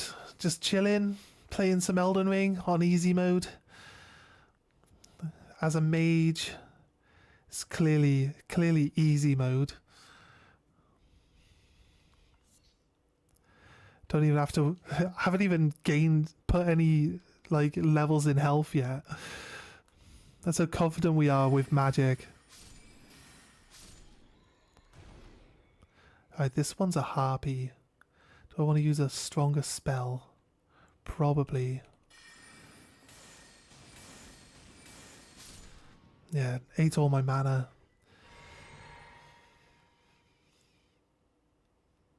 Yeah, that's the spirit. Absolver would be fun to watch, and maybe something old and weird like Magicka or Gothic 3. Yeah.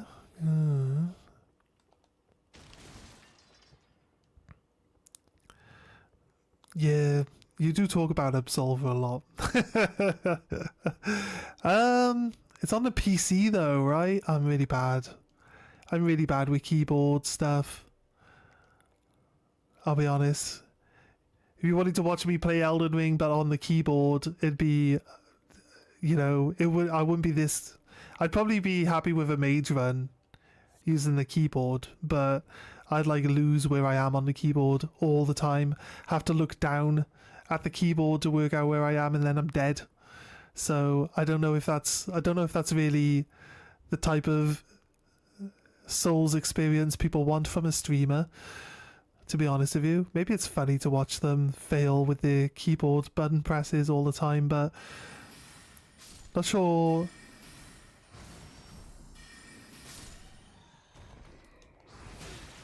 Not sure it's really that interesting to die because like you fail the mechanics, or like I could die to this bat and that would just be funny because that's me being dumb and getting killed by a stupid bat. But if I can't ever work out what buttons my fingers are on and I gotta look down all the time, I don't know if that's like as interesting. But it's a matter of opinion. I wouldn't know.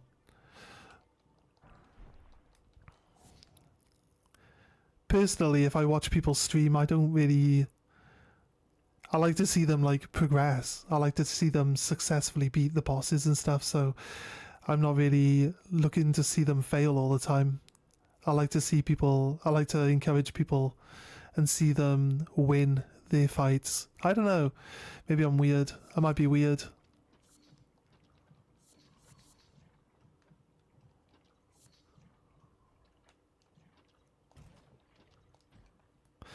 Right, we're gonna have to just run through.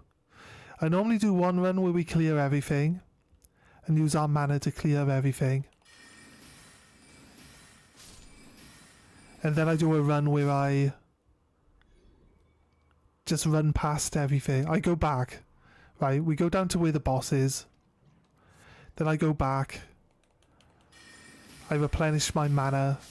Then we run past everything so I can get to the boss with my mana intact. Feel like it makes sense, right? So at least then we've cleared the dungeon. Don't need to clear it every time we run through, but we have at least cleared it once.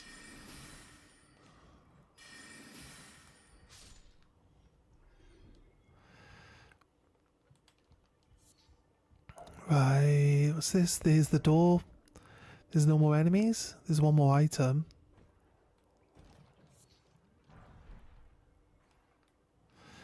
There's a stake of Marika, right? It's usually a stake of Marika. Have we not seen it? Where's the stake of Marika? I haven't seen a stake of Marika. What do you reckon? You guys want to see me take the boss on with no mana? as a mage? There's literally nothing I can do. I don't think I'd win the fight.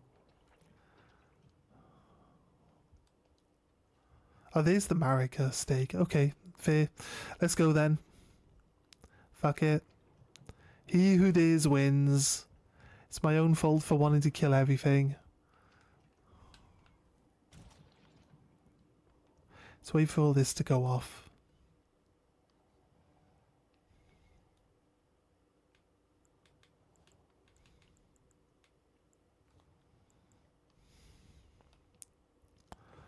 What is it? Oh, it's a rot. It's a rot knight.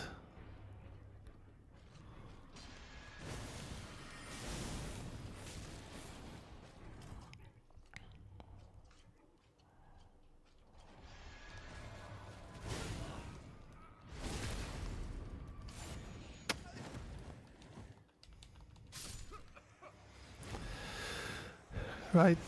Put Scarlet Rot on us, like, immediately, and then basically the Scarlet Rot's gonna basically chew through the rest of our health before we even get to... I actually had enough mana to kill that thing, because I hit him like 3 times and he had no health left. So yeah, I can kill that thing. It's just I've tried to dodge the grab and he grabbed me anyway. It's rather unfortunate, but easy fight. I was a little bit hesitant. I need to get poisoned. The problem is the being poisoned and stuff is going to be the hard part.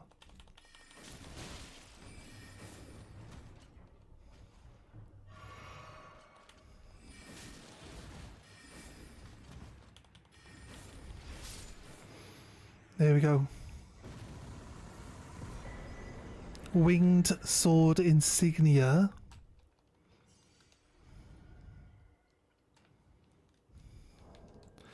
Guarantee there's no hidden wall down here. It's a boss fight room. There's never a hidden wall down here. See, if I would have just dodged the attack, I'd have been okay. The old Alice game. I could tell you we're into Lovecraft, lol. Yeah. Let's look up. Something like Until Dawn is cool. I used to do that. Wait, why am I still poisoned? Didn't I teleport to the... No, I teleported to the entrance of the cave. Rest of the... Grayson, stop dying of poison. Come on, seriously.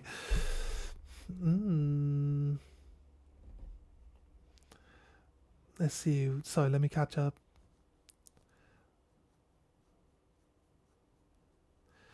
It makes sense. I thought it was like the bystanders in Kazan. Oh yeah, we tried not to kill the bystanders in Kazan, didn't we? Because they were completely passive. Except for the ones that rang the bell, those cunts. Those cunts can fuck off. Until Dawn, I think Until Dawn is pretty cool. I could try Until Dawn out.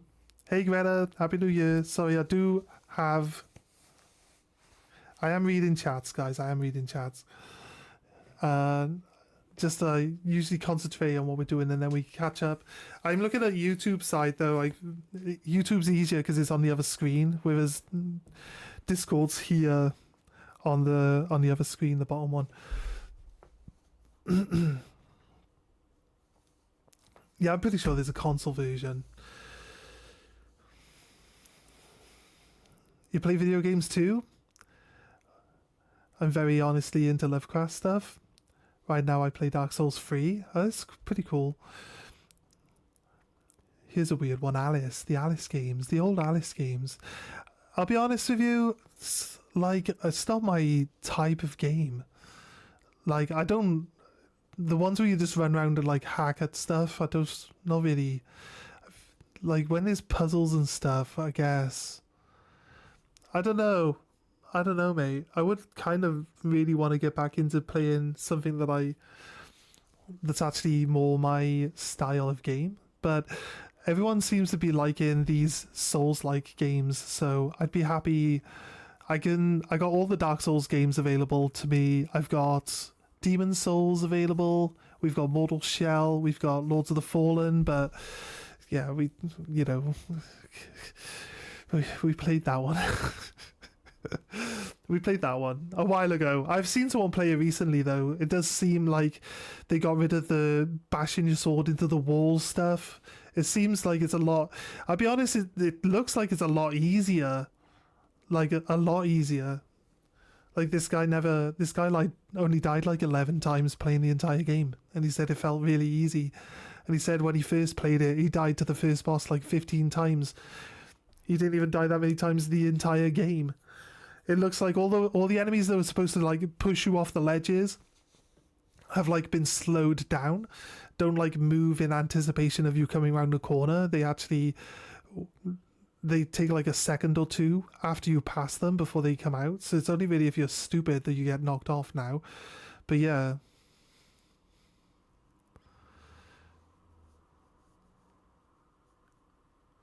You was here before? You was Oxide? Oh yeah. I'm kind of weird. Alice has a lot of puzzles. That was just a spitball, but Absolver is definitely a Souls-like. He definitely wants me to play Absolver. Might be worth trying Lords of the Fallen again. It might be. I mean, they're supposed to be bringing out Lords of the Fallen 2, and they've learned a lot about what people like in these types of games, because, you know what I mean? They've put a lot of work into... Let's have a look, see.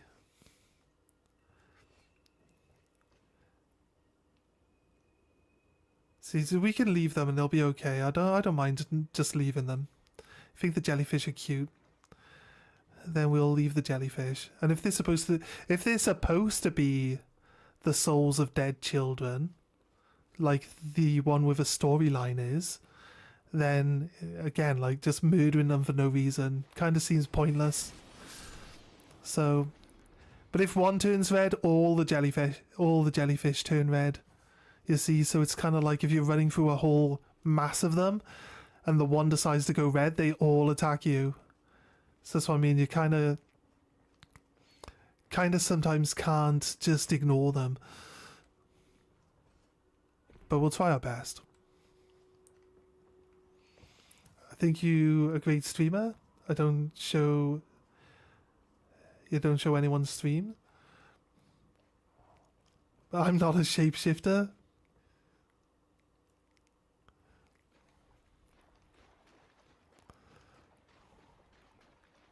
Right. Okay, here's what we've done. We've done all this area here. We've done all this area here. Up to this bit here.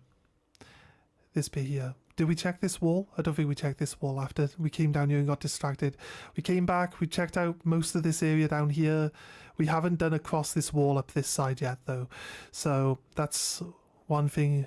That's what we're going to do after. I kind of want to go this side here. There's an elevator here. There's a cave here. We've got the key for the elevator, but like this area is a tricky area. If I remember right, it's quite tough. So yeah, I want to kind of finish checking this area off. Maybe get a grace in this. Oh wait, this is the mage's tower, isn't it? The one that you flip upside down and stuff? It's kind of crazy. Yeah, I want to check this out though. So we're going to go back.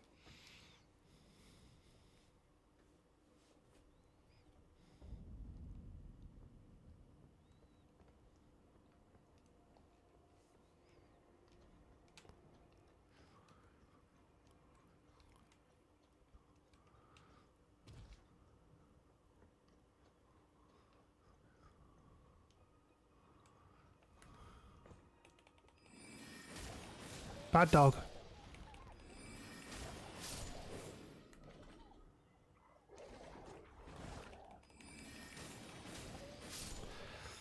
Right, the poor naughty doggos. Just got taught a lesson. Right.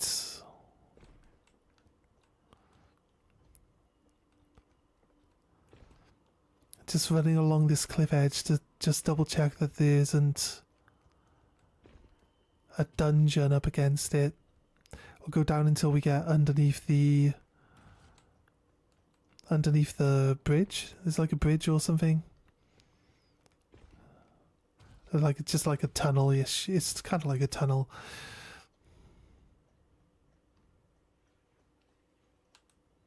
So this is where you could just keep going through until we get to, yeah, this bit there.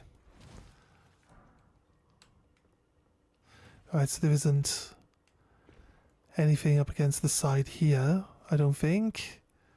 Just keep going a little bit. Yeah. I don't see anything that side, so we can go up the other way now. Do I know anything about Lovecraft? Not really.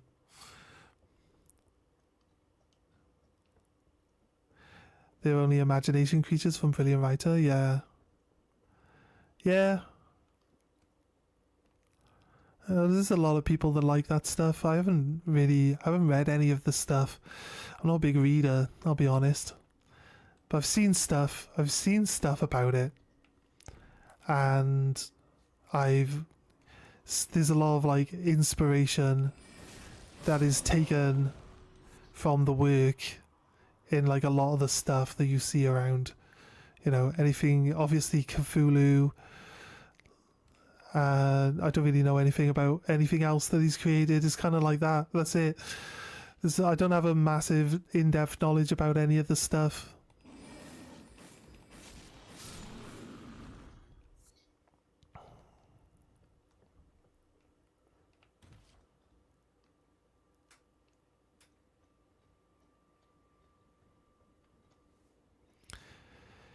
He's a giant bear.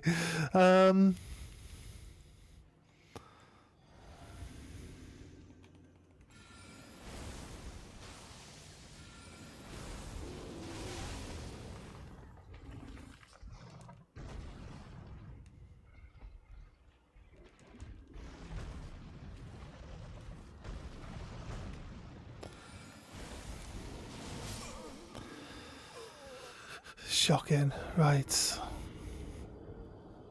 These bears are too strong. How much health do they have left? I haven't read anything of his, but you have played Call of Cthulhu. I have lots of respect for Guy. He was living in time, no medication or something, but he's having psychiatric issues. He has psychosis. He wrote it. So basically, yeah. Only just imagination, 100%. Yeah. Yeah. Some people are really creative. You know, it's like, I think sometimes, like, people have kids, right? And then some kids have, like, wild imaginations. And some parents are like, that's weird, you need to stop this behavior. And, like, they go out of their way to, like, but other people sometimes encourage it. So it's, like, kind of like, you know, so what type of if you was to encourage and like push them towards like creative writing and stuff like that, like what type of stuff would they come up with? And like, you know what I mean? By quelling their imagination, what type of stuff could they have done in the future that they're now not going to do, you know? So I don't know. It's kind of tricky. Do you encourage... I feel like if it gets too far and they seem like they've got actual issues that need to be dealt with, then obviously as an adult, as their parent, you should be concerned with that. But I think like when it comes down to it, just encourage their creativity to begin with, you know, because that's where we end up with people that come up with the most creative stuff, right? The people that get encouraged to do this shit.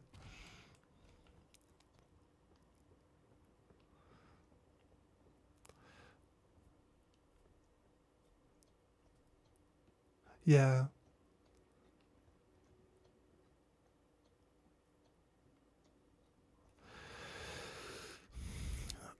So yeah, I've known a lot of like people that would come across as being weird. Like most of my friends when I was younger were like the weird people. It's just because they were just more interesting than most of the other ones. And I don't recall any of them being on any sort of medication because of their stuff, because most of their parents were kind of like, you know, a bit eccentric as well anyway. So kind of just something that they would do. But it wouldn't surprise me if I learned that some of those people were like really creative, like storytellers and writers and stuff like that nowadays. Because like it would just seem to make sense that that's like the type of thing that they, you know, if they wrote that stuff down, they'd be making some really creative stuff. So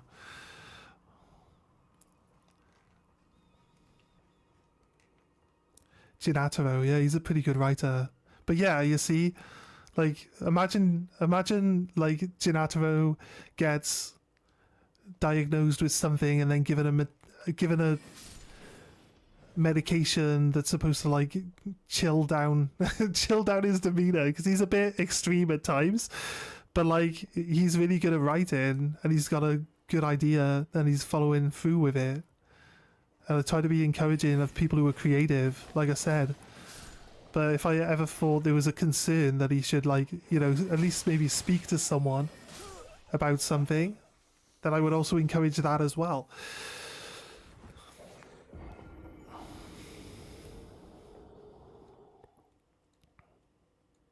Yeah, exactly. Exactly. Who would he be if he wasn't this weirdo that we all love?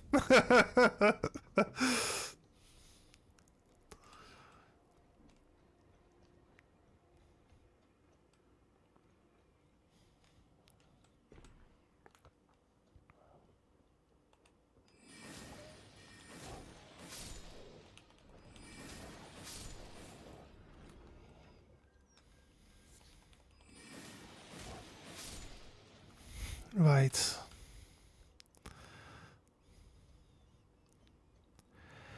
I don't know if any of your armor that you can get actually makes your spells stronger. I think maybe the helmet that the people at Raya Lucaria usually wear.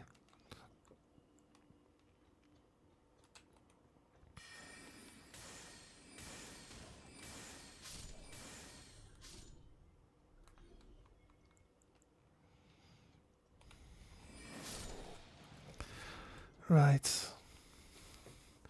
Jinatro's one of the guys that come into the stream and now and then, but he's also a big talker on the Discord forum. Or he usually gets involved.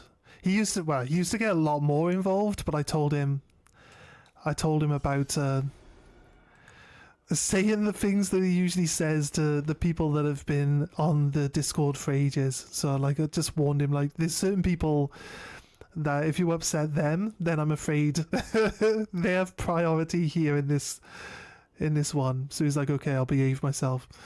And he's been good as gold, to be honest. But yeah, again, he said some really extreme shit to some people, and I'm like, I'm just worried that if he upsets those people, because they've been very supportive of the channel in the past.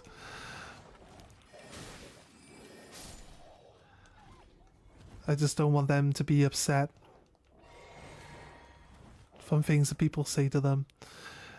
So I think it's better to just have a nice, hey dude, you know, just be nice to people. chill out with the shit. Like he respected me for saying it though, so it's like, you know, he's not upset.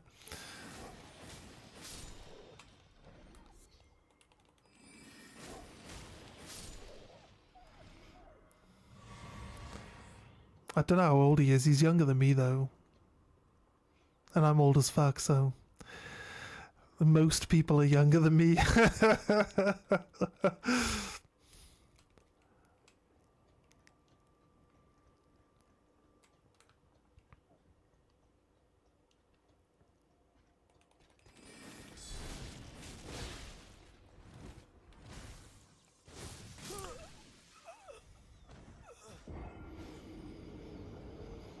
Okay.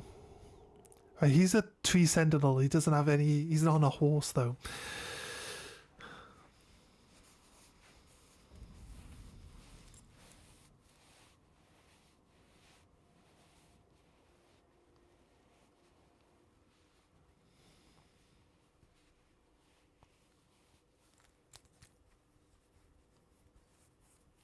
Yeah, he's probably closer to your age than mine. Yeah.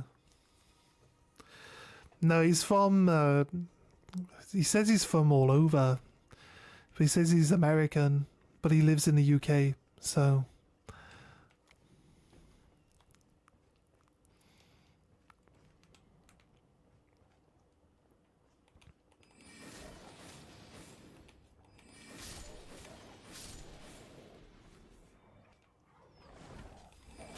Ow. Why do I keep going close range attacks for you dogs? It's clearly not working, is it?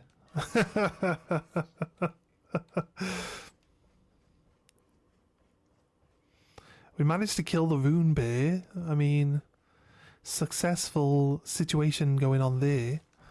Rune bears are pretty tricky. You think he's master manipulator?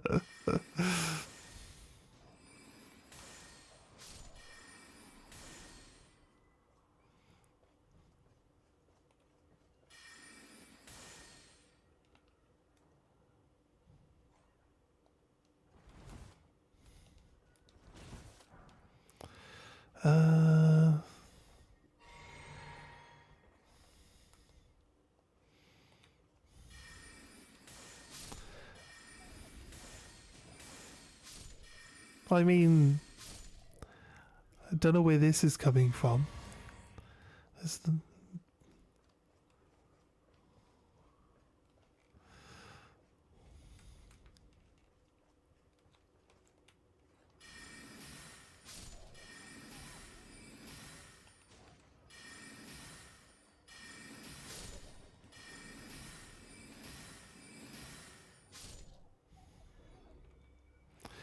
Drink a potion. Kill a doggo.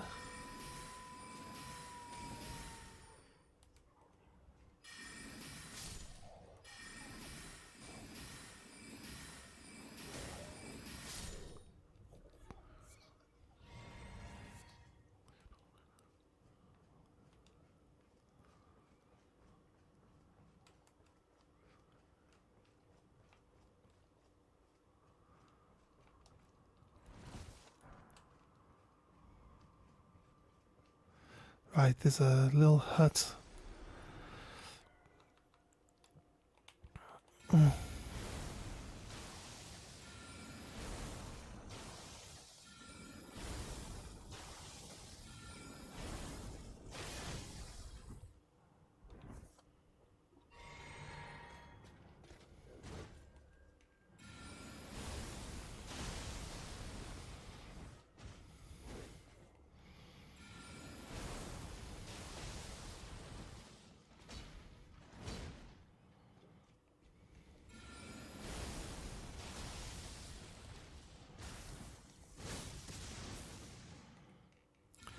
Right, one more.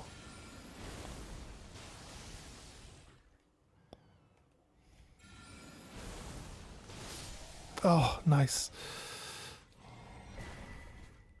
Dragon Cult Prayer Book. Oh, that reminds me. Okay. So went up to the village. There's got to be a grace up at the village, I think. Or to the entrance of this tower. There'll be a grace at one of those two places. Maybe even at both.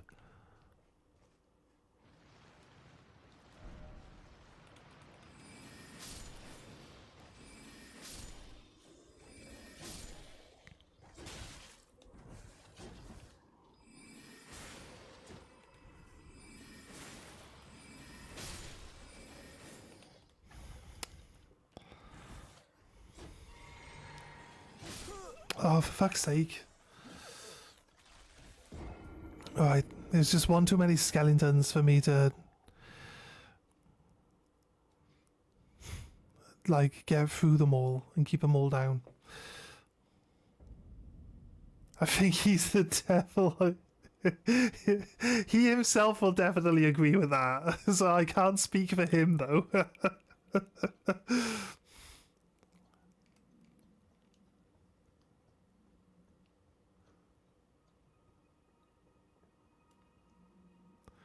Okay. I don't know where this is coming from.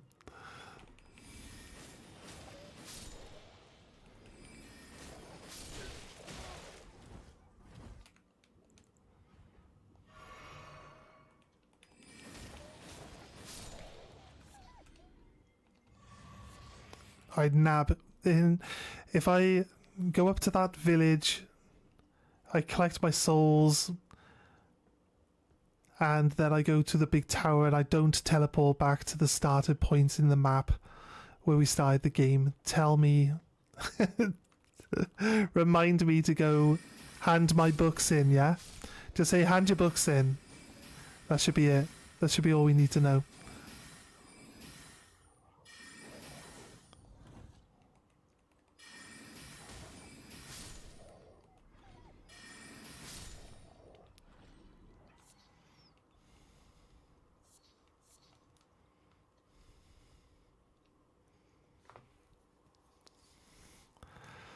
Right.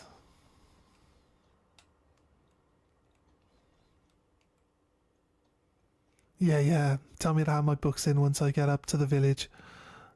Or I grab my souls. Well, I want to do three things. I want to go check out the entrance of that big tower. If we could even get there from this platform. We're probably too high. I believe you have to go down below to get to the doorway.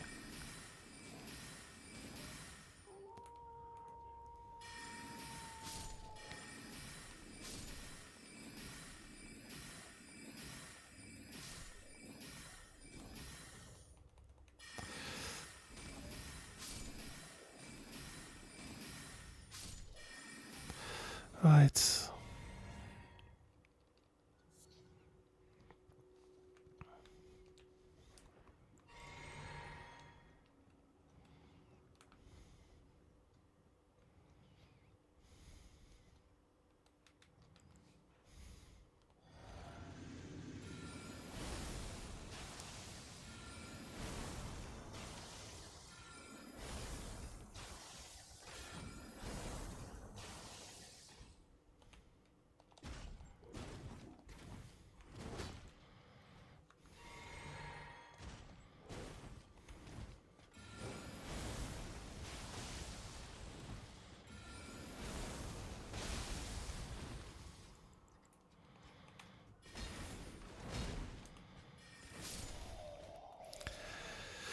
Right. Let's go get my souls back.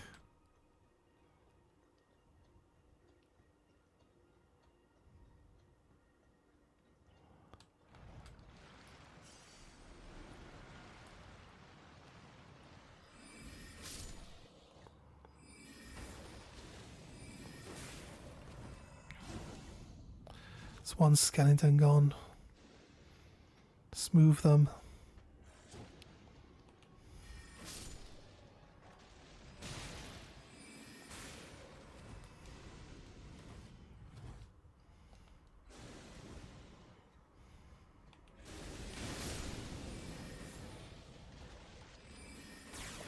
That's all of them dealt with. Nice. Oh, just a dragonfly head. Okay, fair. It wasn't worth it. Yeah, the entrance is down there, so you can't enter from here, I don't think. The Necronomicon is a load of shit, mate.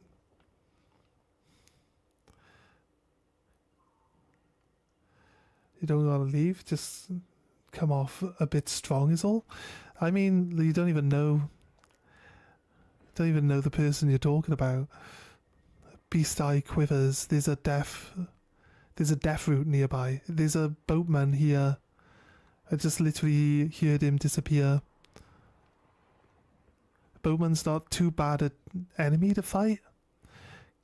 Can phase in and out of existence though, so can be a bit annoying. There he is, right.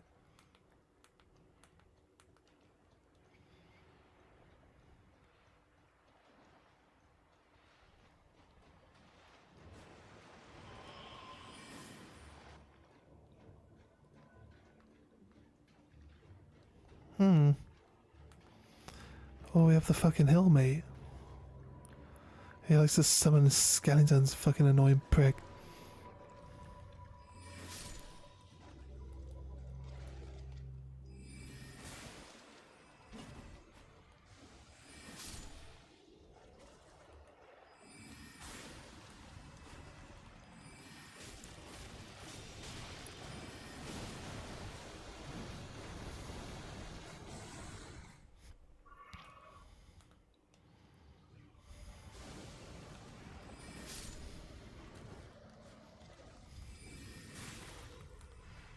Gone.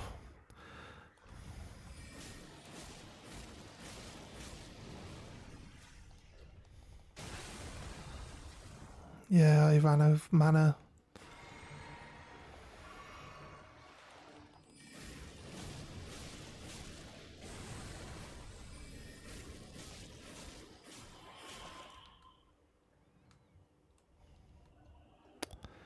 Wait, there's a guy that wants to fight him.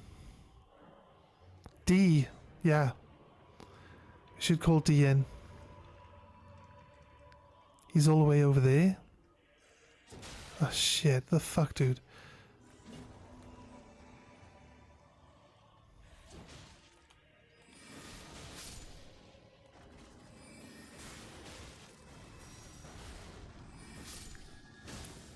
D, dude.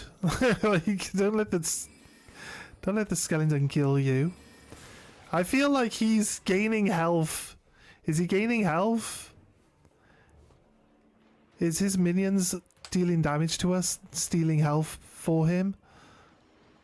Pretty sure I saw him all the way over there. Where is he?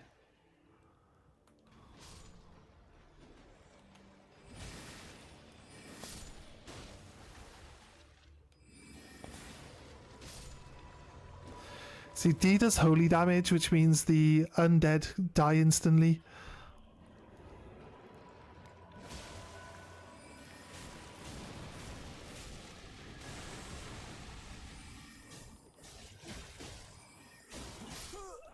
Fuck's sake.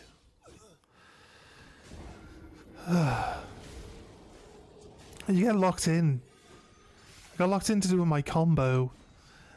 And then I was trying to just tap in dodge then for the last like 2 pokes that guy did to me, but I was still stuck in my stupid animation. Right. D.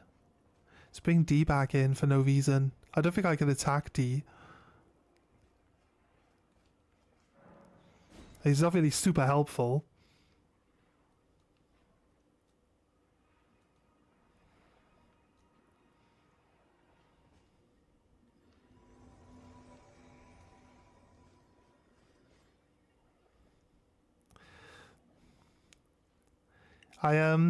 Yeah, we get this sometimes. It's probably a bot.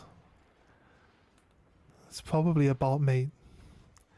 You get them sometimes. What they do is they just keep talking. Sometimes it seems like they're answering you, but most of the time it just talks shit.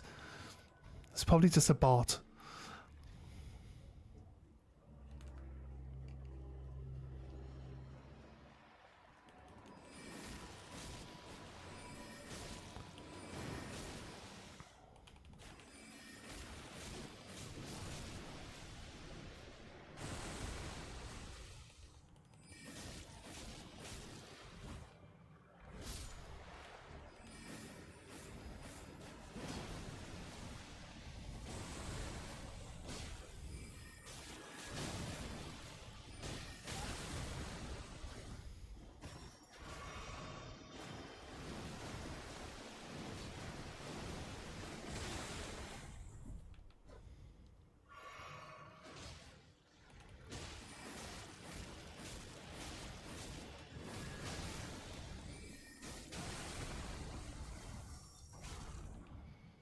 Right.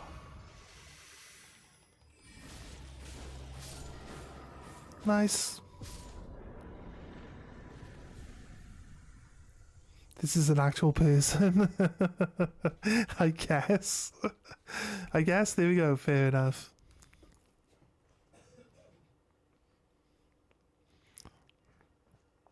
Okay, there's just someone trying to get a reaction out of us.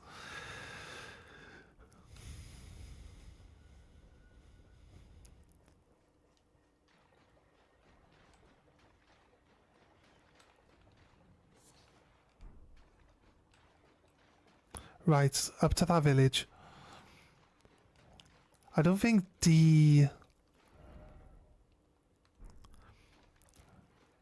comes in and helps us with this fight here, but I don't think D actually appears for us to talk to after the fight is won.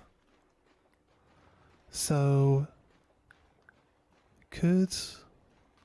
No, definitely not. Right.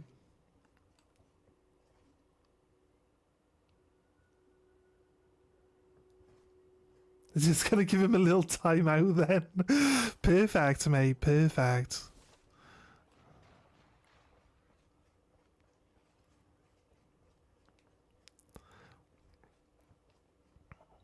It just wants us to get defensive about saying things about someone that we're talking about. I've been in this business too long to care to give the reactions people want anymore. Like, honestly.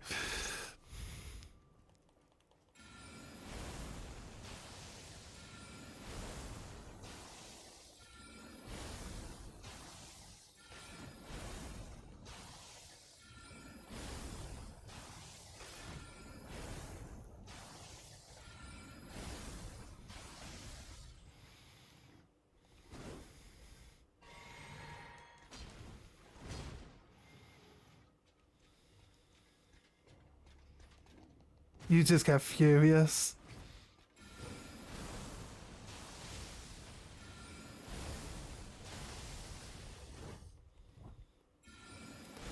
Curicus. I'm not sure what that word means. Could you elaborate?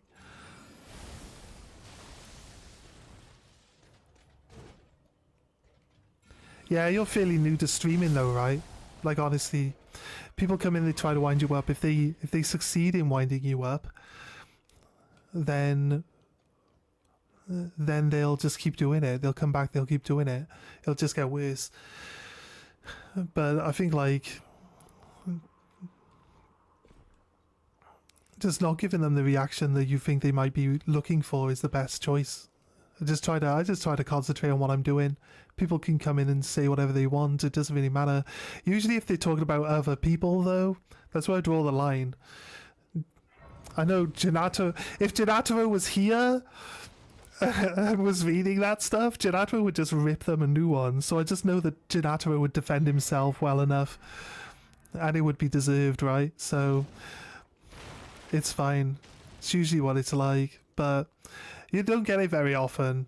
You don't get it very often. There used to be bots that would come in and just spam the chat, like, and they just talk shit, and they don't react to what you say, but sometimes what they say is kind of like a reaction to what you say. It could be, you know what I mean? So it's kind of like sometimes it's hard to tell, and other times it's like, normally if you ask them a question about themselves and they never answer it, or like you try to be polite and talk to them and they just continue talking about whatever it was they were writing about, and just like loads and loads of messages, it's usually just a bot. Because sometimes you just say, they don't acknowledge when you say like, oh, it's just a bot. I think like a real person would be like, no. You know what I mean? Like, I'm not a bot, like, I'm a person, but a bot doesn't do that. So bots just carry on talking. Either way, if they act like a bot, then they might as well be one. I think that tower up there is the Madness Tower. It's really hard. Right, we're going to go hand our books in though, yeah? You know that thing we were going to do like half an hour ago? Yeah, we'll go do that. Oh, curious. I see. I just like curricux.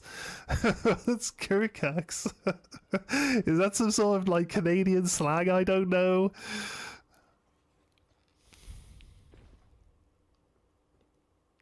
So you meant to say curious and not furious, yeah? That's fair.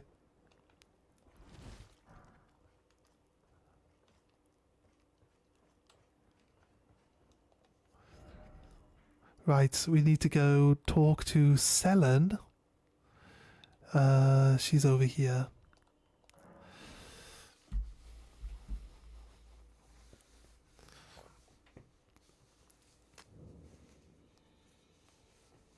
Yeah.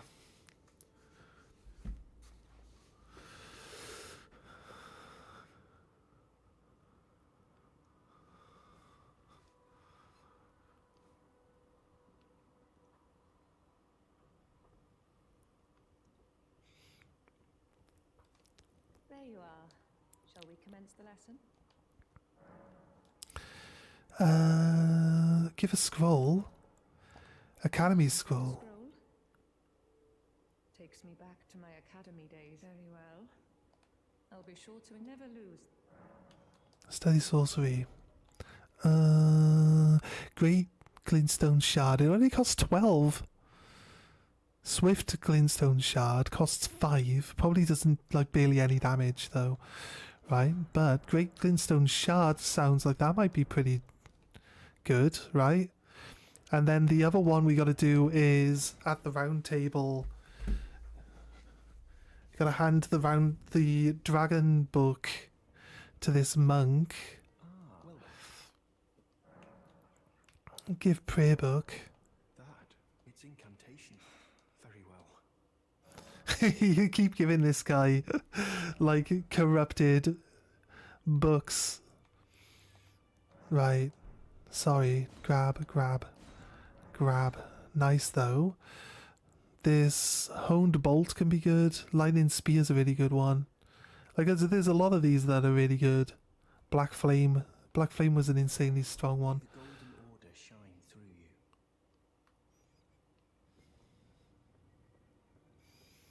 Talk to D again. No, he doesn't have anything new. Let's talk to Roger. Roger, dude, are you doing alright? Good to see you safe. So, He's still okay at the moment. Learn skills? No, he's not interested in teaching me anything new. What about, we have a ball bearing we can hand in. We've had that for a while though.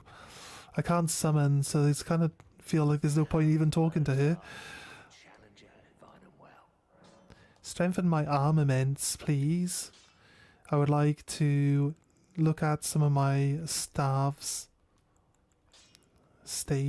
wands. I call them wands Pretty sure wand is correct. Right, there's supposed to be offhand weapons. A Staff of Loss is the invisibility spells, and one level puts it on a B. Then Glintstone, Glint Blade sorceries. That's for my Carrion sword, right? It goes to B straight away, but it's got better scaling to start off with. So it's a high B. It's a high B.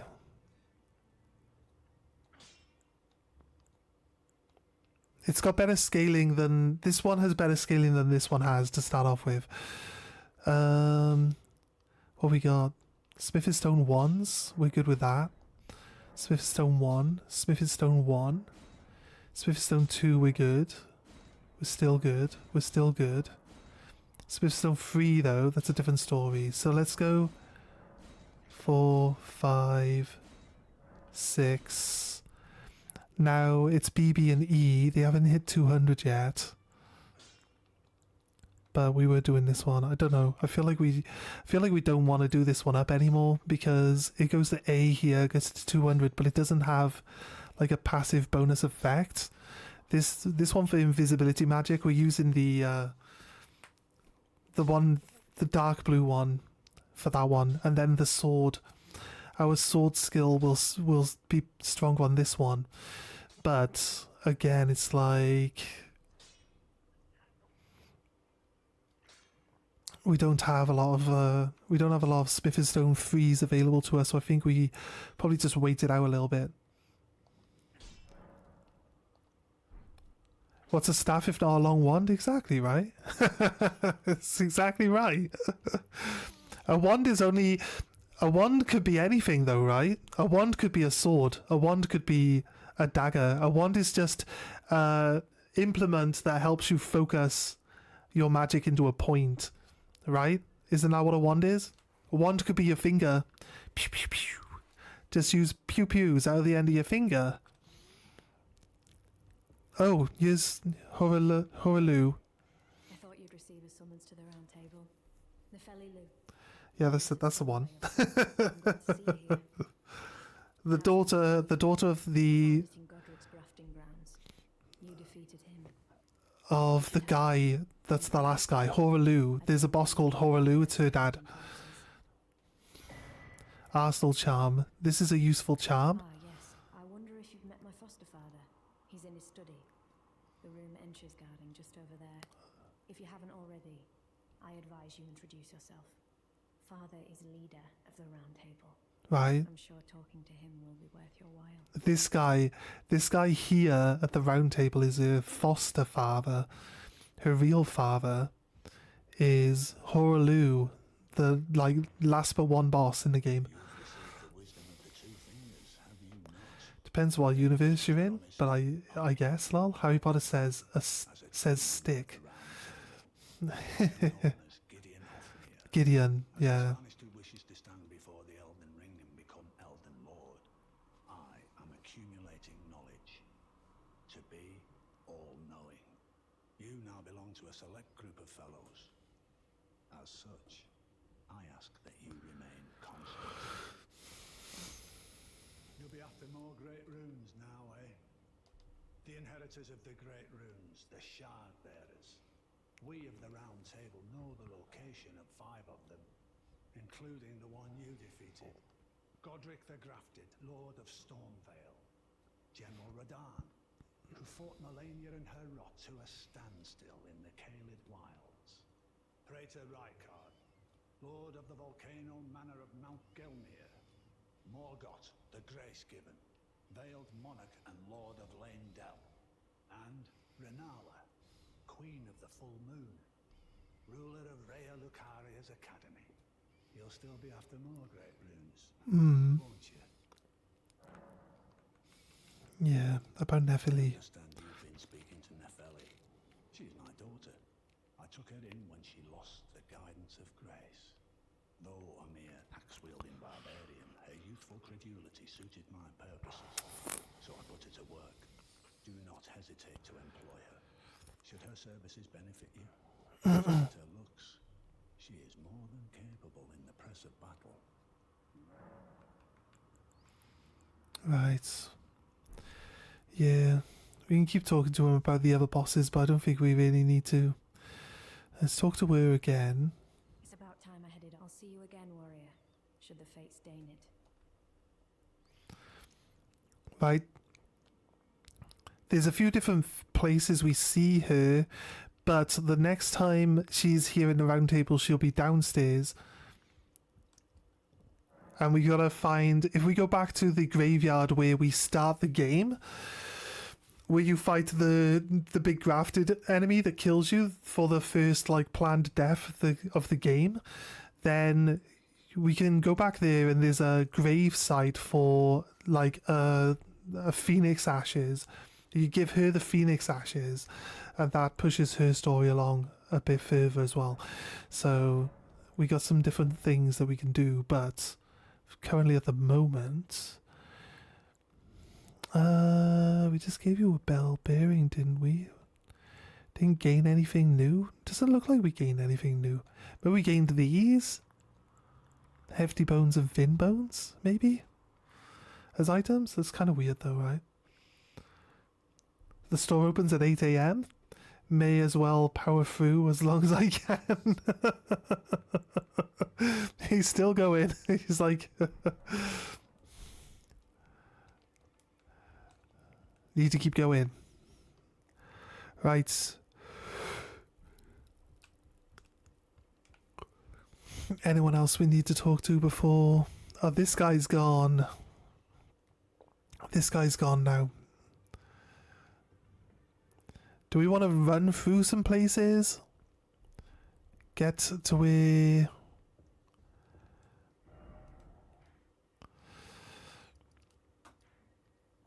Come up here. We can cross the top of here. This area here is fairly tricky, I believe. Or this area around here is really hard. But yeah, there'll be something here to go check out. There's a tower here we can check out. There's the great Erd tree. There's a little village here. Oh yeah, I remember this mad village. That's the mad village. Yeah, there's a hill. I think it might be this one here, but there's a hill you gotta run up. Where there's a tower where like it just keeps casting madness out of the tower constantly. So you have to like make sure that you're in the shadow or like it burn or you go mad. So we could check that out. I want to check that area out in general. Oh, look here. Oh, look at this. You can see it on the map now. Wait. That's why the guy's gone. Okay, give me a second. That can't be right. We haven't moved the story on far enough to do that yet. I don't know if this existed. I think it did exist in the original game. It might have been something they added in with a patch, but I'm pretty sure where we're going to go existed in the original game, but there wasn't really anything to do there. There was a person you can talk to, an NPC, but that NPC, like, there was no conclusion to that NPC's like conversation that you have with them. And then in an update they added in, and this is what I think is weird. So it's like I'm wondering if like the entire area was even added in at a later stage on a different update, because of the whole fact that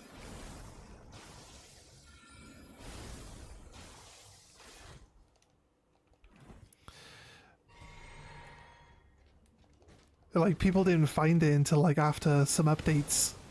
You know what I mean? It was one of the later things that people found out about. But then once people started finding out about it and like telling other people about it, then it got like more stuff added in. Like it made the area have like more story and other stuff to go on for it. This is kind of weird, right?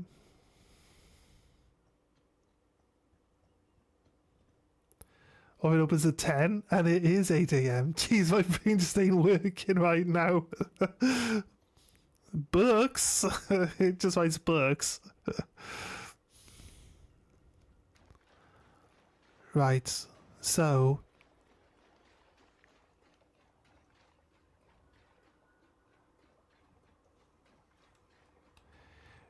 we come over to this edge over here.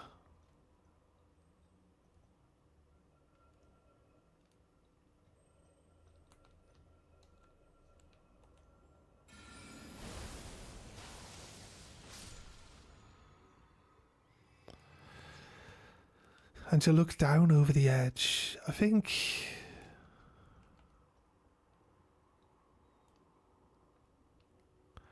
down below there's, if you will see that there's houses down there.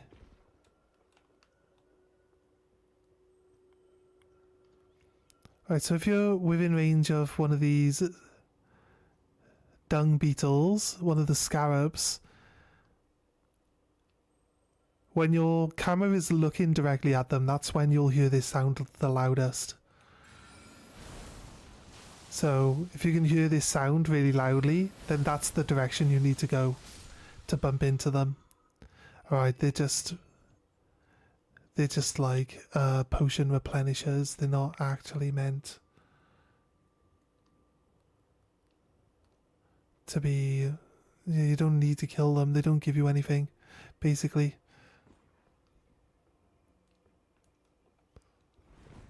Where are we looking? Yeah. Here. I didn't see the... There's little grave markers sticking out of the wall. You drop down onto them to get down there. I want to show you guys this area though. It's pretty cool.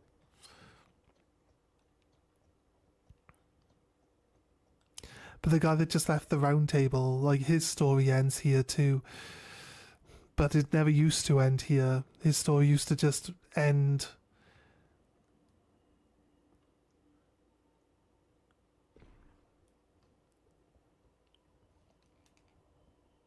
Oh my fucking life. Okay, we survived. There's a grace below us. Heal up just in case. Oh, take a bubble. It'd be funny if this bubble could actually stop fall damage. But it clearly doesn't. Jarberg!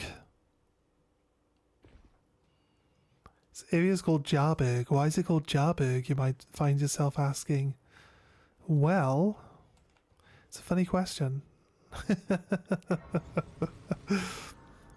This is why I think their explanation as to what the warrior jars are is...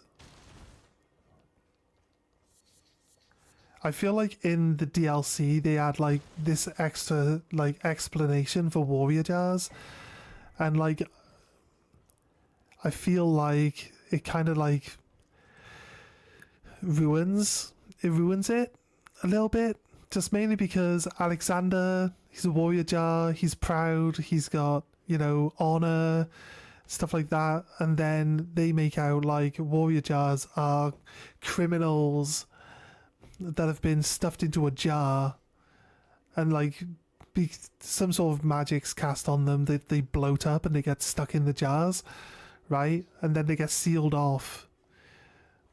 Because in the DLC you go to dungeons, and the dungeons are basically these jails where they create the jars by stuffing them full of people. You know, so it's kind of like, I don't know, but the warrior jars, you know, the warrior jars are full of corpses, right? Because Alexander hints towards it, because he says, like, you know, I've stuffed myself full of some good innards and stuff like that. It's just things that he says. You kind of know, like, if he kills something, he's like, I'm gonna stay here for a while and gather some resources. I think he says it less subtly than that, though, to be honest with you. You know what he's doing. He's like taking the body and he's putting it in his jar so he can gain power from the creature that he's just killed, right? So that's how they expand their powers and they get stronger, by taking the bodies of the people and or creatures that they've beaten in combat. But before this, I would just assume that they're just enchanted jars. You know what I mean? That then gather, probably had like a purpose of gathering gathering corpses, because this world basically has a lot of like death and stuff going on in there. There's corpses everywhere all the time, so kind of makes sense, right, that they would have some sort of system where these corpses would get cleaned up. Don't want corpses just laying around everywhere, do you? I think I can use my horse, which should let me get up on top.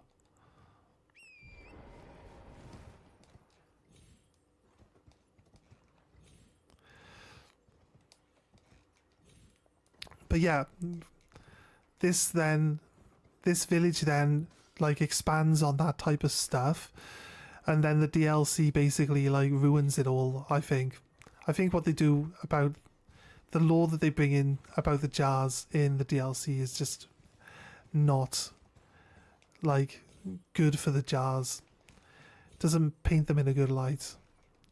I feel like if there was like hinted more towards like a redemption thing for Alexander, he's like, you know, oh, I wasn't a very nice person in a previous life. I'm trying to make up for it. It just says things like that. That'd be you know, more understandable. That'd make more sense. But he doesn't say anything like that, I don't think, along the way. So I think it's just, you know, you take into it that Alexander then's supposed to be a criminal, or a bunch of different criminals, all just shoved in a pot. Like, just the way he is just doesn't seem to suit that.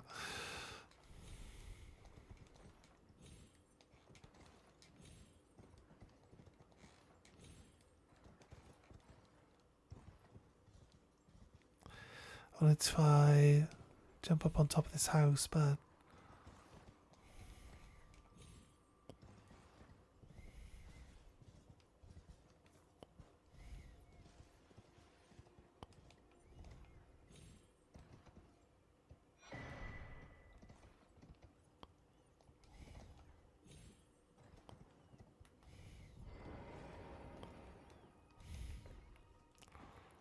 Hello, Cos. What are you doing here? I didn't think anyone knew about this place. Except us jars. Ah. Are you going to be the new potentate?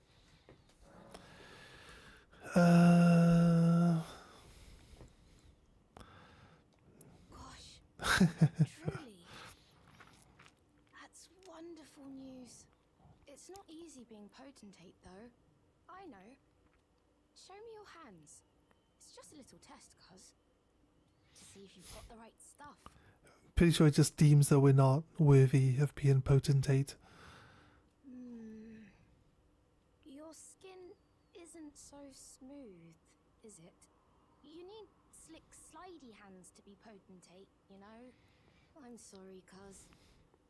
But I don't think you've got what it takes. What a shame. Don't look so glum, cuz. We can still chat. Potent, come back and visit me. Don't look so glum. We can still come back and visit. Right, so usually Jabri and we can just skip back to here and they'll say the next thing. If they don't say anything new, Oh, hello again, cuz. I'm happy you came back. I have good tidings for you, cuz.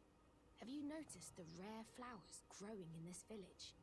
I asked the villagers if you could pick some of them, and they said you'd be very welcome. okay.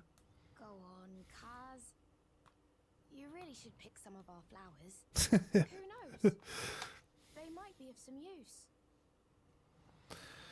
Is it? I can't remember if there is a flower that's here that's really good.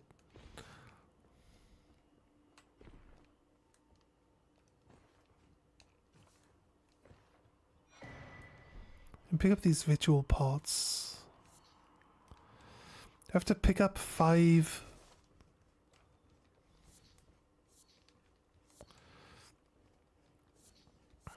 Eye of Yellow.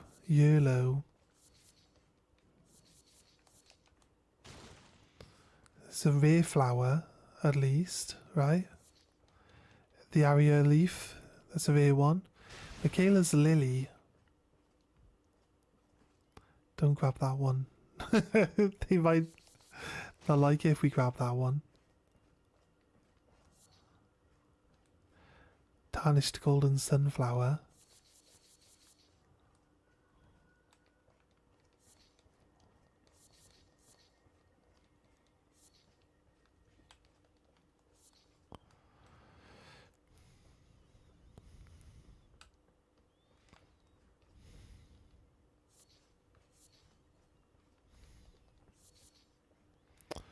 Right, what else? Okay.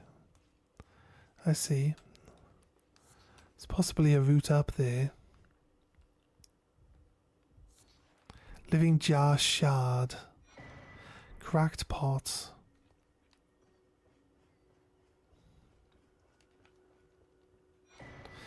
Cracked pot. So the cracked pots allow you to make grenades. So the more cracked pots you have, the more grenades you can make. They don't get used up when you throw the grenade, you just get a cracked pot back. So it just, yeah, just assume the more you carry, the more grenades you can make. Don't really use grenades personally, but they can be pretty strong. Might be worth making some. If not, at least one of each. Right, I think we gotta pick up a bunch of flowers and then go talk to him. Can't remember if we gotta get like a certain number of a certain one or not, but I should say something now. Go on, Kaz. Who knows?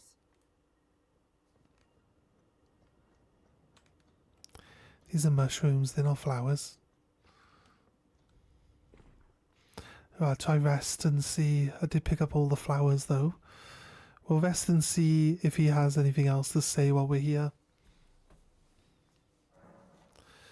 Yeah, sometimes it gets a bit touch and go with a lag. Level up. No, we've only got 8,000 on us. Remember my spells? Let's try out. This one's only 7, that one's only 5. Check out the Great Glintstone. Let's see if that one's better for anything. What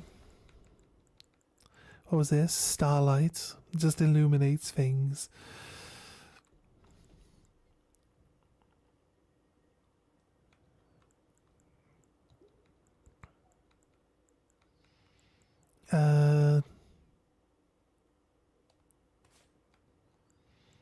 This one's cost 18, so it's cheaper, but it should do percentage damage. Also, this is Deathblight magic too. Summon's Vengeful Spirits. It's not the flamethrower. It's not the flamethrower one. It's just Vengeful Spirits. I'm not sure if that one's really. Don't think Rancor Call's that good. We could try it out, but let's try it out. Let's try some spells out. Okay, right. We said we'd rest at the rest stop and talk to him again. Ah, say, Cuz, have you met Uncle Alexander? Hey Annie, how you doing? But then he left to be a champion. I asked to go with him. Yeah, sorry. It's just the chat for Discord's on a different screen. I don't get to see it as often, but I do keep checking it. I miss him, though. If you see him, you should ask him to teach you how to fight, Cuz. He's big and tough and strong. Uncle Alexander said he won't be back again. My home is of the past, and the past, as they say, is a different country. I suppose that's part of being a warrior, isn't it? So, please don't tell anyone, Cuz. But I'm actually a warrior jar as well. One day, I'll be just like Uncle Alexander. Then I'll have to leave the village to become a champion. Uncle Alexander, my home is... I suppose that... Yeah. Right, I think that's it for now. We've got to progress someone else's storyline along. I don't know why I grabbed this. I want to go onto map. Map. Here we go, to this one. Just the game? Yeah. Yeah. It's just the game. It's when you like, it's loading in the assets, and when you like move and turn the camera at the same time, sometimes it can lag out because it's trying to load the assets. I think it might be loading what you're moving towards while trying to keep what you're looking at on the screen at the same time. Might be what it is that causes the issue, but I gotta go check out this new area that we're not used to. And use a bunch of magic we haven't used before. Right. Hey sheep, how you doing? A rancor call. Vengeful spirits, how much damage? Maybe they've got a decent like flying. I think their tracking might be pretty nice, right? If the tracking's good, we'll see if we can clear out this area with it.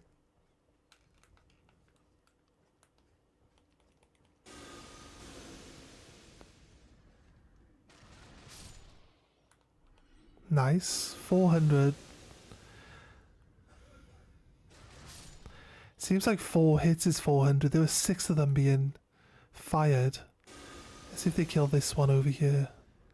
They'll probably bump into the terrain. 88 damage each. Don't know if that's consistent. This red blood monk though.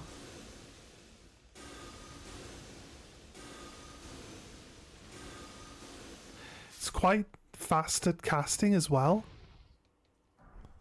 Fire monk, yeah, this is the fire monk. Yo, I said before we were fighting a white one, and we farmed the white one till we got all of his gear, right? And I said that there's a different colour one. I thought he was also in that tower, but it turned out that the other one that was in that tower is also white. Here, fire cleanse me. Right. This spell gets rid of all negative status effects. It's probably one of the most useful spells in the entire game. Alright, so it wasn't massively expensive, and also it cleared out this village pretty nicely. Gotta make sure that we keep track of where we are and how we're going. I did see a grace down the hill, so what I want to do is make sure that we don't end up going the wrong way or push too far out of where we want to be. Briar of Sin. We just gained a spell. Just gained a spell from being that person. It's a rare drop spell, I think. It's not a guaranteed spell, but I believe it's... I'm not going to be able to check it, I don't think, until we go... I might be able to check it from my inventory. We can go down the hill. I want to kind of see how the other ones work. Oh, that's an incantation. I want to see full proper damage though, so I want to actually attack an enemy. We'll go for this grace. Then we can head down towards the entrance to the tower.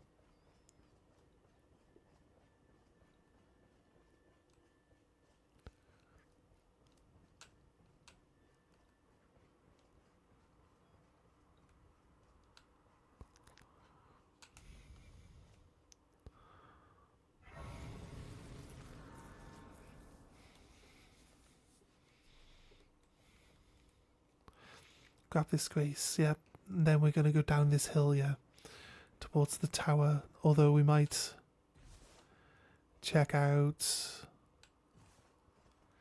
go into there first.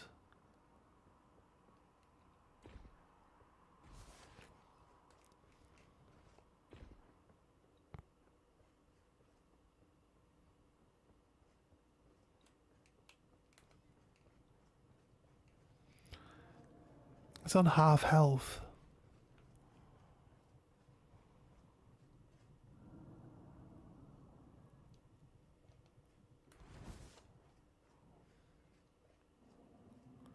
It's kind of weird. We saw the door just open on its own.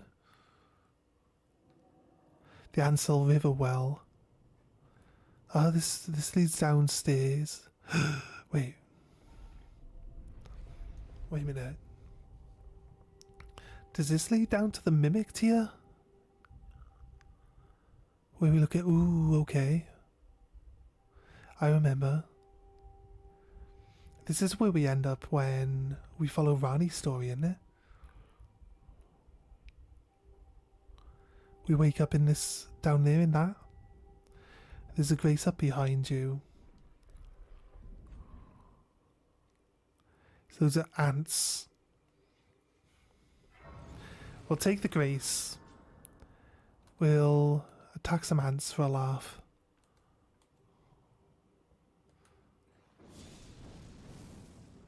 The face got super good range on it.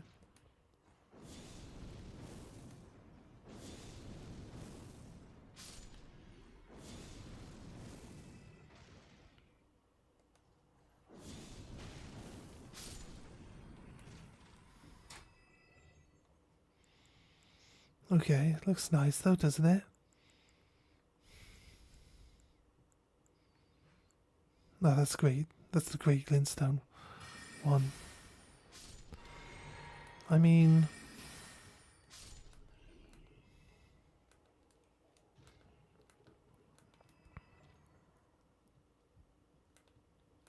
why can't we grab... Look at that one.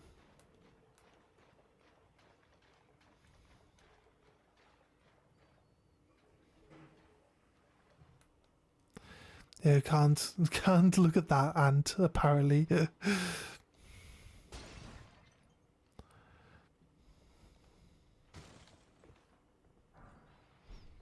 So the flame one, where we throw the flame, that's supposed to be like a percentage damage. So I'd have thought like against the ant, it'd do percentage damage, but it wouldn't look all that impressive. But it still does. I guess it still does like a minimum amount of damage. So...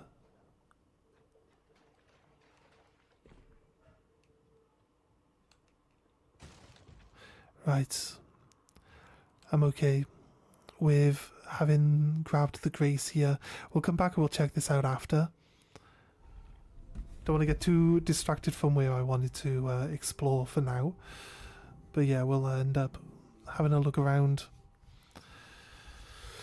Right, we'll get to this big building. We can maybe clear out the building in its current state, but you can get a statue, or there's like 2 statues or something that you can go pick up later in the story. Oh, you are attacking me? You are attacking me.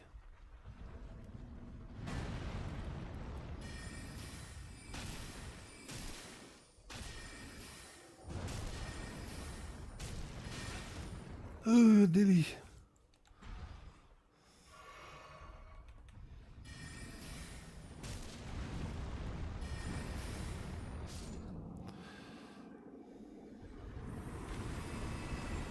Nice. Do it.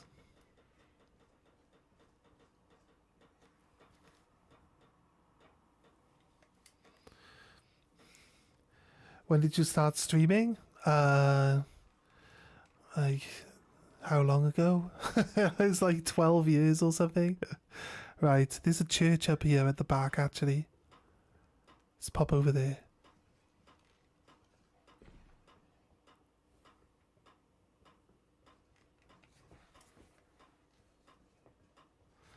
Yeah, he's put the heating on, so the radiator's creaking as it does.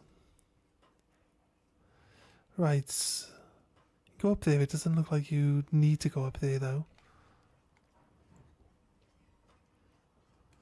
Where are we going?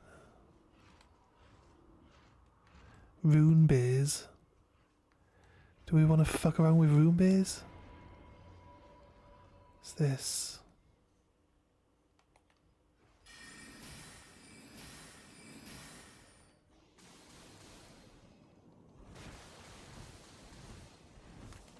I don't think that falls down on top of me. It just goes around him.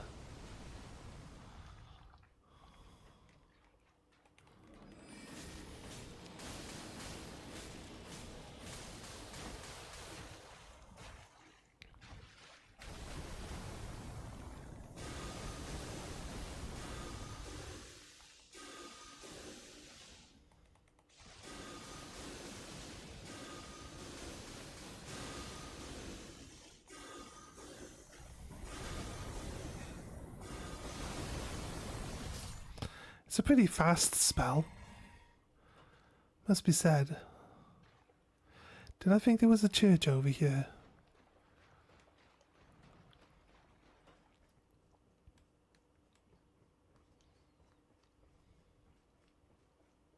I could have sworn it looked like there was a church over here, though. There was a fucking sleepy rune bear right there. Literally like 3 feet away from where we were attacking that thing. We were lucky that we didn't wake the rune bear up. Oh, this bit here looks like the shape of a church from a distance. Right, crazy. I guess it just means that there's nothing really worth looking for down here.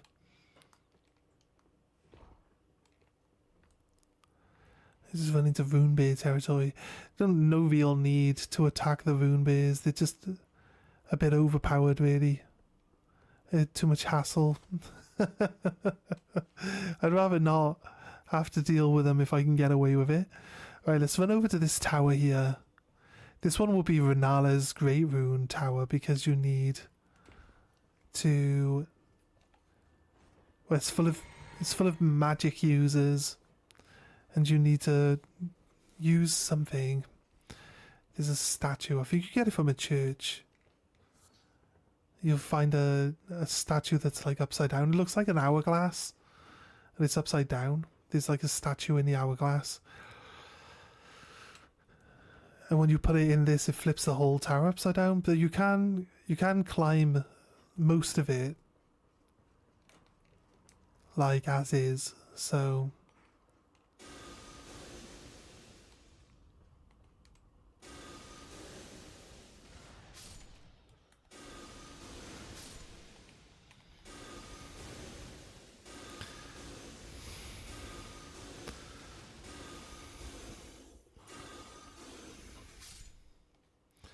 It seems to go fairly well.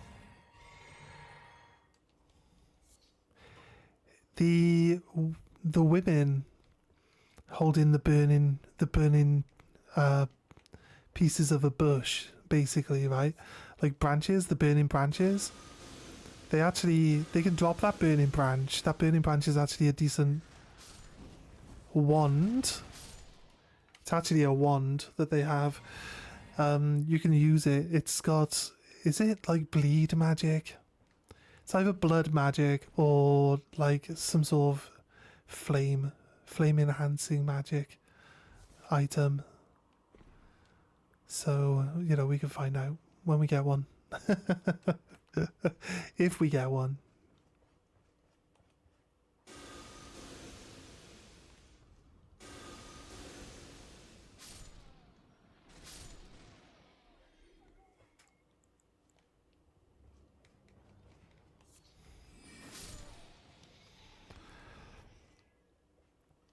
Right, there's the entrance, but we want to make sure that we...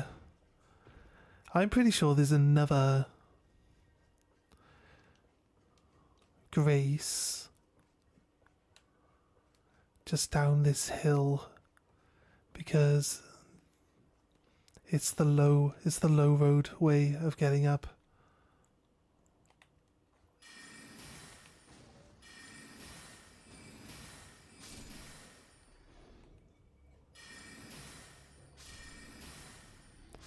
I'm hoping Great Glintstone actually has better range than the others.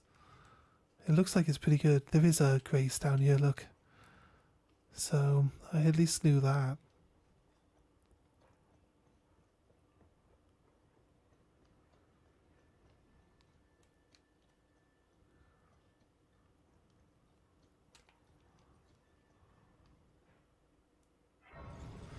Grace discovered. Right. Yeah, let's run up and get to this. This magic tower. We'll check it out. We'll go up as far as we can in there. Just to see what's in there.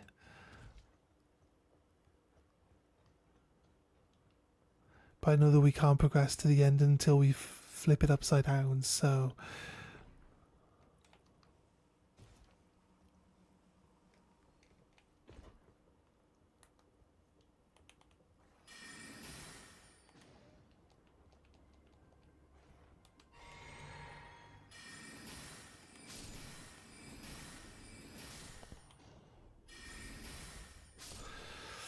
Nice.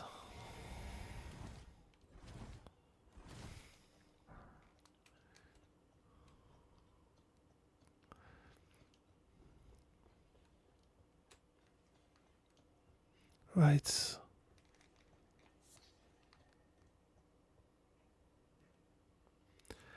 Yeah. Like I said, you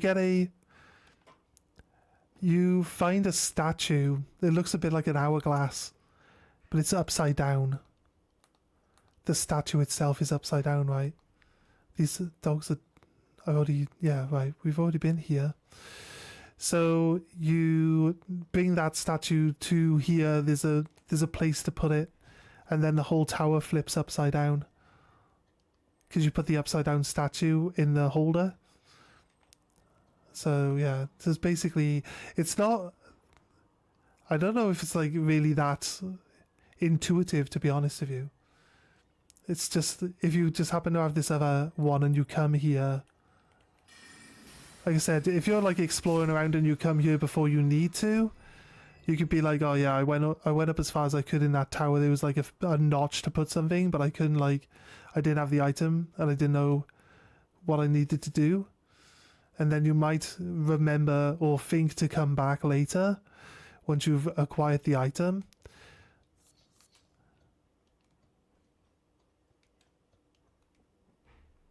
So I'm not sure if people put two and two together all that easily. Like you don't need everyone's great rune though to get the ending in this. There's like multiple endings and all, but you don't need all of the great runes to get whichever ending you want. Like you don't need any great runes if you do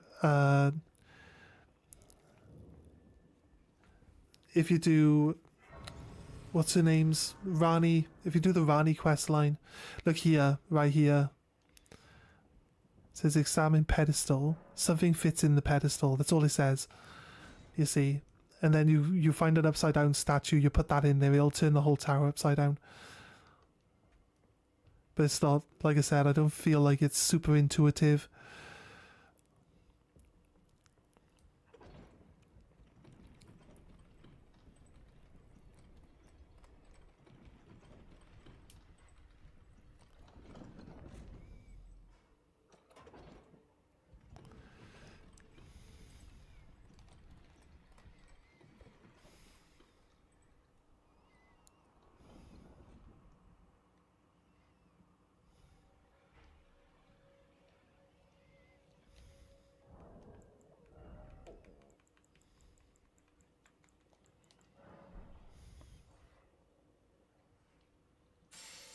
No, it says we can't go onto that water there, but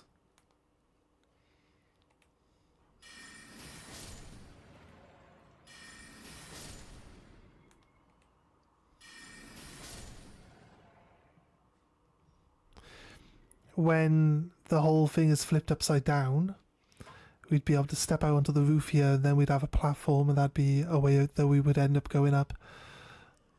But yeah, we can't jump off into the water. I'm glad I checked. There's water in this elevator as well.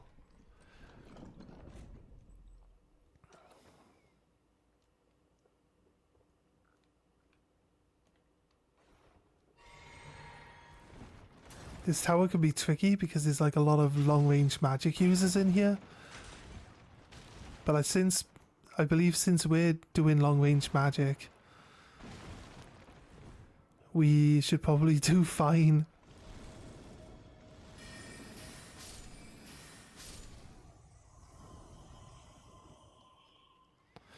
Right.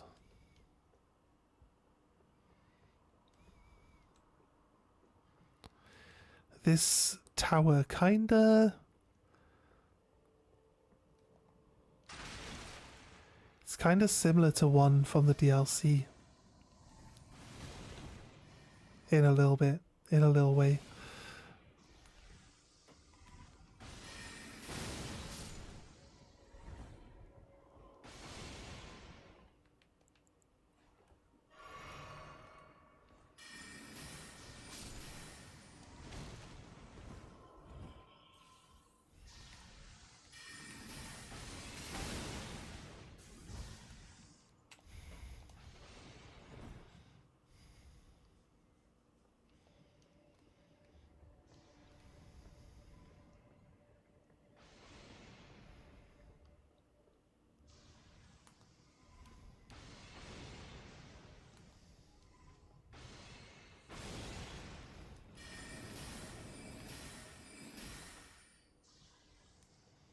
Right.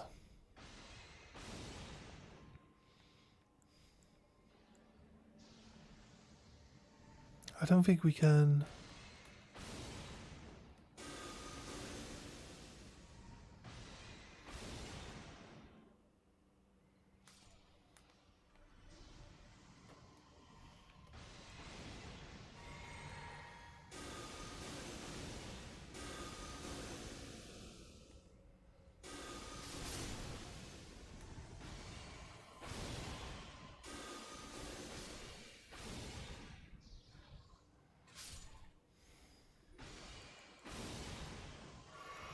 Oh, right, I get it. Rancor magic. It takes HP to cast it.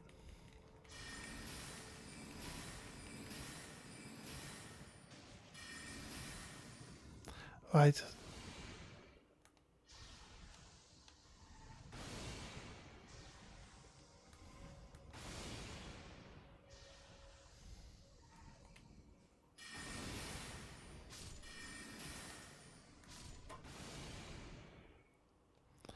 Let's go.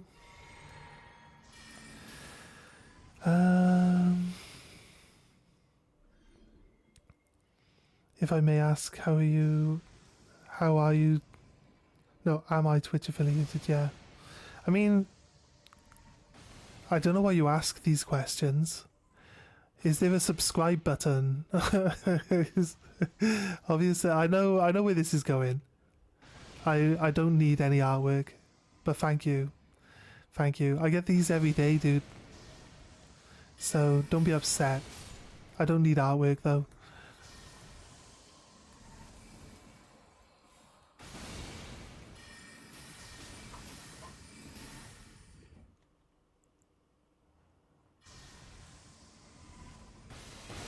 Alright, it's got splash damage, okay.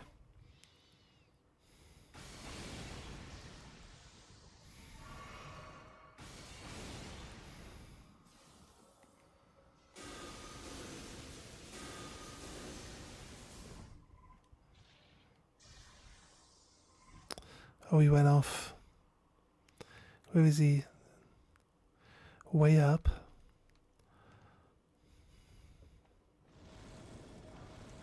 Alright, the carrion glintstone staff. This could be the one that has glintstone upgrade damage on it.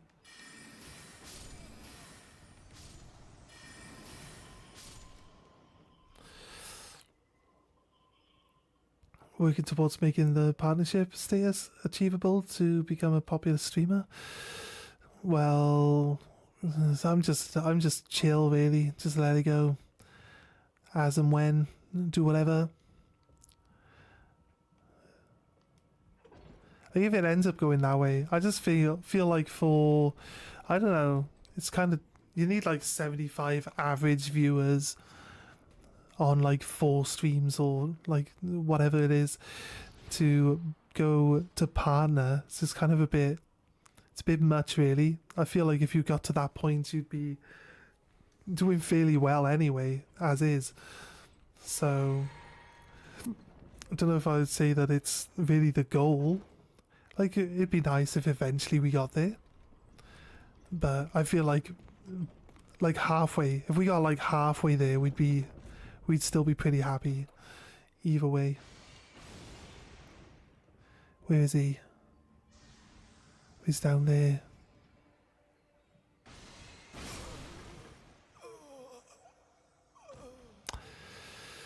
Okay, splash damage, so annoying. Right.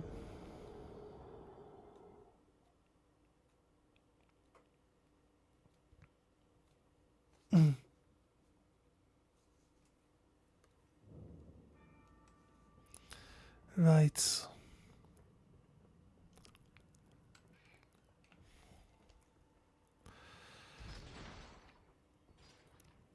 I hate that it keeps the elevator on the level that it was on.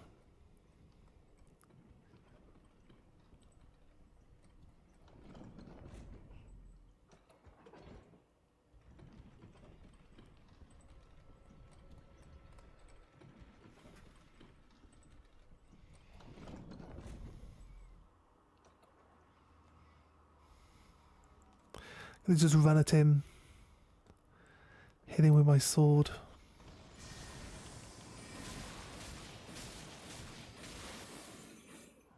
See, now he's cheating.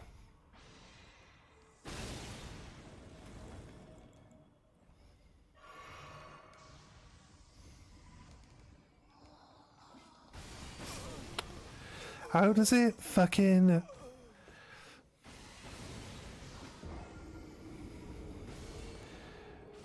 That, like, I got hit by that. It doesn't one-shot me. So why do I die to this one every now and then? Every now and then it'll do the damage that it needs to do to kill me in one hit. I didn't see you. Hey. Oh, Celestial Globe! Transmit the prosperity to wisdom. I can't read it all fast enough while doing a voice. Right. Okay. He said something.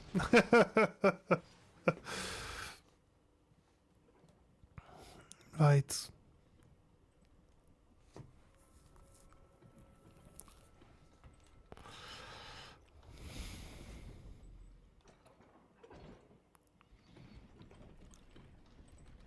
When it comes to spells, we might not be able to jump over the spell.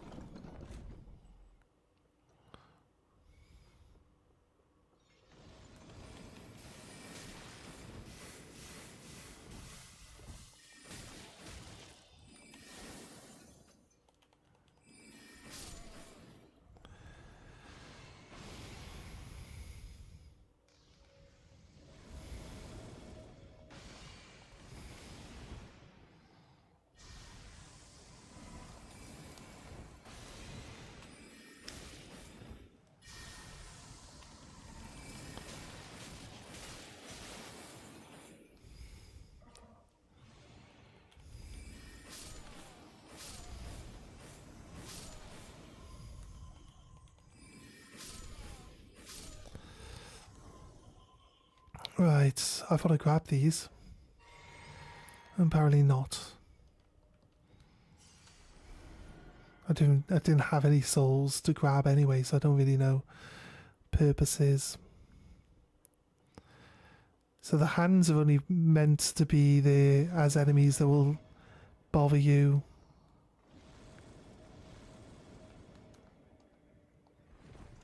Right, I actually hit him hard enough that he went upstairs already.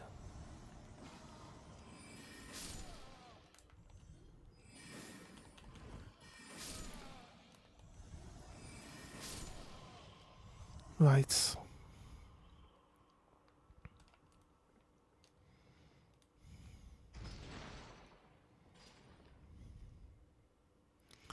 Doesn't show there being any reason to drop below the elevator here. Bonk. Let's go upstairs. Let's take up bubble. Save us from one chunk of damage.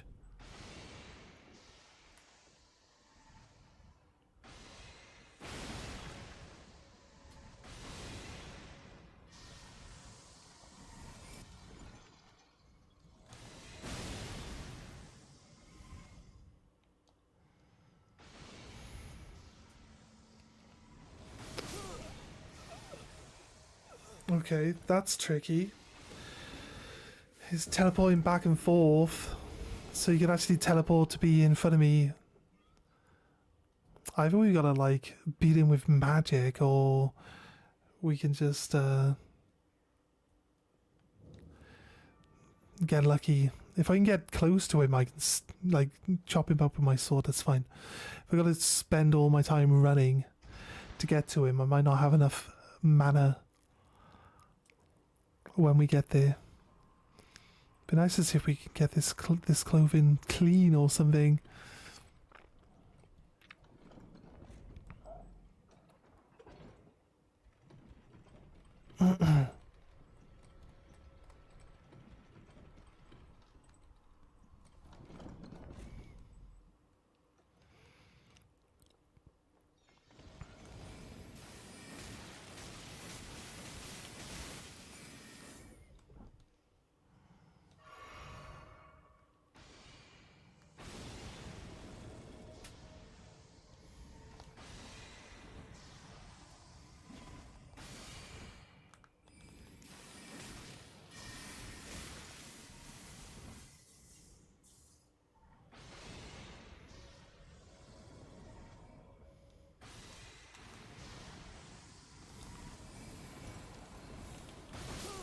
Fuck's sake, mate. The fuck, like.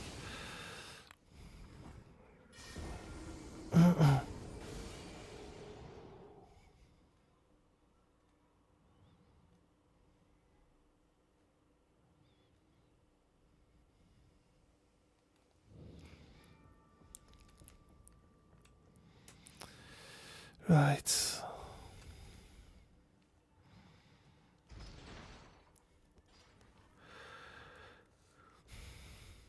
It's hard because magic is like overpowered. It's like so overpowered in this game.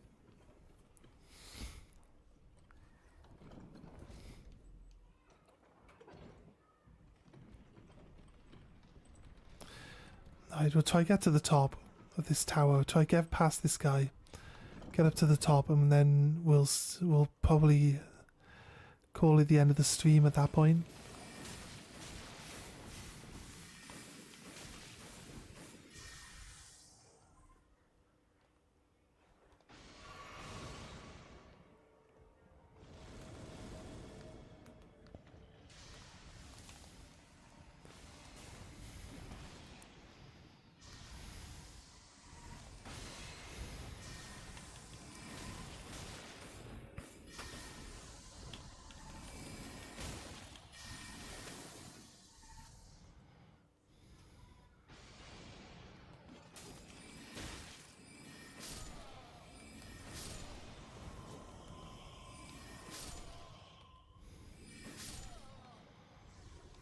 Right.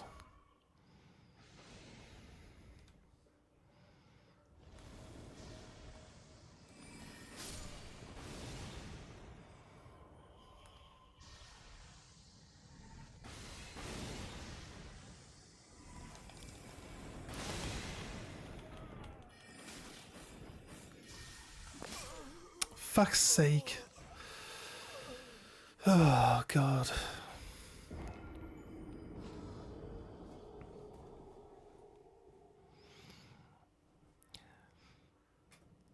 Could just be rushing it.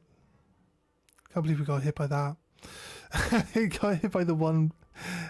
I stayed behind the wall for the one arrow, and then I ran at him and I tried to dodge. I dodged way too early and got hit by the arrow as soon as I come out of my dodge. It's like, yeah. And then because I want to get rid of him, I run up and I slap him one. I only have to hit him once because he's already at half health already, right? So I hit him once.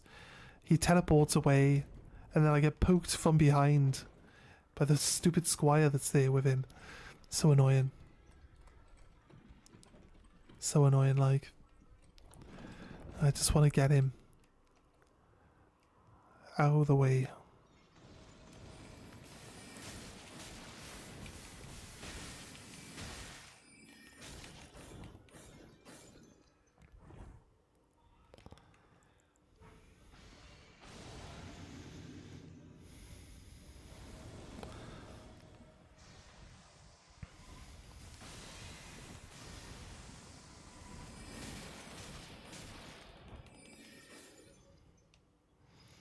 Right.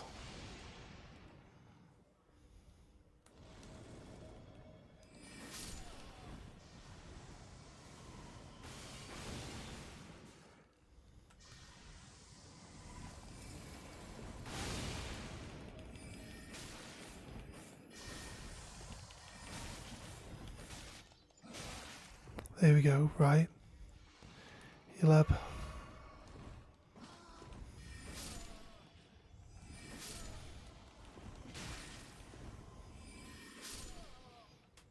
Drink. Grab my souls.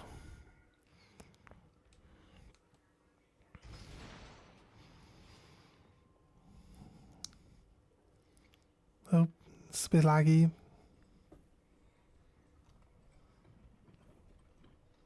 Internet's dipping. That looks like the internet's dipping there. Alright, let's go.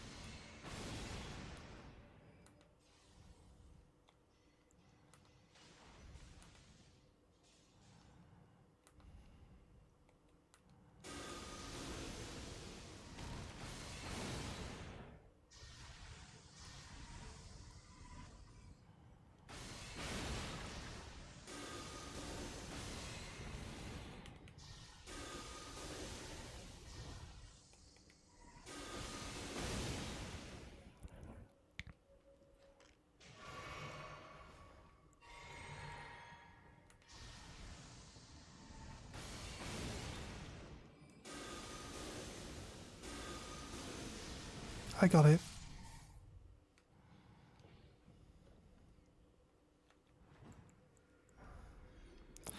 Magic downpour. That spell's not bad. It'd be better if it was like a bit more like tracking. Maybe it's good for clearing large groups of enemies, but I don't think it's really super great. I think there's a better version of it.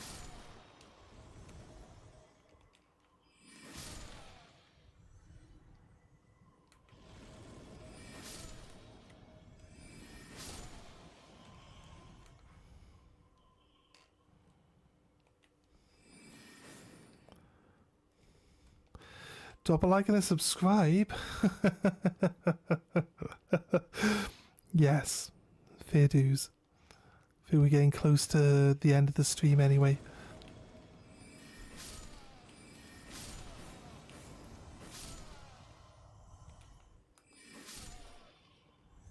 Right.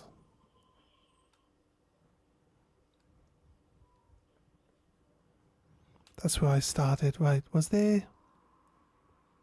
There's a guy behind me. I thought I saw something show up.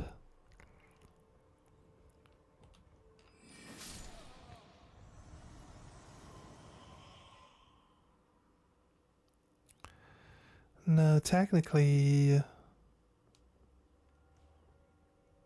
No, actually, I think there's a... There was a ladder, right? There was a ladder...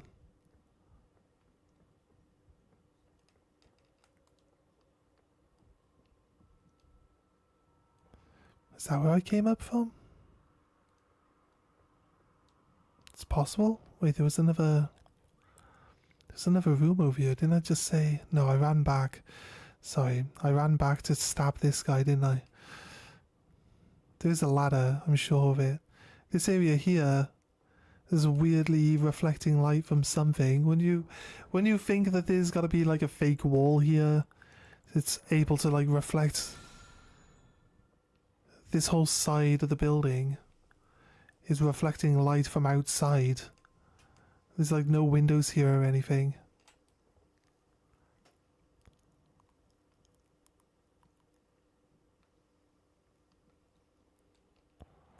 Could have sworn there was a ladder.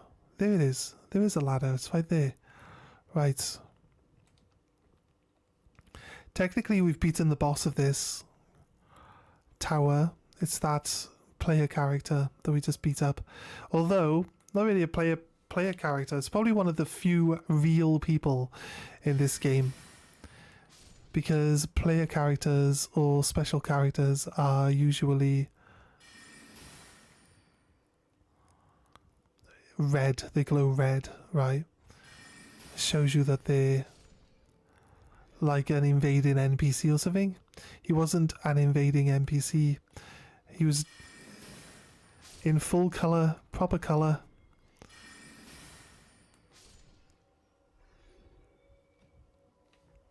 A rat just jumped down behind me. Get out of here, rat. How dare you?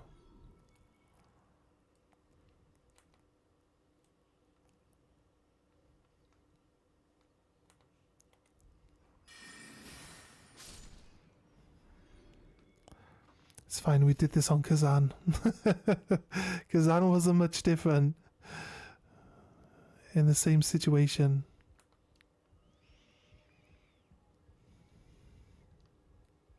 It does smell like someone's cooking in the house though, I swear. But he was telling me yesterday that he's got a pizza that he's going to be eating over the next 2 days, so I was like, okay. He was telling me this morning actually, because I asked if he wanted to go for breakfast. And he said, I have pizza. So don't assume he's going to be cooking anything. But it does smell like there's something nice cooking here. What are we looking at? What is this? Cerulean seed talisman. I believe this is the top of the tower. This is as far up as you can go. This is as far up as you can go. Can't go any further. So yeah, there's no more ladders. There's nothing else to be done. We're supposed to... Yeah, what you would do is you would come up from there. You'd drop onto this chandelier here. Then you would come to the chandeliers, right? Down the chandeliers onto the lower section there, where you would climb down this ladder. Then you would come to the middle area, like here, but you'd be the other side of this platform, right? It'd be upside down. So then you would drop onto there and you would click that button and then the whole tower would spin around you. It's kind of trippy. It's really trippy. But yeah, this is as high as we can go in this tower. That's about it. So we have to basically go somewhere else and do something else if we want to continue here. But yeah, what we'll do is we'll pick this up tomorrow. I think we did some good progress. We explored some more of the new lands. We finished! Yay! So yeah, anyway guys, we will be back on tomorrow, I guess. I'm trying to think if I want to do like a 24-hour stream Sunday or something like that, rolling into Monday, because when we end the stream then I can go to bed and then I'll have work that night, first day back. So yeah, anyway guys, thanks for joining us and we will see you in the next one. Let us know what you think about the